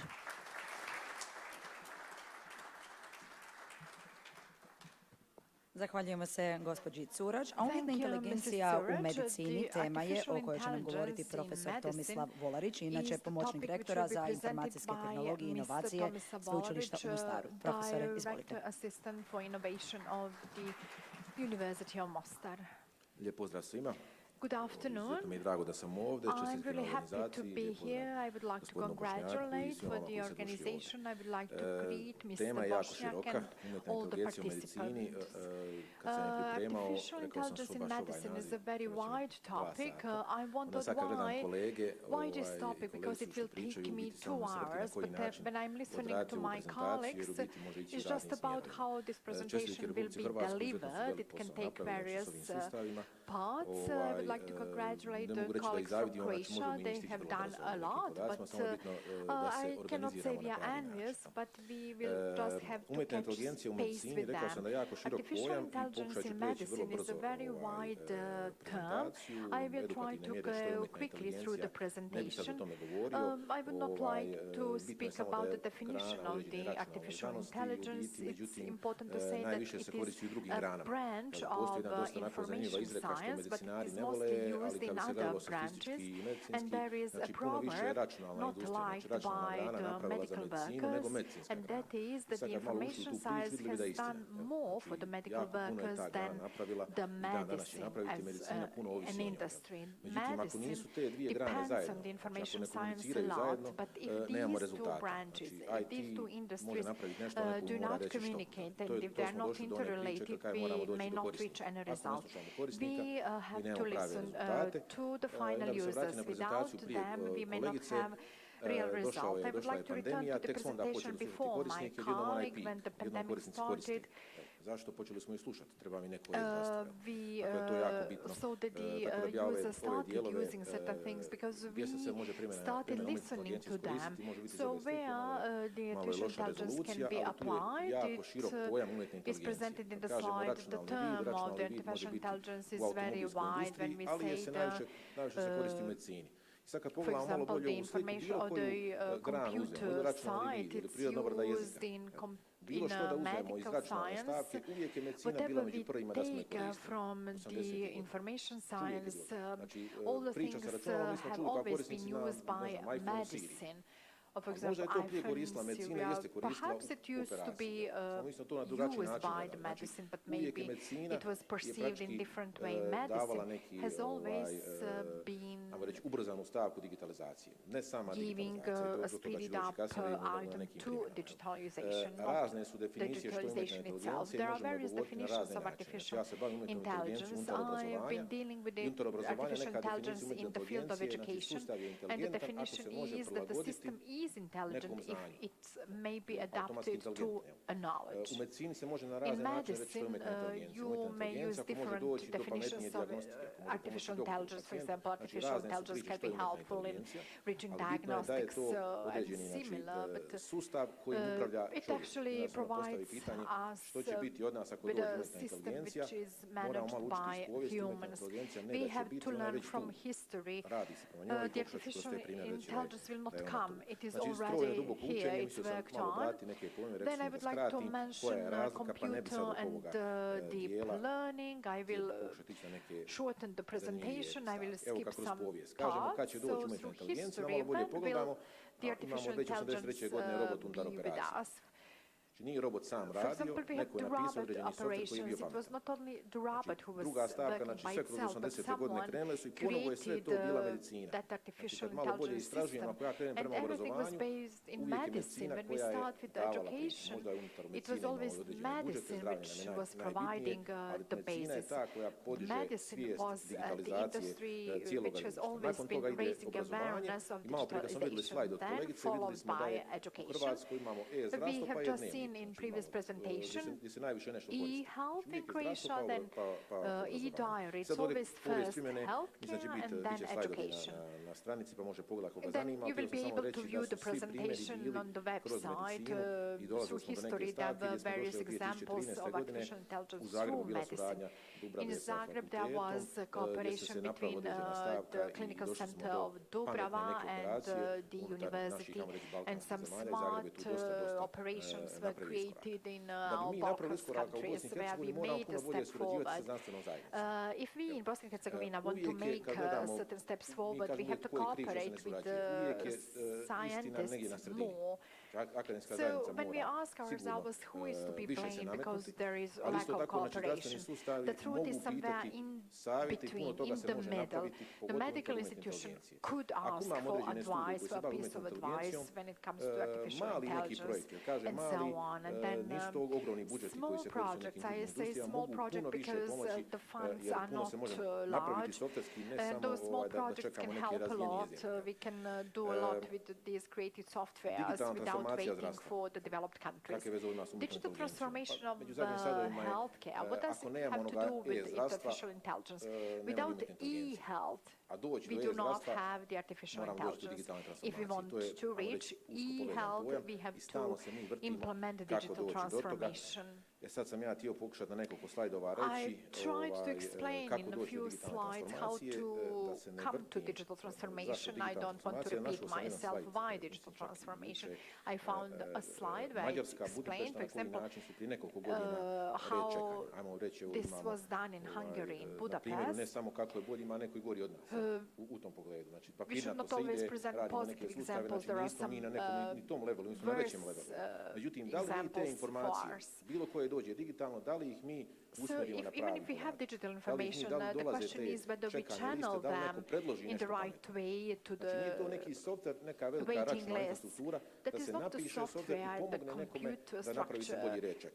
We should help the waiting list and the people on the waiting list. The artificial intelligence is there to help us, to support the processes. 2 years ago, 2.5 years ago, 7 or 8 of us from Bosnia and Herzegovina had an education training in Moldavia. In Great Britain, and Great Britain has the best system system in entire Europe. They reached the phase in digitalization, and they actually saved 52 billion because of the implemented digitalization process. We visited a couple of towns and we viewed the whole story, so it took 14 days. They were faced with all these 4 issues. The first issue is interested groups, then political resistance, then actually the system and the lack of technical possibilities. We work closely with digitalization of educational institutions in Bosnia and Herzegovina. The universities have been striving to help. For example, Corona helped in that process of digitalization. And when it comes to the healthcare system, we wonder whether we have something there, and we don't. So we covered 5 cantons with a great majority to start digitalization in education. We had to do the same in the healthcare system. So these 4 preconditions were the same in the Great Britain. The same preconditions have to be met by us in Bosnia and Herzegovina. Without satisfying them, we may not have artificial intelligence at all. The third item is very interesting, and that is to define what has to be done is 10% of the whole job, and 90% is the implementation. And I firmly believe in this on the basis of my experience. We are aware that we need e-health. When we start with that story, I cannot talk about the healthcare system, public procurement in healthcare system, and the legal framework, and the situation in cantons, federation, at the state level. There is an idea, and it takes at least 2 years until the realization of that idea. If we want to reach artificial intelligence, it will not be provided by the IT, it has to be provided by jurists, and that is where we have to start by setting up the legal frameworks. When it comes to the IT, the majority things have already been resolved, but it's very difficult to come to that point. So when I mention the Great Britain or Croatia, for example, we always say it's easy for them, it's one country and they do not have issues. But Great Britain is divided in regions. They have central government and then regional governments as well. But data are centralized in many fields. We're always afraid to provide data to someone else. When we were doing this process in education, people were so resistant and reluctant to provide data. And actually, it is the issue of the lack of knowledge. If we talk about transparency, we have a GDPR definition. If data are summed up and integrated, they automatically become anonymous. If we view the clinical image, or if we analyze data in Sarajevo, Banja Luka, or Mostaru, it does not mean that those data are not anonymous. But nevertheless, we can collect certain data in that process. In the Great Britain, we visited various towns, and in Leeds, they went a step forward. They developed a huge information system. Can you imagine electronic fund, e-fund for the citizens, where you can see how many views you have on a daily basis, how many smokers, non-smokers, and so on. So on the basis of that, in Leeds, they connected themselves with universities, and they implemented many innovations, many new ideas. Then we returned to corona pandemics, everyone wanted e-checkups, and when we mentioned that the data are opened, everyone is against that. People think that someone will know something about them but should not be known. They are afraid of providing data, actually. I presented a couple of examples of the artificial intelligence in these slides. When it's put within the story we are waiting for the artificial intelligence, we all heard for Watson, that was used in many spheres, especially in medicine, in the state was used in Čast as well. But no one mentioned that it was used in medicine. 10-15 doktora. I to se radilo prije 20 godina. And that was 20 years ago. Hoćemo razvijati svoj Watson i well, do we use Watson nowadays? Are we going to develop our own Watson? Is there not thinking about that? Some scientists wrote studies on this issue, but they are under question mark. But there are so many excellent computers which are not used in Mostaru, but we should use at least something of it. Idem sad brzo šta je sve radio Google, puno sam nabacao toga, zavisi koliko je bilo vremena, pa neću uzmati i dođemo do nekog e-zdravstva je pojam koji ga svi koriste. E-health is term used by everyone. I'm very happy that our canton wants e-health, mentions e-health all the time, and I would like to congratulate the management of our canton health insurance fund. They have done a lot. I u biti moramo početi raditi e-health is mentioned and worked on across Europe. We have to speed up the process. We have to catch pace with the developed countries. The pandemics speeded up the whole digitalization process, but you are powerful enough to push the digital signature. The education field is not as powerful because of GDPR and so on, but medical workers do have that power to push these issues. And that is not a technical issue anymore, that is a legal and political issue. Now I'm widening the whole topic, but I'm trying to go quickly. Then this is the issue of state agencies again from Great Britain and Europe. Without state agency, we may not develop e-health. You are the ones who are developing and implementing reform, and where you are resolving the legal framework. Canada, the Great Britain, and Israel have done a lot in this direction, but we must not stop. We have to work. We must not stop and wait. Well, the results are presented here. I'll just return to this slide when it comes to important results. So reports reading, opportunity of da se može u nekoj maloj sredini napraviti određeni iskoraci u softveru, znači nije ovdje teško, so in small environments we can make small steps. It's difficult for us to make steps forward in hardware, but we can use software as well. With my colleagues, 5 of us made 5-year projects with American Navy. We are providing an intelligent software to them.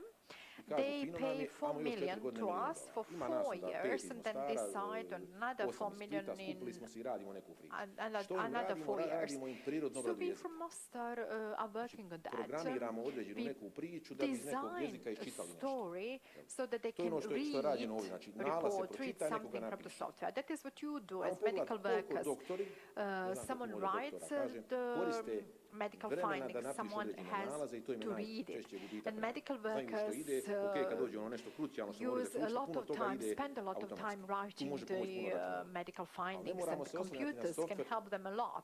But we do not have to rely on the software, at least in our state, because we have a lot of knowledge to make steps forward with artificial intelligence in this part. Među zaključcima, hoće li nas umjetna inteligencija poštovljava, ja mislim da neće. Ona nikad neće izbaciti doktora, isto kao što neće u školi izbaciti učitelja. Moramo znati da puno, znači ta neka psihološka strana, znači nikad neće doći, ali može pomoći. Tako da treba gledati kroz pomoć, a ne bježati od tehnologije. Pa imam 2 slajda kroz neke zaključke, a to su e-zdravstvo i naravno. Then conclusions are e-health is very important for us, but the precondition is to prepare the infrastructure.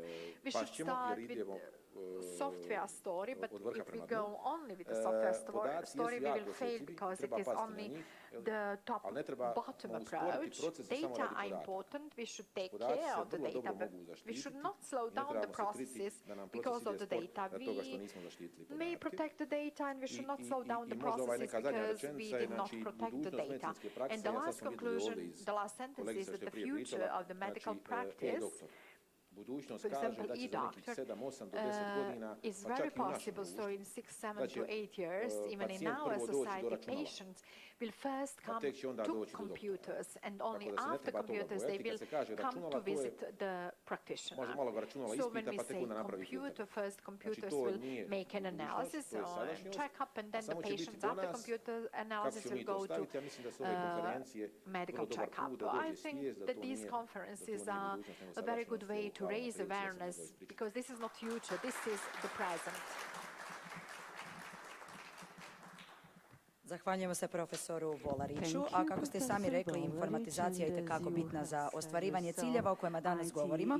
Stoga pozivam rukovoditelja sektora za informatičke tehnologije, gospodina Iliju Vlahu, koji će nam govoriti o informatizaciji u zdravstvu HNŽ-a. Izvolite. Mr. Ilija Vlahu, who will be talking about the informatization in healthcare in Herzegovina-Neretva canton. Lijepi vam pozdrav svima. Što sada kazati poslije ovako strašne prezentacije?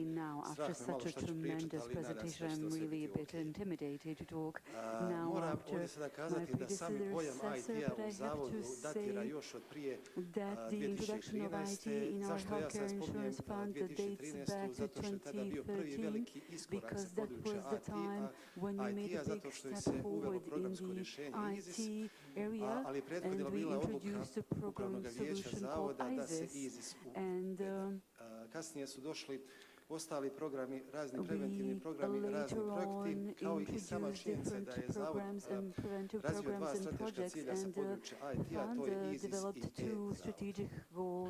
Ja ću vam kroz naredni par slajdova pričati o softverima, pričat ću vam malo o IZIS-u, HCFIS-u, RIS-u i SKZZ. IZIS je centralni sustav zdravstva na području županije HNŽ-a. Koriste ga svi domovi zdravlja, sve ljekarne, ortopedske kuće, te bolnice, KB Safet Munići, OB Konjic, dok je u SKB-u IZIS implementiran na prijemnim punktovima. Znači, IZIS pokriva osnovne poslovne procese u primarno sekundarnoj zaštiti. Ovo su završene funkcionalnosti koje IZIS već ima u sebi od 2014. nadalje, tako imamo e-karton pacijenta, e-povijest bolesti, e-nalazi, uputnice, recepti, naručivanje ortopedska izbor liječnika te e-polje.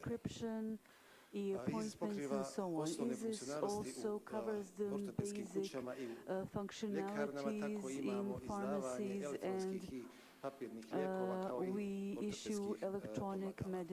2020. je bila svakome izazovna, tako je bila i Zavodu, ali je Zavod u sinergiji sa vanjskim jako hitno i jako promptno reagirao, te je IZIS prilagodio pandemiji koronavirusa. Tako smo sanitarnim inspektorima i HES službama dali vidljivost IZIS-u, razvijen je sanitarni upitnik kojega ispunjava liječnik i na osnovu sanitarnog upitnika sanitarni inspektori izdaju rješenja o izolaciji i o zarazi. Elektronski karton smo nadogradili sa modulom cijepljenja. U tome modulu cijepljenja se mogu unijeti poslovni podaci o cijepljenju, o antigenskom testu, može se dobiti potvrda da je osoba imala COVID, a može se dobiti informacija o PCR testu, zato što se Zavod integrirao, odnosno modul cijepljenja sa Zavodom za Labos SKB-a, koji je središnji sustav za prihvat PCR testova.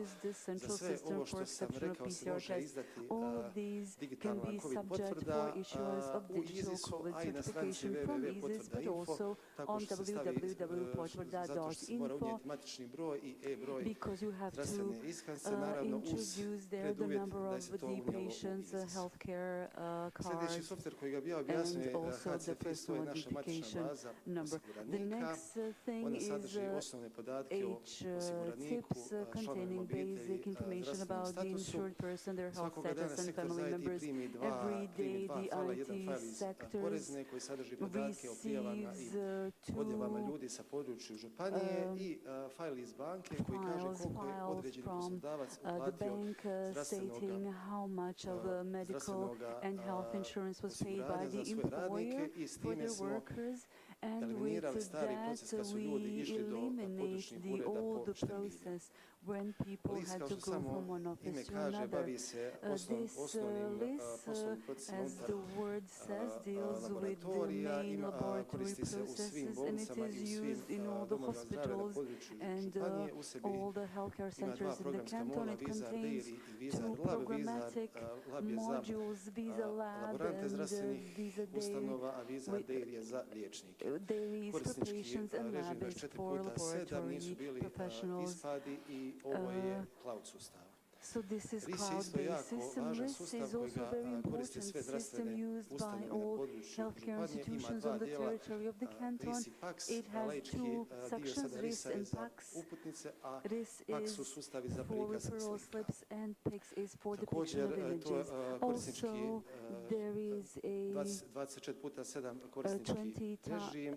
Serveri su za razvoj ovog LIS-a u nas u zavodu u server sobi i nisu bili zabilježeni veći ispadi. SKZZ specijalističko konzilijarna zdravstvena zaštita. Trenutačno se samo koristi u OB konjicu. Zamišljena je da svaku epizodu liječnika specijaliste grupira u tri platežne kategorije koje su prikazane na slajdu. Poslije programskih rješenja bi malo nešto pričao o samim preventivnim programima. Ovdje bi prije želio istaći jako dobru sinergiju, suradnju Zavoda sa Zavodom za javno zdravstvo županije kao i sa Ministarstvom zdravstva, rada i socijalne skrbi. Zašto spominjem dva subjekta? Zato što je zakonski su preventivni programi u nadležnosti dva subjekta. Zavod je ovdje nositelj tehničkog rješenja.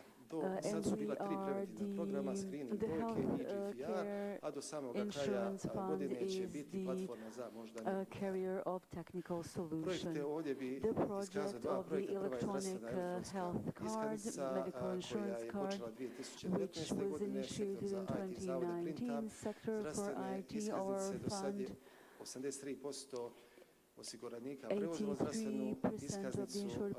Prednosti kada osoba dođe u zdravstvenu ustanovu samo preda karticu koju zdravstveni radnik priloži na slici prikazani za čitač i sa određenim klikom u izisu se otvori elektronski kartopacijent.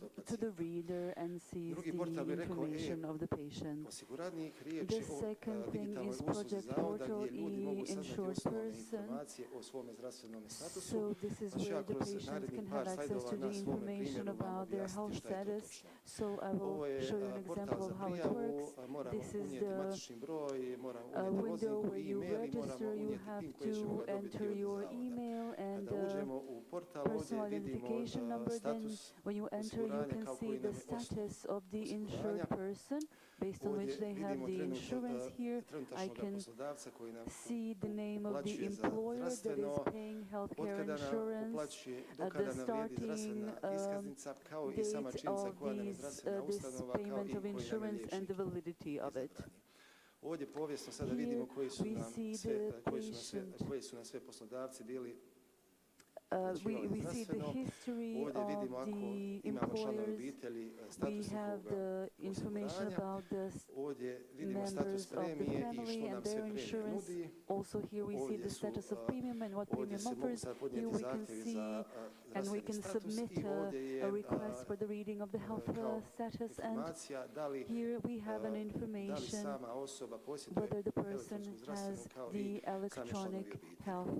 Zavod je prije 3 godine pokrenuo projekt savjetničkih usluga, 3 years ago, we analize started i a project izisa, of consultancy services and analysis of ISIS, čiji je ishod bio fajl this document, analysis of ISIS, resulted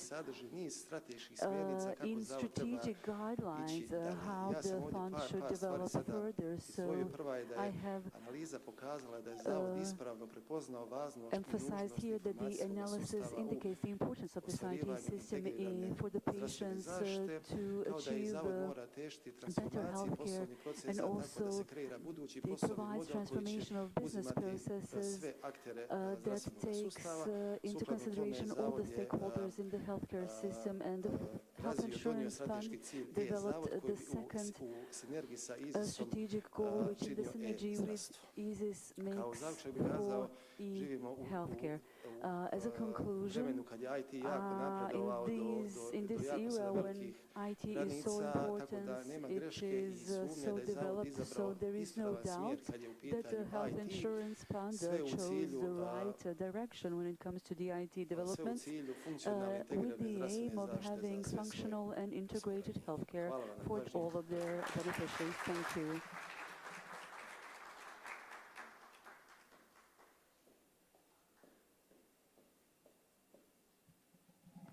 Bome ste vi oborili rekord u brzini. Ovo je bravo, bravo, svaka čast. Nastavljamo mi dalje. Još jedan hvala gospodine Vlaho. A nove mogućnosti u digitalnoj transformaciji zdravstvenih sustava korištenjem blockchain tehnologija. O ovoj temi govorit će nam gospodin Vinko Kujundžić, inače osnivač Kupis Group, ujedno i sponsor konferencije. Gospodin Kujundžić, mikrofon je vaš.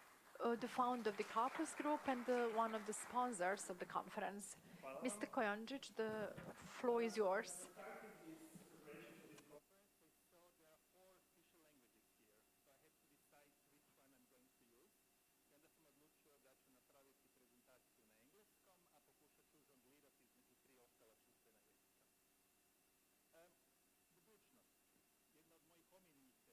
Future is one of my favorite topics and very controversial topic. It's very strange because those speaking about future are not understood because something is not normal at this moment, and they say he's crazy, he does not know what he's talking about. But if you have knowledge in your profession, it cannot happen. You know what will happen in the future with slight errors. So they say about me, he doesn't know what he's doing, what he's talking about. The fact is you have to have knowledge in your profession, then you can predict what will go on in the future. We will return in the past because history is the teacher of life. Let's go back to 1995. Can you remember what you were doing in 1995? It's only 27 years ago, not too many years, almost 30. I was studying at the university and I was a little bit bored, and I was writing articles for the Croatian daily called Vjesnik. And at that point of time I wrote some things which became real. Perhaps today we have the world's information network. Perhaps today we have PCs in each home. Perhaps today we can exchange video, sound, so on. In 1995, when I was writing this, Nenad Ivankovic, the editor-in-chief, did not want to publish this article. This text was modified, but the fact is that we have to think about the future. Without future and without innovation, we are in the status quo, and that is something we do not want, especially today. In 2018, we started with the blockchain. We tested various variants, and we wanted to learn technology. Why? Because you cannot predict and decide on what you will do if you do not understand technology.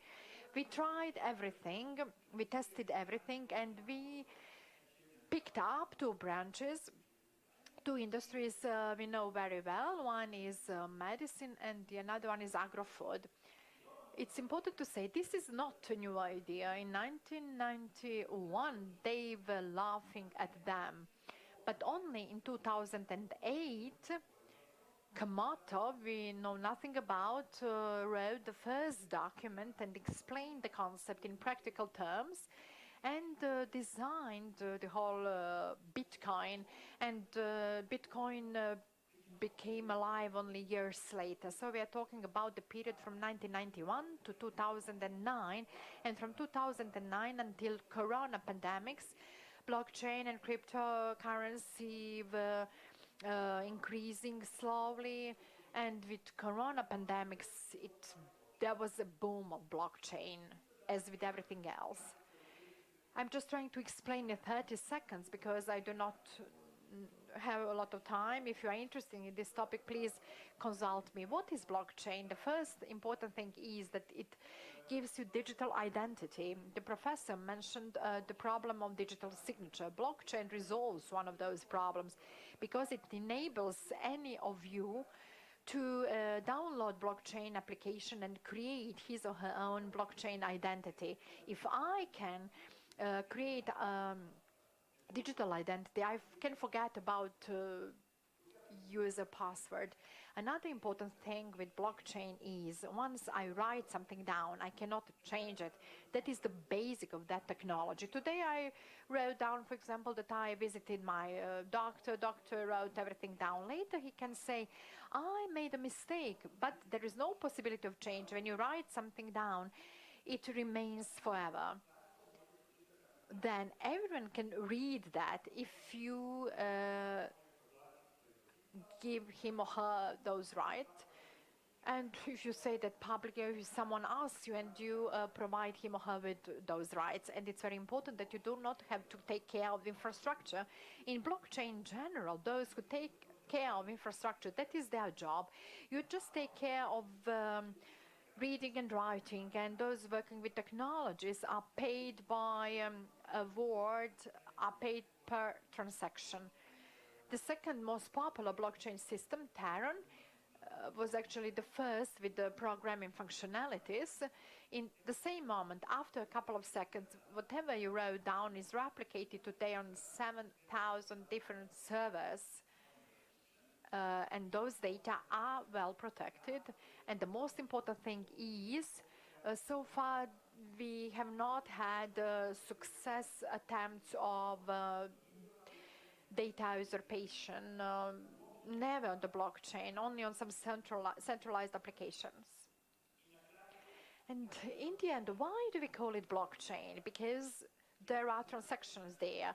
Can you imagine that now you all write a text, a greeting, and if I'm a node from the blockchain, I will write it down in a block, and that block is permanent. After me, someone else or me will write the following block, and that block knows what was before that block. Therefore, it is a blockchain. At each moment, we know what happened in the past, so everything is permanent, and you can give rights to anyone else to read it, or you do not have to give rights to anyone. That's very important in medicine. Don't be afraid of innovation. On this slide, there is a list of innovations which were done for the first time in 1995 when I was a student. In addition to writing articles, I created first websites in Croatia. After that, there was CESIH. I invented that title. Before that, it was 1G, 2G, 3G. Then one day I invented the term CESIH. My colleague Jelena showed smart card design, the blue design. I spent the whole night with a bottle of a beverage. I will not say which beverage, for designing that. It's not easy to do new things because people are afraid of the new things. And my favorite problem is when I come somewhere, I want to implement something new, and the gentleman or the lady says, okay, I will retire soon. At the beginning, I was reluctant to work with them. Then I would ask them, but when will you retire? Then the answers will be, I will retire in 10 years, in 15 years, in 20 years. But we have to enable those people to implement the new things as well. I will now focus on Bosnia and Herzegovina. Ilya mentioned that in 2013, they started with ISIS.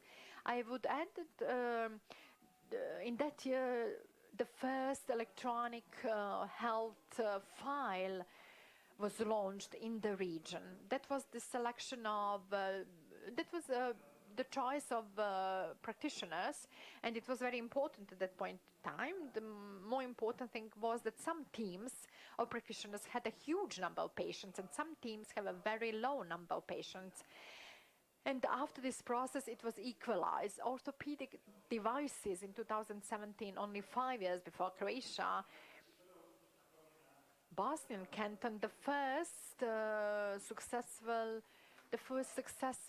implementation of software for fund functioning, and then in Zenica, the first commercial prescription, in addition to prescription for medicines from the list. You have the concept of all other pharmaceuticals which you can prescribe. This sounds easy, but it is not easy at all.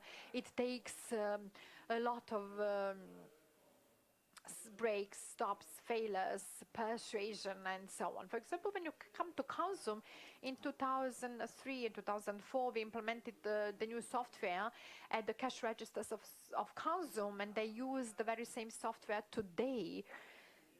So the projects are valued by whether they were sustainable, whether they live today as well.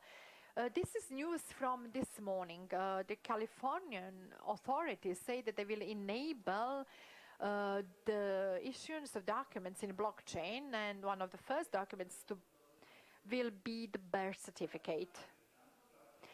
This is interesting for us because in California, birth certificates are issued by the Department of Public Health. So California will be the first state. It is a state, one of the states of the United States of America, and it will be the first state which will be issuing the birth certificates in blockchain. It's important because the birth certificates deal with personal data. If they can issue birth certificates in this blockchain, they can do everything else because birth certificates contain all personal data. Then it will be an issue of how much has to be invested. The fact is that California will integrate this into their legislation. Well, now I come to the healthcare. This slide will be a surprise. You can make a photo of this slide, and when we see later in another conference, we will see whether this was successful. In first half of this year, I'm talking about the data from the first 6 months of this year, $14.2 billion was invested in crypto industry, not only in medicine, but the fact is that the funds are being put, private funds are being put into crypto market, in crypto industry. It's a huge amount of money in the last 2 years since corona pandemics, and something will happen.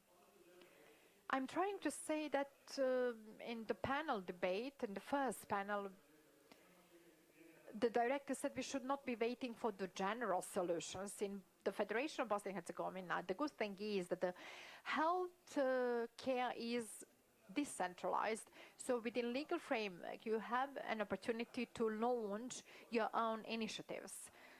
Some other legal frameworks did it in different ways, but in blockchain you also have, you may make step forwards on the basis of your legal powers. I will skip this. So the greatest changes were made in medical industry during the COVID pandemics. Never before have we seen so many changes. I have to repeat, the digital landscape is rapidly changing. It's not being slowed down. It's rapidly changing. I was in Lisbon 2 days ago, and we mentioned that this industry has 7 million IT professionals, and until 2030, they plan to have 30 million. So from 7 to 30 million IT experts will end up in blockchain industry. And in the end, I would like to present a couple of ideas. Digital identity means that do not have user and password anymore, and I can use my own identity in various applications. And perhaps that is the first thing which will happen, that we will change user and password. We have 30 users and password. Some of us make the list in Word or in mobile. That is the problem. Blockchain could resolve this problem in medicine industry or somewhere else. Now we've been working on a solution which soon will be presented. We have some possibilities for the federation as well, where we will release blockchain solution for the healthcare system. Second example are pharmaceuticals. Huge problem in the world is forgery of pharmaceuticals. If you invent a medicine, you write it down in the blockchain and you can never change it. When I write it down, I cannot change it later. You precisely know, step by step, what happened and when and where certain medicine came from. Then clinical studies, interaction and selection of the patients for clinical studies can be made easier because they can communicate directly with the clinical study teams through their applications, and whatever is written down cannot be changed. I cannot shift the data on the clinical studies. I either have a result or I don't have a result. Medical cards, do we still need them? Jelena told that in Croatia the medical cards will not be used anymore, but they will be integrated in the ID cards. I'm now asking you whether we still need a physical medical cards. We can issue a medical card in blockchain and use them for access to any data anywhere. And now this is the most controversial part, and you will say I'm telling stupid things, and that is the medical file. I have a medical file. I can take it and I can move it to another town. It will follow me. But if I move it from one canton to another, it will not follow me. But this system can enable the medical files to follow us from one canton to another, and from one country to another, because you can allow access to someone for your medical file. It has not been resolved so far. And another important thing is, if I can access it, I can change some relations.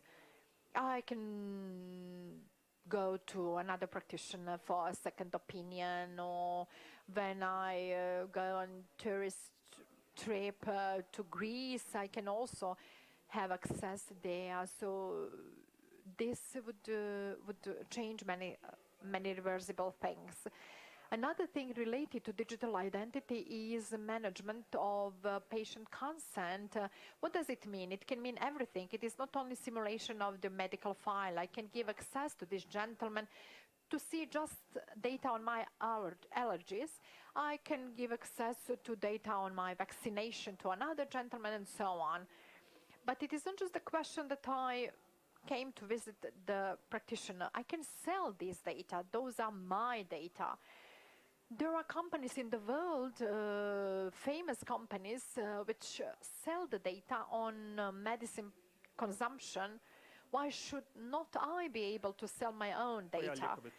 So I consume medicines, and I can sell data on my consumption of those medicines. So the economy is being changed in the whole story.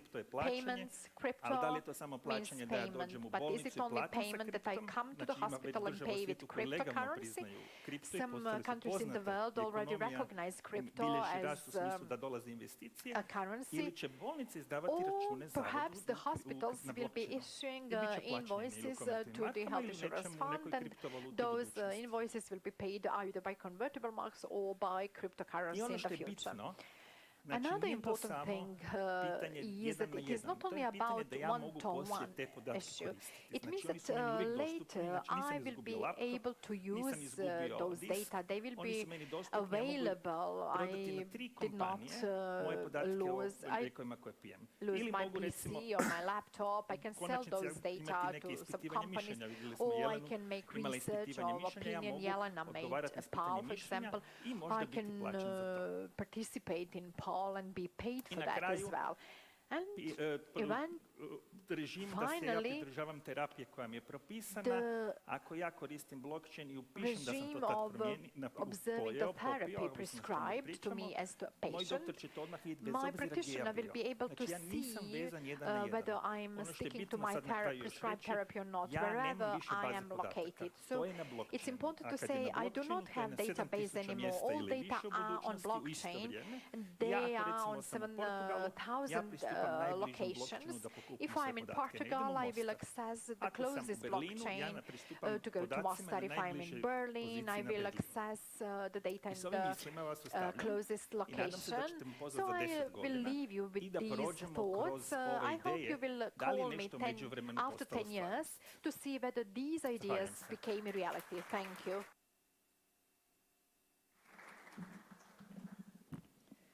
Hvala gospodinu Kojundžiću. A stigli smo i do posljednje prezentacije kada je u pitanju ova tematska cjelina. Naime, o ulozi preventivnih programa u javnom zdravlju uz upotrebu IT rješenja govorit će nam Neila Šačić, inače predstavnica tvrtke Berg, koji su ujedno i sponzori konferencije. Mikrofon je vaš.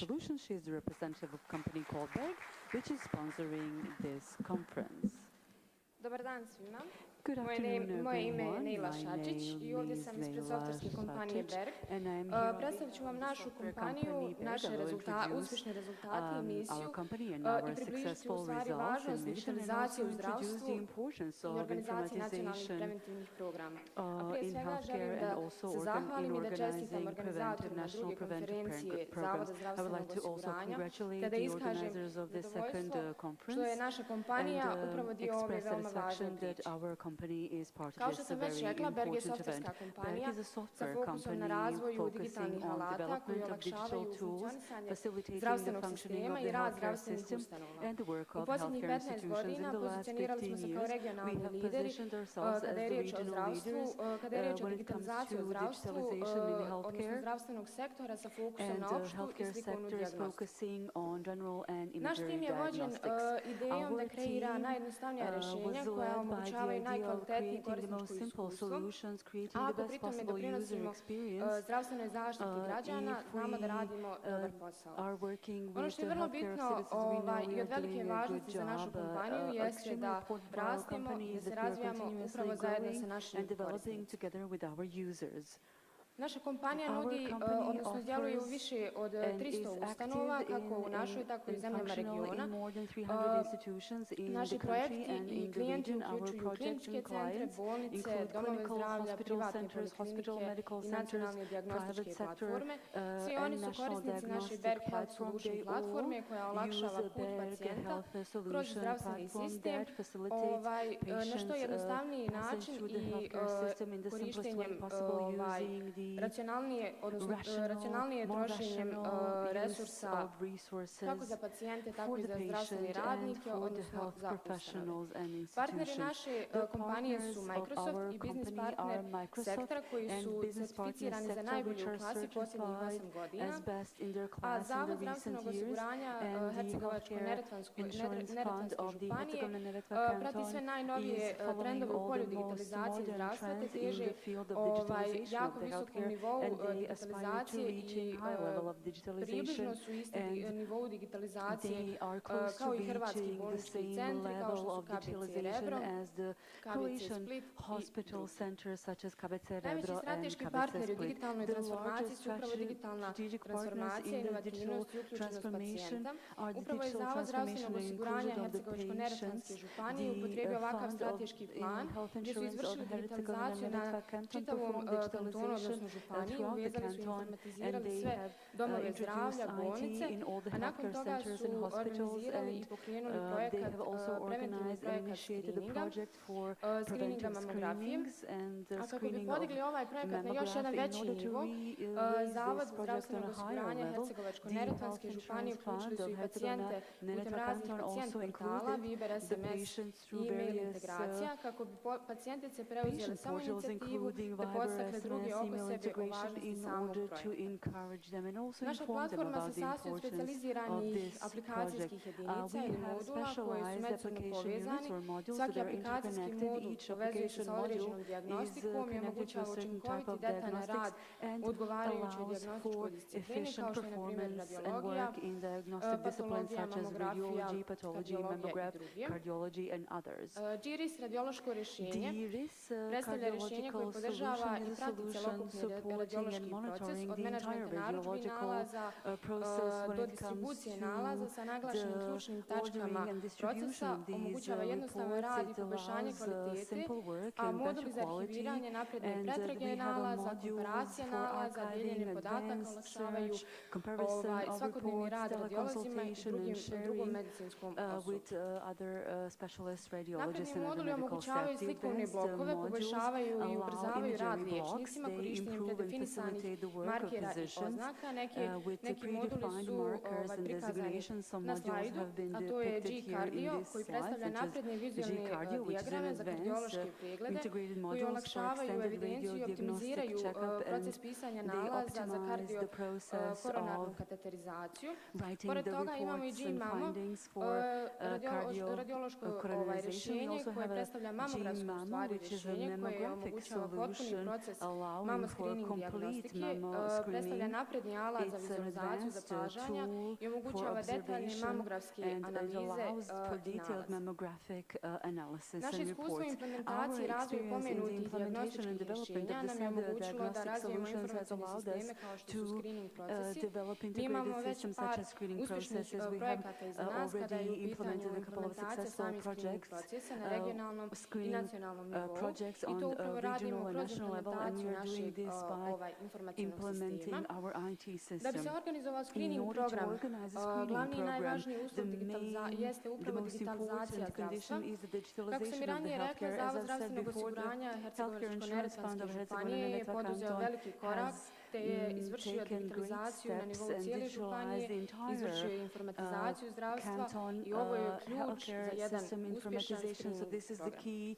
Screening program treba da omogući procese i automatizaciju gdje će se jedan veći broj pacijenata, odnosno ciljana skupina osiguranika organizovati i pozvati na preventivne preglede. A s druge strane potrebno je da se omogući ljekarima jako dobri uslovi za efikasno i relativno brzo očitavanje samih tih nalaza. U svakom screening programu možemo prepoznati tri učesnika. To su organizatori, ugovorne institucije i ljekari. Za organizatora je najvažnije da dođe do čistih podataka o pacijentima, osiguranicima, građanima koje treba da se pozivaju. Organizator je dužan da kreira iterativne programe, da obnavlja ih u skladu sa propisima, vrši kreiranje pozivnica pacijenata te vrši monitoring, a kasnije i analize i određene kontrole same uspješnosti screening procesa, odnosno programa. Sa druge strane imamo institucije u koje pacijenti dolaze gdje će obavljati sam dijagnostički postupak, odnosno izvršavati akviziciju slike.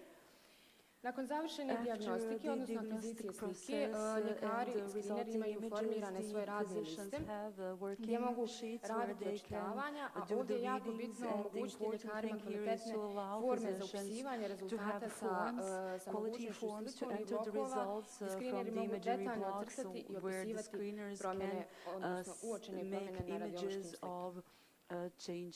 Berger razvija modul pacijent portala kako bi se sami pacijenti što više uključivali u svoju vlastitu skrb. Ovo je jedan način promocije samog screening programa.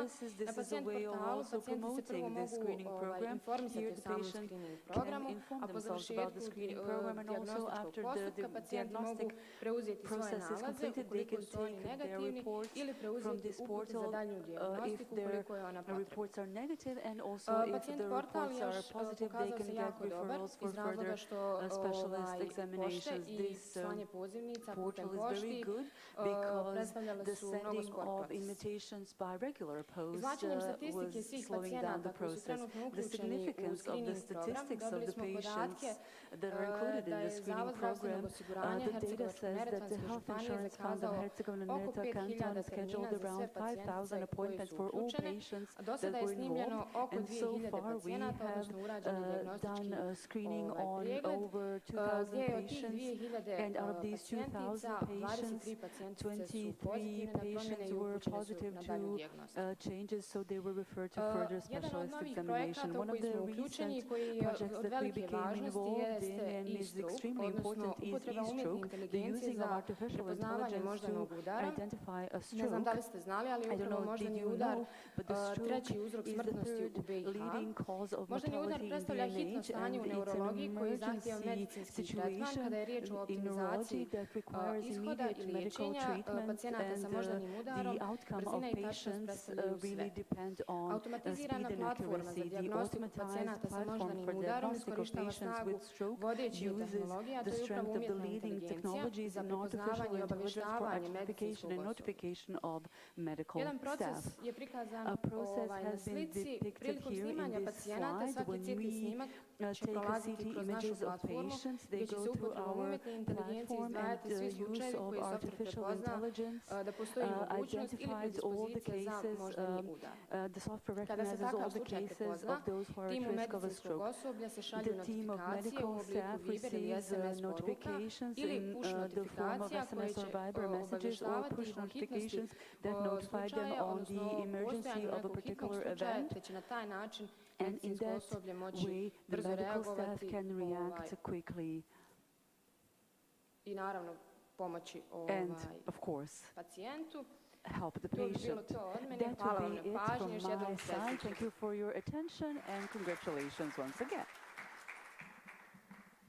Zahvaljujemo se gospođi Šačić, a u nastavku donosimo još jednu panel raspravu, stoga pozivam profesora Volarića, gospođu Curač i gospodina Vlaha da mi se pridruže, također putem video veze.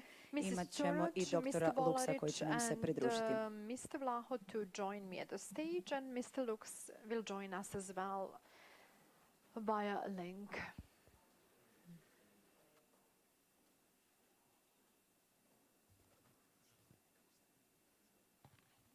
Dakle, imamo ovdje za profesora Luksa već jedno pitanje. Professor Lux, I hope you can hear me.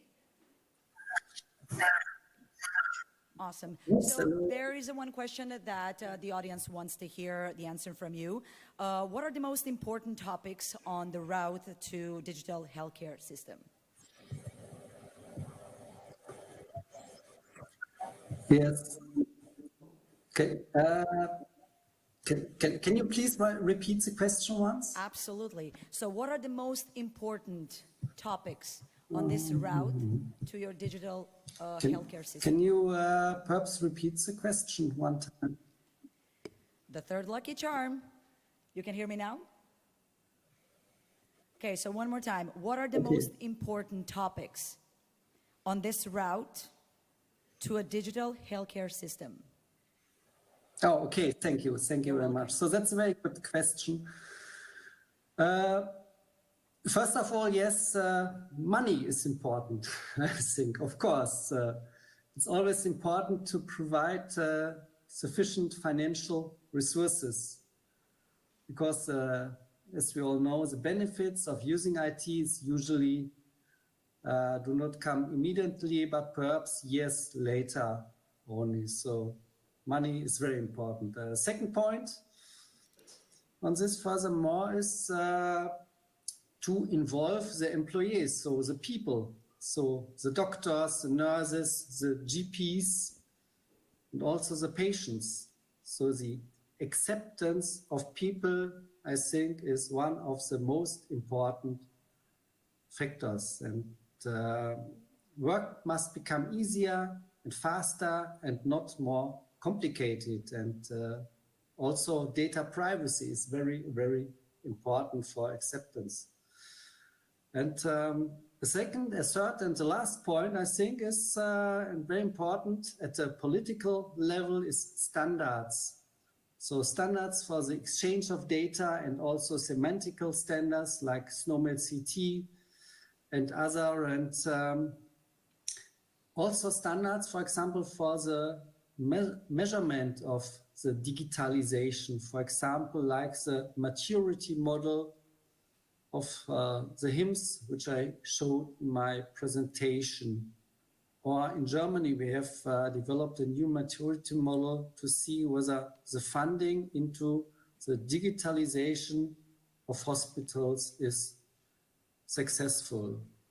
So money, acceptance of the users, of the people, of the patient, and also standards to make one solution. I think these are the three most important points on the way to more digitalization. Thank you so much, Professor Lux. Anybody else that needs to, ili hoće li se još netko nadovezati na samo pitanje koje je upućeno direktno profesoru Luxu, ali evo ukoliko ima netko još za dodati nešto. Ne, onda mogu ja preći na drugo. Je li Zavod help desk za sve sustave zdravstva u županiji? Može. The help desk of the fund for all systems in the canton. Of course, the fund is and acts as the help desk for all systems in the canton. The health insurance fund pays the services and gives them as service for use to the medical institutions, and any problems and issues are sent to us. We try to resolve them. If we may not resolve those issues, we send them to third parties. Another question for you is, in the presentation you mentioned e-healthcare. Can you explain in more details what e-healthcare is? Well, the e-healthcare is the goal the health insurance fund aspires to. I mentioned in the presentation that the health insurance fund has two strategic funds, EASIS and E-Fund. EASIS is implementation of external processes, and the E-Fund is implementation of internal processes. And that integration should be our vision. E-healthcare, actually. Can you say something more of the project of e-health insurance funds? When will the project be finished when it comes to financing? I have to read from here because it doesn't work. Ali dakle, što sve obuhvaća i kada će biti završeno? So what does this project cover and when will it be ended? Well, the project covers the overall system of health insurance fund. That system has a clearly defined direction of functioning, and it will include all the system which I mentioned in the presentation, communication with the patient, the citizen, advanced reporting system, and so on. This is a contemporary, modern system. Sustavima unutar Republike Hrvatske, ali i izvan Republike Hrvatske. In Croatia, but also outside Croatia. The project is worth 15 million kunas, and it will have to be finished next year because it's funded out of the EU funds. Anything else? It's important to mention that 85% of the funds are taken from the EU funds, and the rest is funded by our work. When it comes to dajete građanima na sustavu e-građanik, dakle koje su to sve e-usluge koje mogu tamo pronaći? The e-citizen platform. We provide 4 services. Medical card,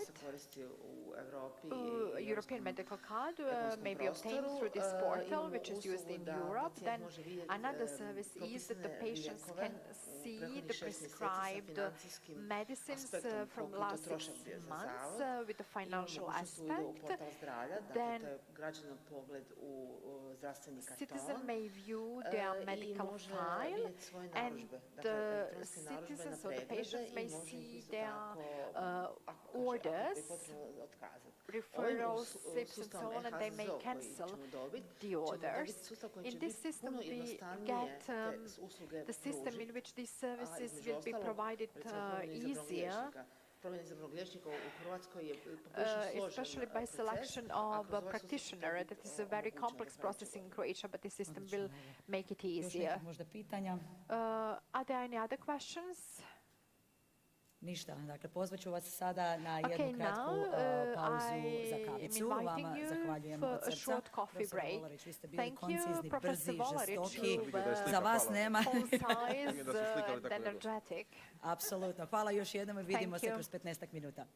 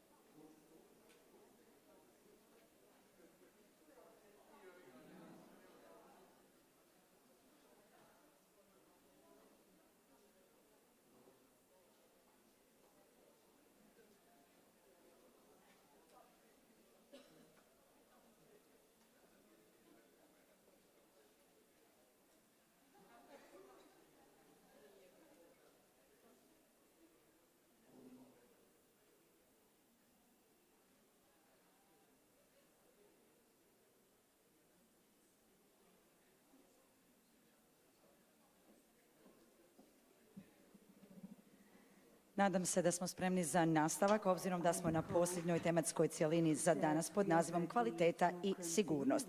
Čućemo zanimljivo predavanje o menadžmentu kvaliteta i kvalitetu menadžmenta u zdravstvu. O sustavnom pristupu govoriti će bivši direktor Agencije za kvalitetu i akreditaciju u zdravstvu u Federaciji PIH, menadžer kvalitete u ASA bolnici, gospodin Adnan Bilić. Izvolite.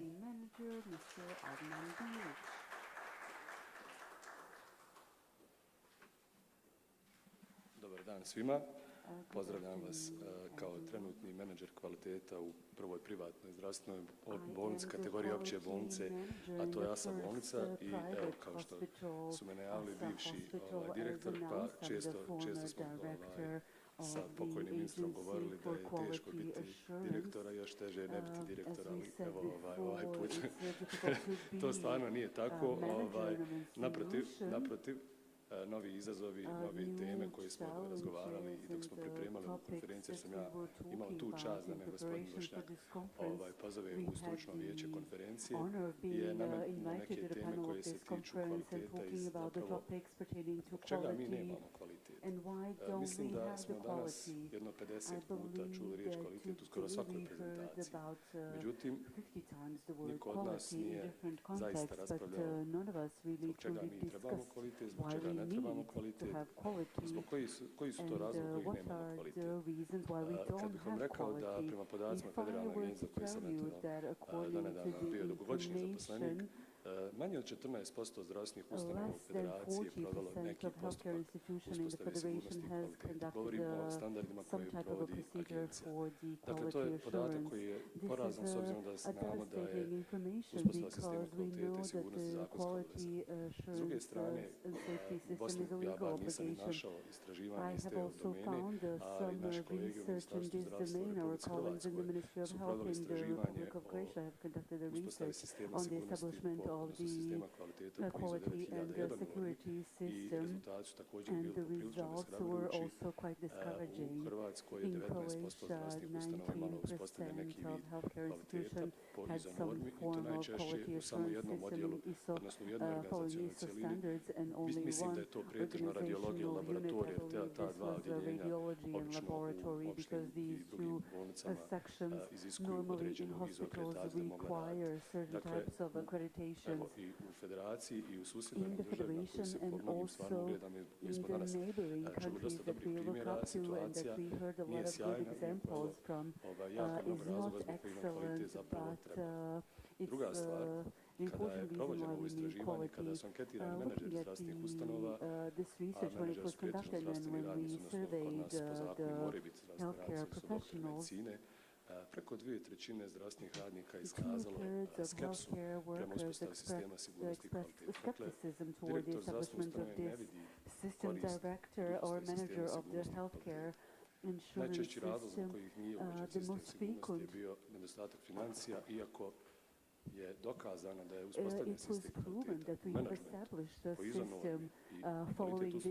normi i kvalitet usluga koji provodi neka agencija za akreditaciju smanjuje troškove, odnosno doprinosi generalnom uklanjanju tzv. otpada, odnosno viška troškova. Poseban problem je šta nam je u stvari kvalitet. Kažu kvaliteta je graditi dobro kad niko ne gleda. To je nešto što svako od nas definira individualno i opet kažem, mi smo danas govorili kvalitet treba na kvalitet DRG, kvalitet procesa, kvalitet u IT, bez da smo uopšte razmišljali naglasiti šta je kvalitet zdravstvene usluge. Mi, evo ja sam siguran da u Hercegovini, odnosno Mostaru, ćemo se jako lako složiti da je recimo Mercedes najbolji automobil, ali s druge strane, olako se govori ona zdravstvena ustanova je dobra ili nije dobra, ona je doktor dobar ili nije dobar. Malo prije na ručku ja komentiram, jedino kod nas će vam portir u bolnici reći idite kod tog i tog ljekara, specijalista, on ti je dobar. Na čemu? Na osnovu čega ti znaš da je neko kvalitetan? Čime mjerimo to? Dakle, kvalitet je upravljanje kvalitetom i posebna grana, poseban dio menadžmenta za koji se ne može tako lako shvatiti kako mi to laički doživljavamo. Čak i ako za neke druge oblasti života i sfera djelovanja nam je lako reći pa eto, ovaj automobil je kvalitetan i dobar. Kvalitet ima jako puno dimenzija. Svaka od tih dimenzija je važna. Nije nam sve jedno ako je izdat recept koji je netočan. Takva usluga nije sigurna i nije efikasna. Ako je dato 5 ampula nekog lijeka, trebalo je dati se jedno. If you do not prescribe the proper dosages that were required, these are all the elements that are very important to the patient. For example, they consider themselves lucky when they are issued 5 medications, different medications. They like to have always something more. Quality is not just one thing. There are several dimensions of quality, and they all need to be integrated. And we need to also manage the system of quality. When it comes to the perspectives of the quality, healthcare workers are usually trained to consider as quality something that is the quality of medical service. If the service has been provided for the doctor and the nurse, that's enough. But that's only true in one segment. But on top of all of this, we have usually the manager or some other superior officer who is requiring something very different. Efficiency, effectiveness, access daily, for all the patients to leave the hospital, treatment and everything. One example that is frequently referenced in the proper literature when it comes to quality assurance is the arrival of a mother with a child in the waiting room of the pediatric office in any healthcare clinic.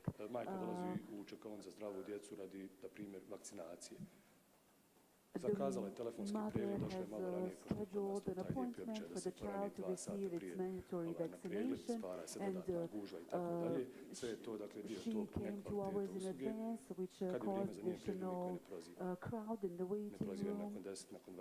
But when it's time for her appointment, nobody's calling out her name, so after some time she goes to the nurse and asks, why didn't you call my name? And the nurse said, well, you waited in vain because the doctor is not here today, he went somewhere else.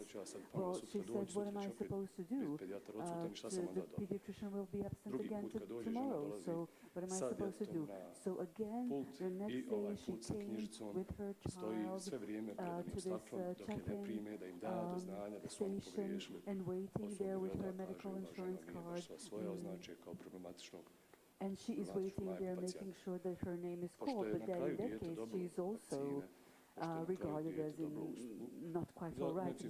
So in the end, the child received the service that was required, but you see the management of expectations of this patient, the respect of her time and her schedule, absence of proper communication, and absolutely absence of a system where you notify persons or patients of certain postponements and so on, really goes to the detriment of ensuring the quality of services. Why am I mentioning all these things?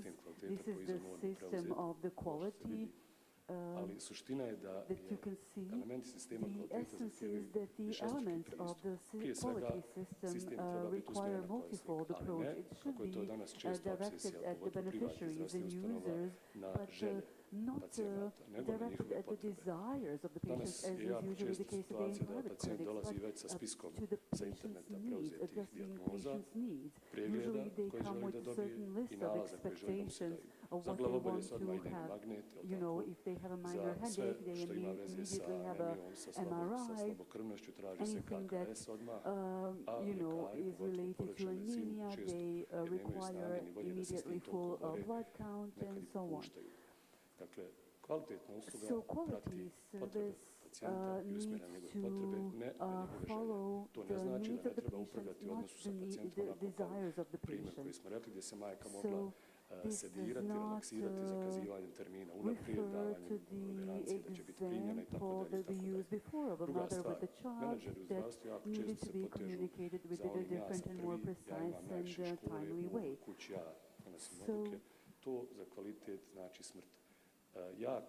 Authoritative approach is very detrimental for the achievement of quality of those who are in certain decision-making positions, whatever they may be. The good quality system cherishes and nourishes critical thinking of all the employees involved, not just the manager and managers who say that they have only assistants and not deputies because they cannot be replaced and substituted. So talking about the quality assurance, we need to engage all the staff in line with their individual abilities. When you notice that establishment of quality is something that gives the benefits for employees, they really are eager to accept this new obligation. In this system of security, we are often using the example of this gentleman here who is shown with the black tie, who is Dr. Samuel Signas, a Hungarian gynecologist who, before the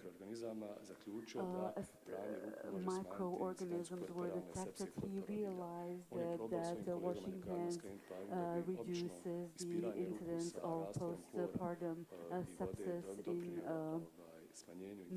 new mothers.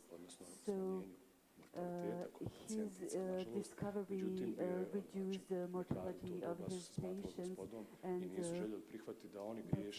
contemporaries considered themselves extraordinary gentlemen who wouldn't accept that they were wrong about anything, and even though if this meant contributing to the death and mortality of their patients. So those people did not understand the need for changes, even though their colleagues discovered that these microbes existed and led to the death of their patients. So the most frequent response is negative when anything needs to be changed, and this is detrimental for the assurance of quality. Why do we need to record all of our processes? Establishing the quality is a very complex process. I'm always surprised when I see the bravery of managers in the process because they enter these processes and managing of the healthcare system with such little knowledge. I am calling this bravery because it is. In the healthcare system, the healthcare institutions, especially hospitals, are the most complex systems to manage. Any factory, and no matter the size, is simpler to manage than a hospital. So in order to measure the quality and improve quality, nobody is using these methodologies for quality assurance. Unfortunately, our directors usually say, oh, we have a good quality, we have quality doctors, but unfortunately they are on sick leave. You have one doctor who is on sick leave, has stopping all the processes because you don't have other persons of quality. Unfortunately, this is our reality, but we need to approach this differently. You need to have a systematic establishment of the quality. You need to have a methodological establishment of quality. Now I will show you some methodologies that can be used to prove that this is not something that cannot be done and is too expensive. Ali treba se spustiti na nivo zaposlenika pa pitati onu medicinsku sestru koju doktori obično zovu maltene i pogrdnim imenima i zaposlenice koje na održavanju higijene, šta one vide kao neki eventualni propust koji se može ispraviti. So our doctors do not consult the nurses and other workers who they consider lower level, but nevertheless could contribute to the increase of his knowledge and overall quality of the functioning and management of these systems. Why am I saying this? In the United States, 400 people daily die out of complications caused by intrahospital infections. Sa prljavim rukama. Most commonly with dirty hands, so healthcare workers still don't apply all of them the basic rules for maintaining their hygiene. And unlike the period in which the reference Hungarian doctor worked today, at least we are very well aware of these microbes and other bacteria existing. So we have Flexim mapping. Flexim is a situation that I want to present today here. A to je mapiranje procesa i simuliranje realnog vremena. Dakle, mi još bolnicu nemamo, ona je u fazi izgradnje. Međutim, mi imamo određene zaposlenike koje već znamo da će raditi i svaki novi zaposlenik koji intervjuiramo za posao, uključujemo mi već znamo koje ćemo usluge imati, koje ćemo procedure raditi. Sve ono što će bolnica imati, mi možemo na kompjuteru simulirati. To nam dozvoljava da imamo jako veliki broj kontrola i pregleda od toga koliko je kada i koji doba dana intenzitet rada bio najveći kad se najviše pacijenata kilometara, kad je bio najpik produktivnosti, koliko se prehoda tog dana, koliko puta je sestra obišla, koliko puta je tehničko osoblje napravilo čišćenje u objektu itd. U realnom vremenu možemo da isprojektujemo sa vrlo jednostavnim alatom koji svako od nas može naučiti koristiti. Malte ne izgleda kao ona video igrica Sims. Sve procese u bolnici istovremeno. I kad pacijent krene, počinje da teče proces od dolaska pacijenta, odlaganja otpada, naplate, naravno i ako smo privatna zdravstvena ustanova, i tako dalje. I vidite gdje imate neuralgičnu tačku, gdje se nešto griješi, gdje se nešto sudara. Odjednom imate u jednoj sobi gdje su dva kreveta, 3 pacijenta i slično. Dakle, može se planirati na 1001 način, sve da bi zdravstveni radnici, korisnici zdravstvenih usluga i menadžment ima koristi od kvaliteta. Dakle, kvalitet nije ono nešto dosadno što je nama svima teret. Norma postoji, ona je prije 100 godina donesena, pa je onda adaptirana, pa je ona najnovija adaptacija 2015. rađena. To je nešto što su radili profesionalci iz zdravstva godinama i dali određeni set preporuka i mjera koji svi trebamo usvojiti. Zašto onda 2/3 menadžera u Hrvatskoj, a vjerujem i kod nas, pošto je to isti mentalni sklop, kaže nam to ne treba. Ja znam sve. Dakle, u Americi profesor sa 5 specijalizacija treba ovaj sistem, kod nas ne treba. Taj način rada je nažalost razlog zbog kojih su sistemi zdravstva kod nas konstantno padu degradacije, iako se usluge konstantno povećavaju i nisu loše kvalitete kad se mjere, ali finansijski neodržive. Odnos zaposlenika prema ustanovi neodrživ. Zato ljudi odlaze. Jer nemaju osjećaj sigurnosti, nemajući da se cijene na svom poslu, nemaju stimulaciju kad radi dobro. Pa što ću ja raditi dobro ako moj kolega ne radi ništa? A da ima neki način kontroli, da kažu ovome, ti si danas radio toliko i toliko, they say I do the good work, but my colleague doesn't, and we get paid the same. So, there are no sanctions there, and so I don't want to open this debate. But I believe that we would obtain a positive change if we would at least stimulate those who offer good services and good work. So we need to view this from the point of view of the entire organization who manages and ensures quality. So why am I touching upon the management? Because this is the conference that addresses this level of population, and the quality begins in the director's office, because he is the one who makes strategic decisions. But the quality is also on the responsibility of all employees, and this is achieved through introducing the quality, the culture of constant improvement. So we constantly need to be checking ourselves up and verifying where did we go wrong. So when I say culture, dobar direktor je strog. We think that the good manager is a strict manager, he's stern and so on. He doesn't respond to your emails, he doesn't go to seminars because that's an expense. Unfortunately, these kinds of things contribute to achieving the opposite of quality.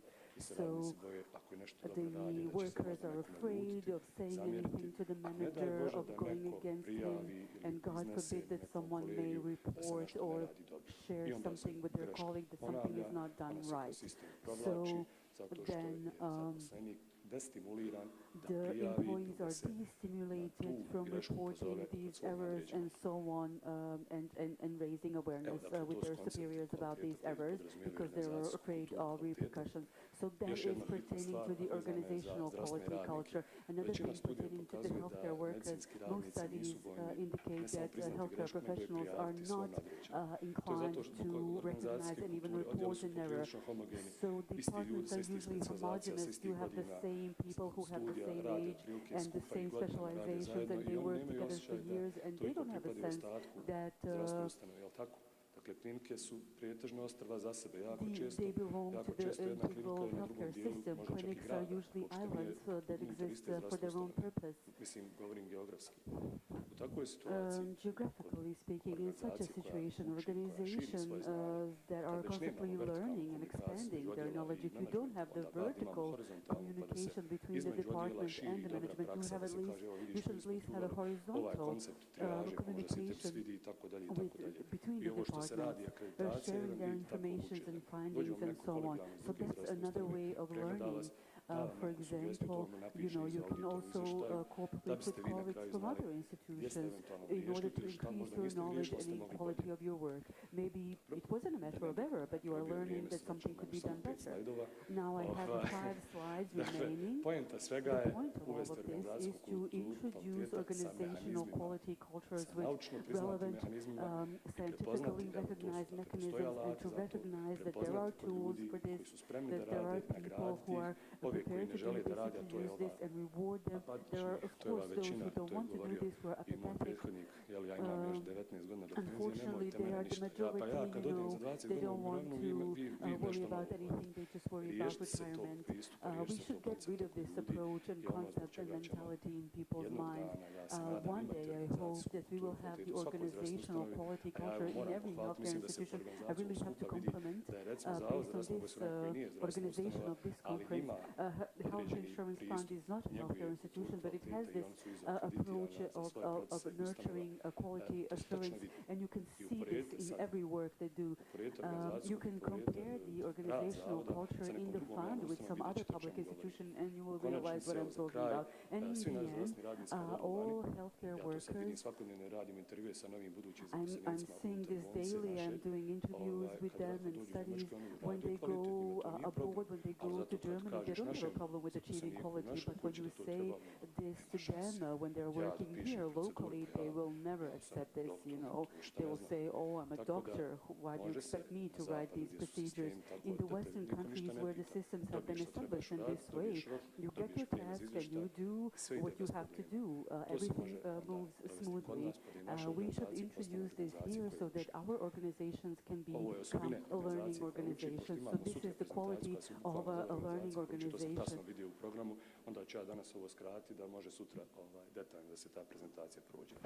Tomorrow I will give more details from this presentation, but now I have to wrap up. Thank you.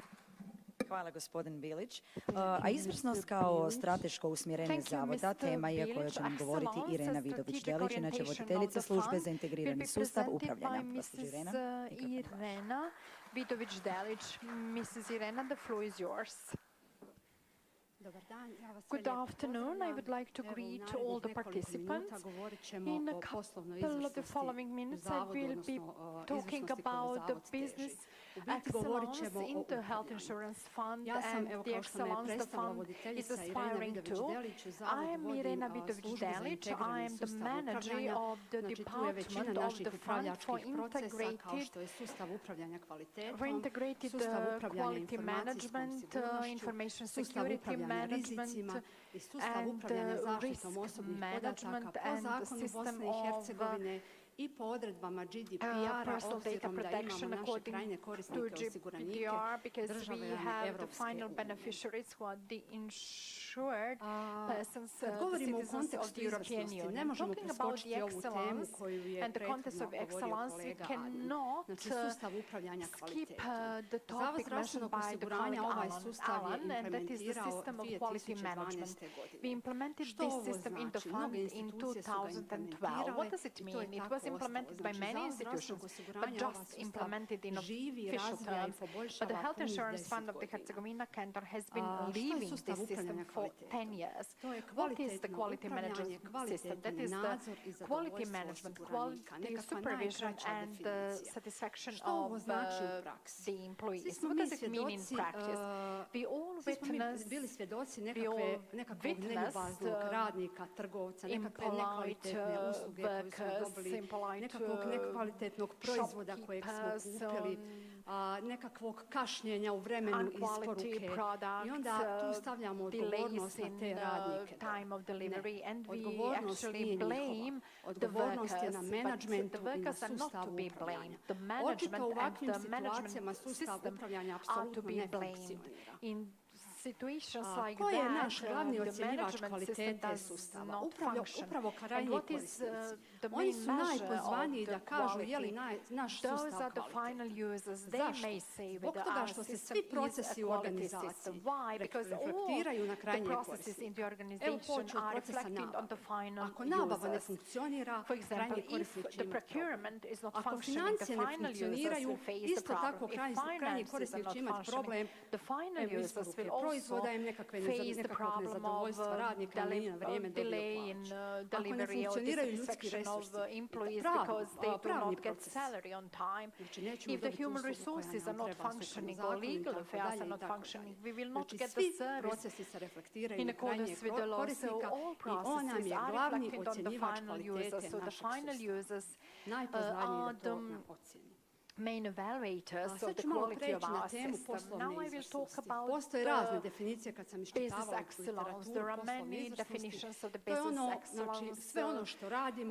That is everything we do when it comes to final results, employees, providers in the context of excellence. But I have a theory of mine, and that is the excellence above the expectations of the insured, of the final users.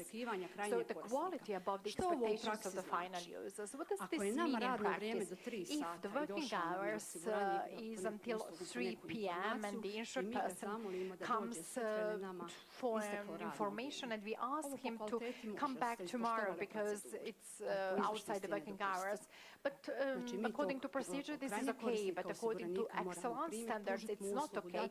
We have to accept that final user, we have to give him the information he needs or send him, refer him where he should go. There is ISO 2004, and that is the management of sustainable success of the organization dealing with excellence. I will mention some differences between quality management and business excellence. Business excellence is, as you mentioned, a higher level of quality management. And few organizations in this region have it. Community Health Center of Bijeljina, BH Telecom, Ericsson, they were awarded for business excellence. And the issue of business excellence is very complex. It's very complex to win these points. You will see that in the model. What are the basic principles of business excellence? It's result orientation, first of all. The final goal of the organization has to be in the focus of our work. Then final users orientation, that is what I have just mentioned. If we live on our final users, on our buyers, how is it possible that we are not oriented on our final users? We have to provide to them the maximum of what they need. We will not meet all their wishes, but they have to be in the focus of our business operations, because that is our core process, that is what we live on, especially in the private sector. Then the third principle is leadership and sustainable success. We can reach excellence only if this process is supported by the management. Sustainable success is, the quality is oriented on result. Result is maybe achieved easily, but it is not easy to keep it for years. Then management by processes and facts. My colleague Annan mentioned processes. Processes are not drawings on slides. Processes are tools of steering. Why do we need them? As managers, we can draw something and then we will control our workers whether they work according to those drawings. That is the tool of steering. That is not for losing time. When I was listening to a lecturer from the Great Britain, he explained the theory that in the Balkans, not many things are measured, and I agree with him. We may not take any decision without quality measuring indicators. I mean, we can, everything can be done, but decisions taken in that manner will not lead us in right directions. But not only facts, I would add risks without quality risk evaluation. Then development and involvement of the employees. My colleague Annan touched upon this topic. What does this mean? Is it possible for us in the management to know what does the quality management of our processes mean? We cannot. The workers, the employees working on the process are aware of that. They know where they face problems, what should be prolonged or what should be shortened. We have to involve workers in the processes. We have to involve the workers in controlling. Then constant learning and education is important. In order to develop the system, we have to invest in that system. We have to develop the system in the context of learning and the context of advancing. What are we doing in the fund when we face a problem? First, we consider the procedure. We see whether we have prescribed that in the procedure. If not, we systematically approach the problem and we prescribe the things that should be done in the procedure. So what we mentioned, people go to Germany and they behave according to some standards. That is because they have a system. We also are supposed to build a system, and we'll see how satisfied the people will be. The processes dictate the satisfaction of the final users. The processes dictate everything when it comes to steering.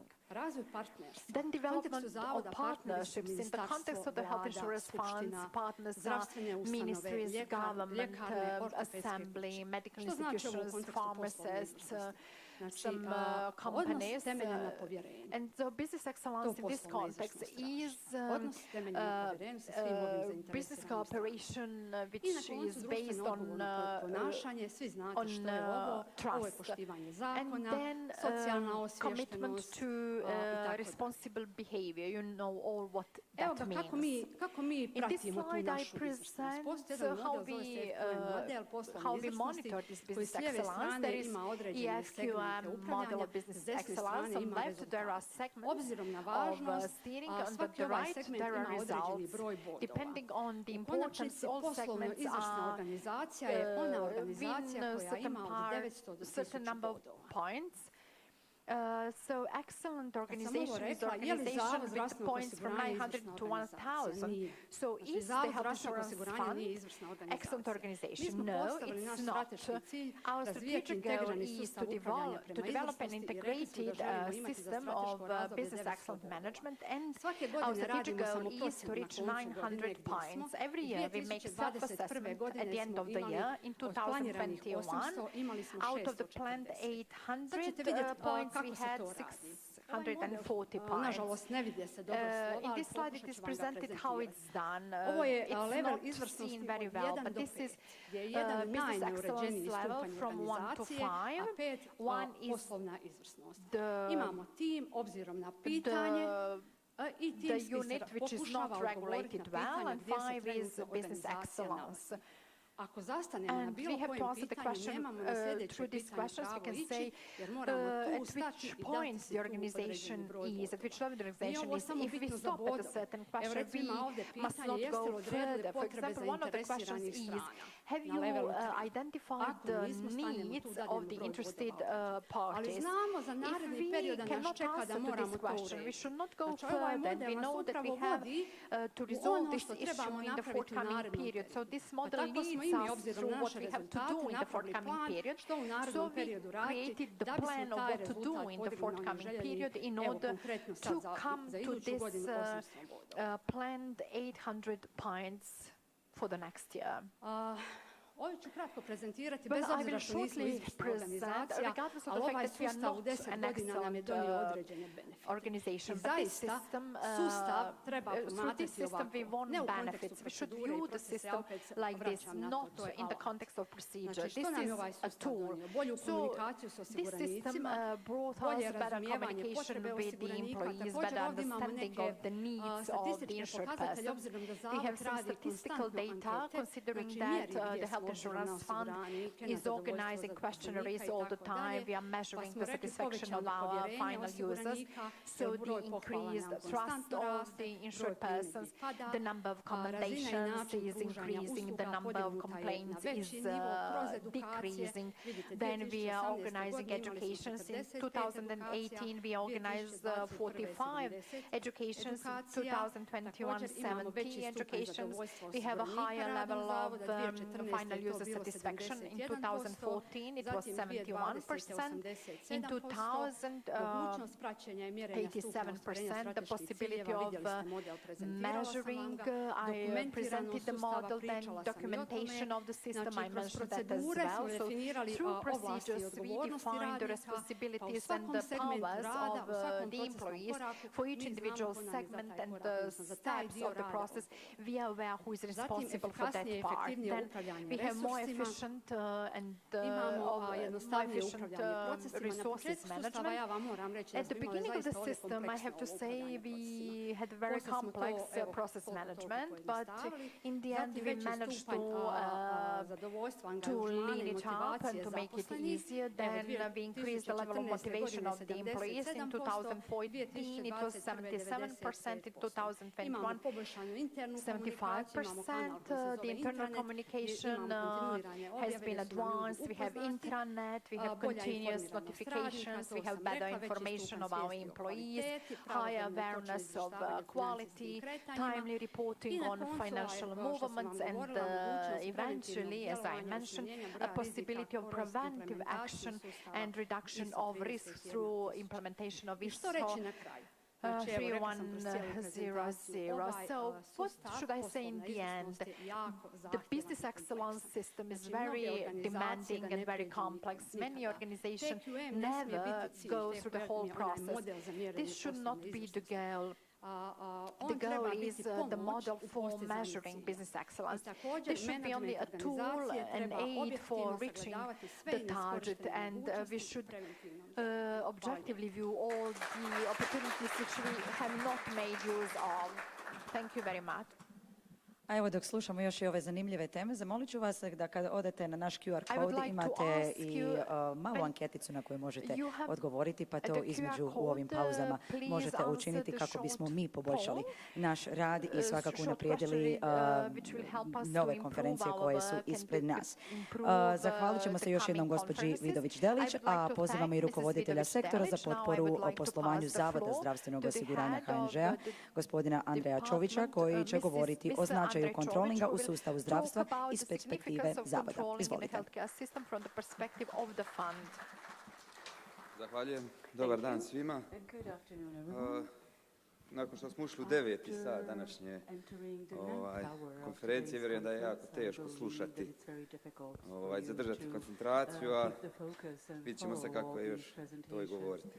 Ja ću vam pričati o kontrolingu kroz 3 perspektive. Morat ćemo se osvrnuti djelomično i na nekakvu teoretsku priču oko kontrolinga, budući smo danas na jednom od panela rasprava čuli da još uvijek svi koji se bave menadžmentom u zdravstvu ne razdvajaju kontroling od kontrole, tako da ćemo pokušati taj dio malo razjasniti i ispričat ću vam kako smo mi u Zavodu primijenili funkciju kontrolinga i ono što nas očekuje, a što je ključ cijele priče, to je eksterni kontroling. Znači uvodno mogu reći da suvremeni pristup upravljanju zahtjeva brzo prilagođavanje zahtjevima i tržišta i države i očekivati je značajne promjene u sustavu zdravstvenog osiguranja i to znači da će zdravstvene ustanove moraju biti spremne za prihvaćanje novih zahtjeva. Sve dinamičniji poslovni sustav, sve veći troškovi zdravstvene zaštite, zahtjevi i bolnica, prvenstveno bolnica kao velikih potrošača, ali i domova zdravlja, za sve većim udjelom u financiranju, što smo evo kroz današnji dan čuli, ukazuju na potrebu za razvojem efikasnijeg sustava upravljanja. Da bi se taj sustav upravljanja mogao prilagoditi, odnosno primijeniti novim okolnostima, potrebno je provesti nekoliko značajnih projekata, a jedan od tih ključnih projekata je svakako kontroling. Kontroling možemo definirati kao izvanhijerarhijsku upravljačku funkciju. Što to točno znači? Znači da kontroling nikome nije nadređen, nikoga ne kontrolira, već jednostavno to je upravljačka funkcija koja je vođena postavljenim ciljevima i teži temeljem činjenica usmjeriti menadžment institucija u postizanju zadanih ciljeva, odnosno nekakvom kormilarenju u pravom smjeru. Samim tim kontroling, ako je pravilno primijenjen, doprinosi boljem odlučivanju svim razinama upravljanja. Njegova ključna zadaća je da brojne podatke izvan i unutar organizacije organizacija koja dolazi iz raznoraznih izvora pretvara u kvalitetne informacije koje su potrebne za odlučivanje na svim razinama upravljanja, a posebice top managementu. Evo, kroz današnji dan, pogotovo u ovome panelu kad smo govorili o informatizaciji, vidjeli smo koja je važnost centralizacije informacija, odnosno podataka koje dolaze u sustav zdravstva. Organizacija treba znači razviti kvalitetan odnos prema kontrolingu kao jedinstvenom izvoru istine, što to točno znači. Znači da se sve te informacije slijevaju u jedan, kako bi ga nazvali, bazen informacija, odakle se crpe informacije ovisno o potrebi za donošenje poslovnih odluka. Zašto bi trebali kontroling bilo koja organizacija? Znači prvenstveno za analizu poslovnih procesa, za povećanje efikasnosti poslovanja, za pravilnu raspodjelu poslova na način da se pronađe ona mjesta gdje postoji određeni broj radnika koji nisu optimalno opterećeni poslom i oni koji su preopterećeni, da se ti poslovi na neki način optimalno rasporede kako bi sustav mogao funkcionirati. I također controlling služi da se izradi kvalitetna misija, vizija, odnosno strategija poduzeća i da se sve to pretoči kroz sustav planiranja u nekakve godišnje, odnosno mjesečne i dnevne zadatke i planove. Da bi primijenili controlling moramo ispuniti nekoliko zahtjeva koje controlling od nas traži, a to je prvenstveno poznavanje određenih znanja i umijeća, odnosno multidisciplinarnih znanja. Jedno od najvažnijih znanja koje kontroleri moraju imati su kvalitetne analitičke vještine, zatim mogućnost kvalitetnog komuniciranja, poslovna znanja, znači u području u kojem rade, pa čak i znanja iz područja psihologije, znanja povezana sa nekakvom koordinacijom i sl. Da bi mogli, kao što sam rekao, bezbroj nekakvih disperziranih podataka pretvoriti u optimalan broj informacija i nekakva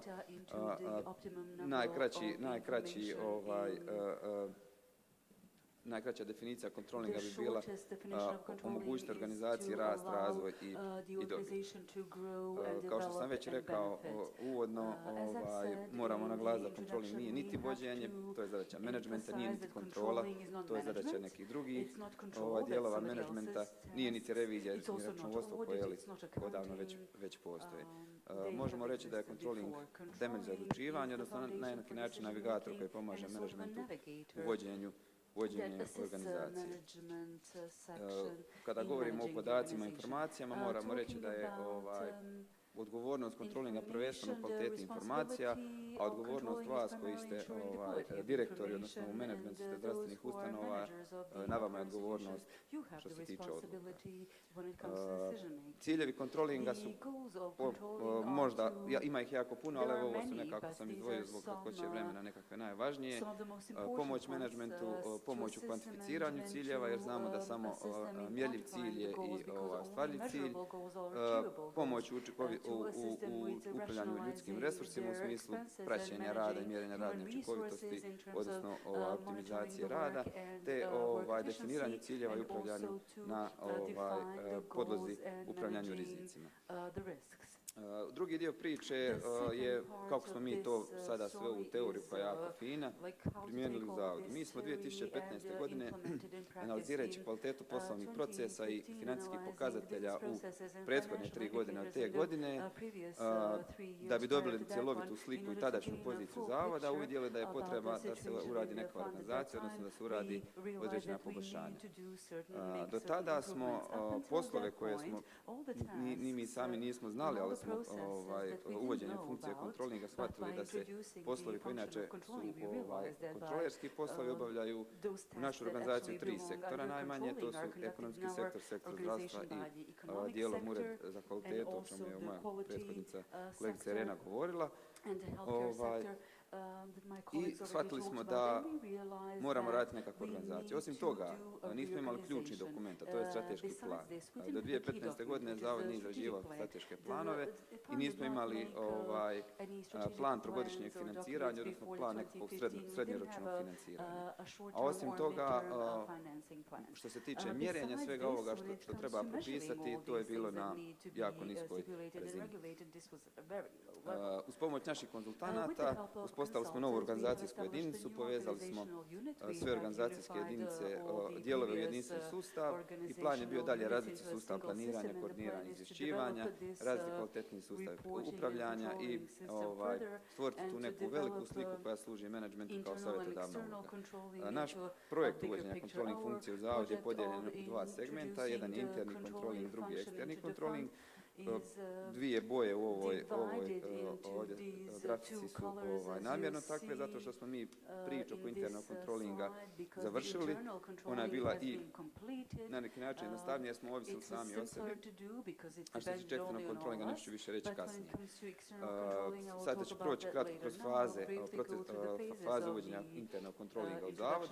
Znači, krenuli smo sa izradom strategije. Krenuli smo sa prvom stvari, a to je izraditi strateški plan. Mi smo se odlučili za izradu strateškog plana po BSC matrici, koja je jedna od sigurno superiornijih metodologija za izradu planiranja. U dva navrata smo izrađivali strateške planove po toj metodologiji za razdoblje 17-20 i 21-24. One uključuju, pored definiranja strateških ciljeva i jasno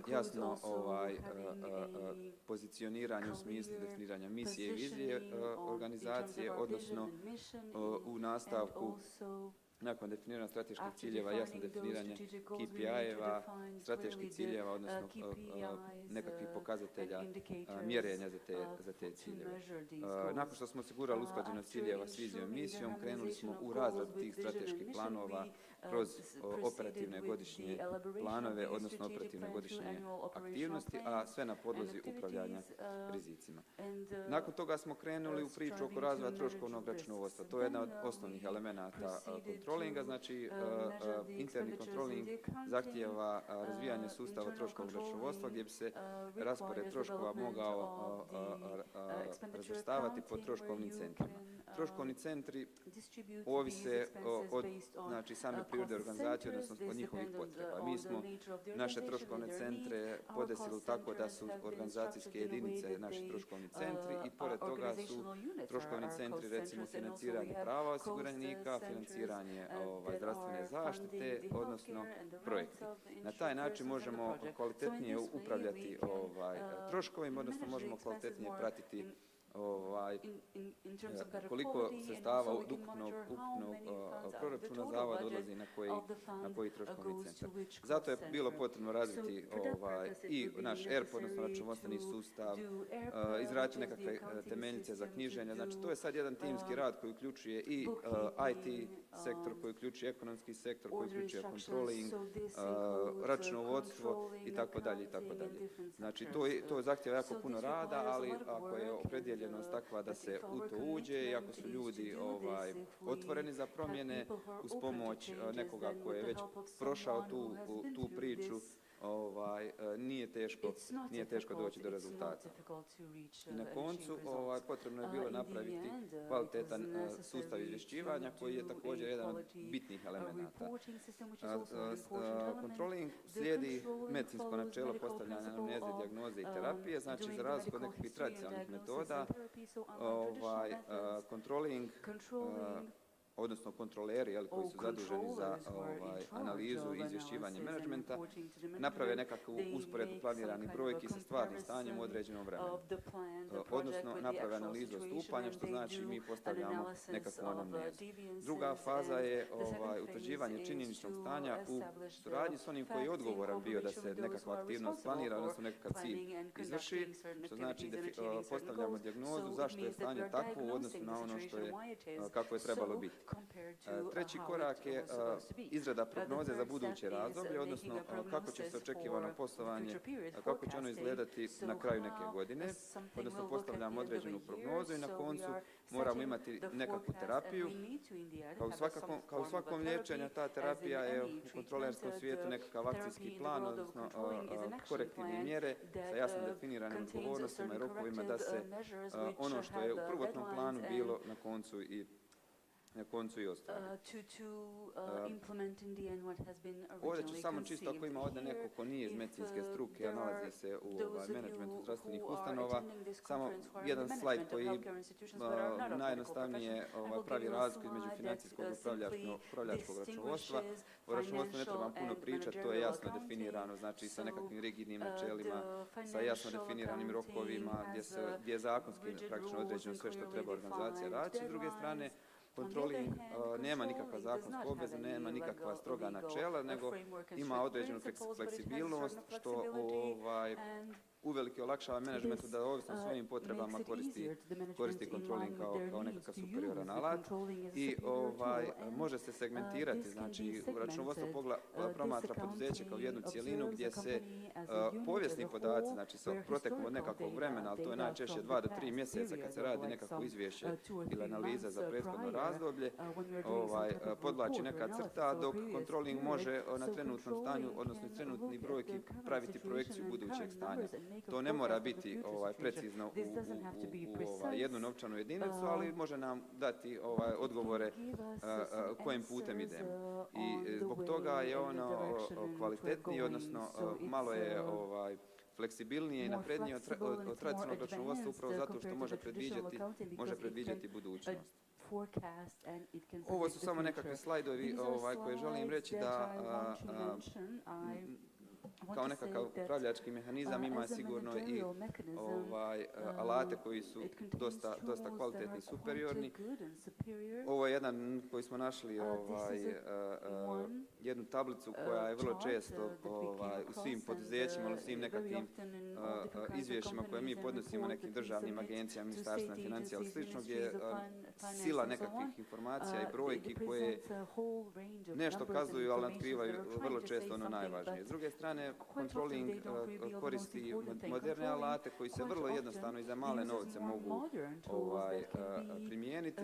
To su nekakve ili nadogradnje Excela ili samostalni alati za izvješćivanje, ali uz malu edukaciju vrlo lako čitljivi, vrlo lako razumljivi, gdje brojke same za sebe govore jako puno, pokazuju odstupanje, odnosno na plan, pokazuju u kojem mjesecu ili ne znam nija na kojem mjestu, u kojem projektu smo sa zakašnjenjem, gdje smo dobri, gdje smo loši, što vrlo lako daje mogućnost intervencije. Mi u Zavodu koristimo ovaj ZDRAVSTVENO alat koji je jedno standardizirano izvješće koje koriste moderno izvješće koje koristi većina poduzeća i kada naučimo čitati ta izvješća vrlo lako možemo pratiti krvnu sliku bilo kojeg poduzeća. Kada govorimo o onome što smo mi postigli kao output internog kontrolinga, moram reći da smo uspjeli ovo troškovno računovodstvo postaviti na pravi način, uz to što mi još uvijek njega nadograđujemo. S druge strane, radimo na mjerenju troškova po procesima, uspjeli smo napraviti nekakvu potrošnju po osiguraniku s pomoć našeg zdravstvenog informacijskog sustava gdje želimo pratiti svakog osiguranika koliko je on napravio nekakvog troška, odnosno koliko je novaca potrošeno za njegove usluge unutar zdravstvenog sustava. Sve to treba dovesti do nekakvog transparentnije raspodjela sredstava u sustavu zdravstva. Kada govorimo o aktivnostima koje slijede, to je priča sada za vas, to je priča za bolnice, za veće domove zdravlja i za ostale dionike sustava zdravstva. Znači, da bi se dobila stvarna cijena svake usluge, govorili smo jutros kroz DSG o toj priči, potreba nam je kontroling, odnosno bez njega ne možemo ići. Da bi dobili fiksne i variabilne troškove po svakoj usluzi, da znamo svaka usluga nas košta toliko i toliko fiksnog troška na koji ne možemo utjecati, a s druge strane kada budemo mogli izračunati variabilne troškove moći ćemo se znati i postaviti prema njima. I na koncu, benefite koje funkcija kontrolinga nudi svakoj organizaciji su bolja organizacijska struktura, mogućnost menadžmenta da brže reagira na promjene, smanjenje nepotrebne potrošnje, mjerenje troškova, što će dovesti sigurno do stabilnosti ukupnog sustava i transparentnije raspodjele sredstava. Ja ću zaključno samo reći da kontrolu moramo promatrati kao pokretača dobrih promjena gdje se kroz definiranje zajedničkih ciljeva i zajedničkih vrijednosti osigurava pretpostavka kvalitetne i zajedničke budućnosti na zadovoljstvo svih osiguranika i na stabilnost zdravstvenog sustava.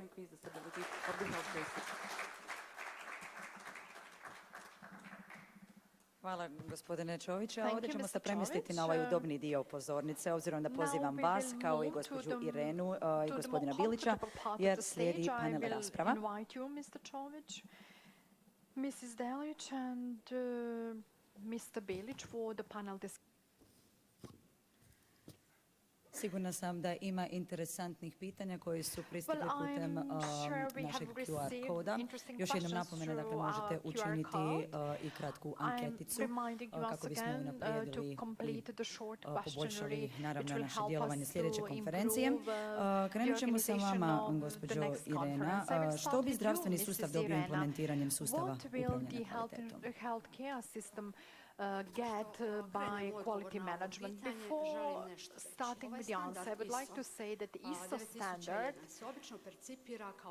2001 is perceived as the standard for production industry, automobile industry. Držite mikrofon bliže kako bi naši prevoditelji mogli sve to uhvatiti. Please, if you can speak in the microphone for the interpreters. As I have mentioned, it's perceived as a tool for production industry, but this standard may be applied in all industries.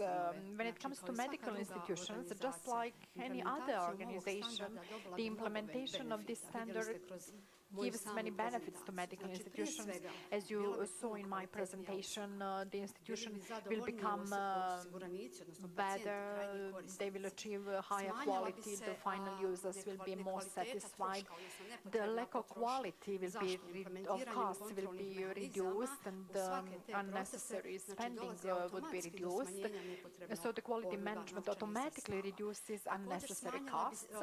In addition, the satisfaction of medical workers would be increased, and the most importantly, the management, the directors, would be informed about the processes in real time. That's very difficult when you manage an organization. At the same point, you may not have data on all parts of the process if you manage more different units. But when we define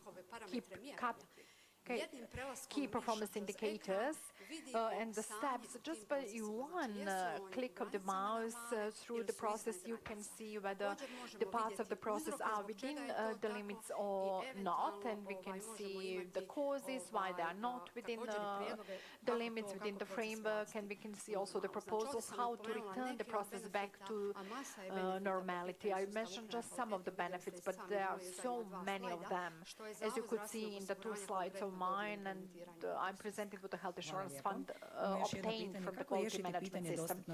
How can we resolve the issue of availability of the financial funds with the help of controlling?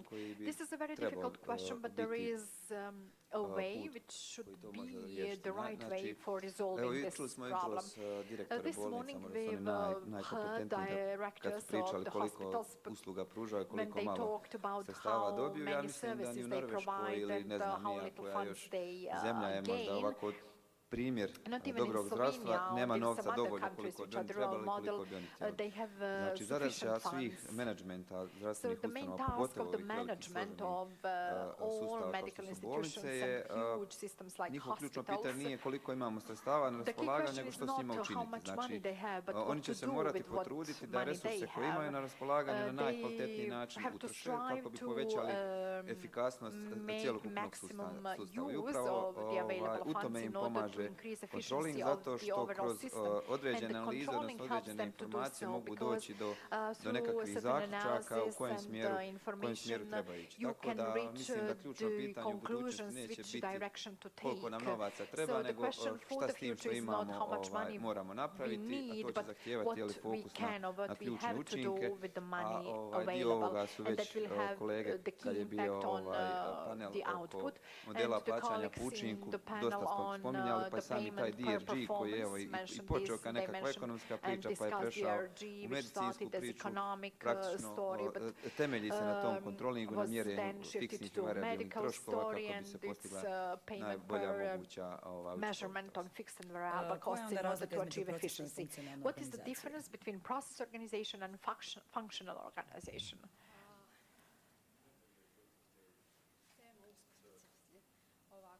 Samo opet malo mikrofon. Please, microphone. Jako je velika razlika između procesne i The funkcionalne. difference between the process and functional organization is huge. I will start with organigram, the organizational structure. The process organization, the organigram of the process organization takes the organigram out of the processes, and that is a more quality mode of allocation of tasks than applied by the functional organization, which takes it from the organizational units. The mode of functioning and managing is vertical in functional organization. The boss is in the center. But here we have horizontal communication, team communication, because processes go through all sectors and the process owners are in the focus. I will mention the problem we faced in shifting these two organizations. On one hand, we had the process owner. On the other hand, we had sector managers, and then the workers come and ask to who they should give priority. Sometimes it's very difficult to define to who to give the priority, but according to my personal opinion, the final result of the quality process is defined by the quality of work, and in order to avoid this, we formed the functional organization. So the department manager is the process owner. Functional organization is focused on executive processes, whereas the process organization is focused on the result. When measuring the performance, when we talked about that, at a certain point of time, we told, well, KPI should be the number of service of activities undertaken. What does it mean in the context of quality management? Absolutely nothing. We spend resources without having quality output and quality results. So there are many, many differences between these two types of organization. I just try to mention some of them. Thank you. Can you add something? Možete, ovaj dio možete pomjerati. Da, kao što smo govorili da ne trebamo mi ispunjavati Well, we želje mentioned that we should not meet the wishes of the patients. I also don't think we should fulfill the wishes of the directors of medical institutions. What the colleague mentions, the health insurance fund forwards the funds according to certain parameters. The directors should not be the ones to dictate what they need and how much they need. Our colleague Andrea mentioned that not in Slovenia the medical institutions get what they want. The mother always gives if she has, but sometimes she doesn't not have enough to give you. Therefore, we should introduce some performance measuring. You should not always require and increase the number of employees and increase the ratio between administrative and non-administrative staff, and then require more funds from the health insurance fund. You should view the websites. I know that you from the fund understand this. If you view the websites of cantonal government, do they have their organigrams? Usually not. Do they have financial reports, the performance reports? They don't. Those reports are a disaster. Sometimes they have 1,000 or 2,000 pages. They list whatever they do, whatever they undertake without any metrics. And on the basis of that, they require huge amounts of money. When you go to internet, when you want to buy something, you make a deep analysis. But only when it comes to the fund, when they say in negotiations we do not have fund, then they threat with the strikes. The quality management has one goal, and that is, we all agree on that, let's use the money available in the beneficial ways for the medical workers, for the patients, and for the organization. And we can do that only if we have quality management system introduced. Another question is, what are the roles of the management of medical institutions from the controlling controlling point of view. I have already replied to some aspects of this question in the presentation. The law prescribes that directors of medical institutions have to be doctors. That is not a problem if they have legal advisors, economic advisors, and so on. Medical profession, medical organization is a company like all other enterprises. So the task of the management of medical institutions is to have focus on the performance, on quality work with high efficiency achieved in order to reduce spending of funds on the unnecessary things.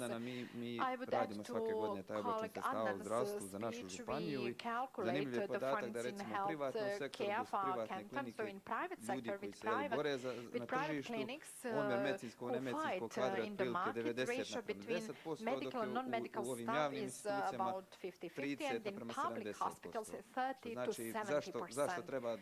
So why would you need 20% more on medical staff compared to the private sector? And therefore the allocation of resources and focus on performance is the key task of the management of medical institutions when we talk about controlling from the controlling point of view. Thank you very much. You mentioned that we aspire the business excellence, the European excellence, and the related criteria. Can you explain, please? Well, first of all, I would like to explain external factors and the award for excellence. There are specialized institutions who evaluate quality of organizations. We have such an institution in Serbia and in Slovenia, in Ljubljana. Unfortunately, Croatia and BH do not have such an award for excellence. In the health insurance fund, we do not aspire to that. We want to develop our management system. We did not think about the awards, but the benefits related to these quality awards in European countries is that those institutions are exempted from taxes, they are more competitive in the market. Why our products are non-competitive in the market? Because they do not have this management system implemented. Can you understand?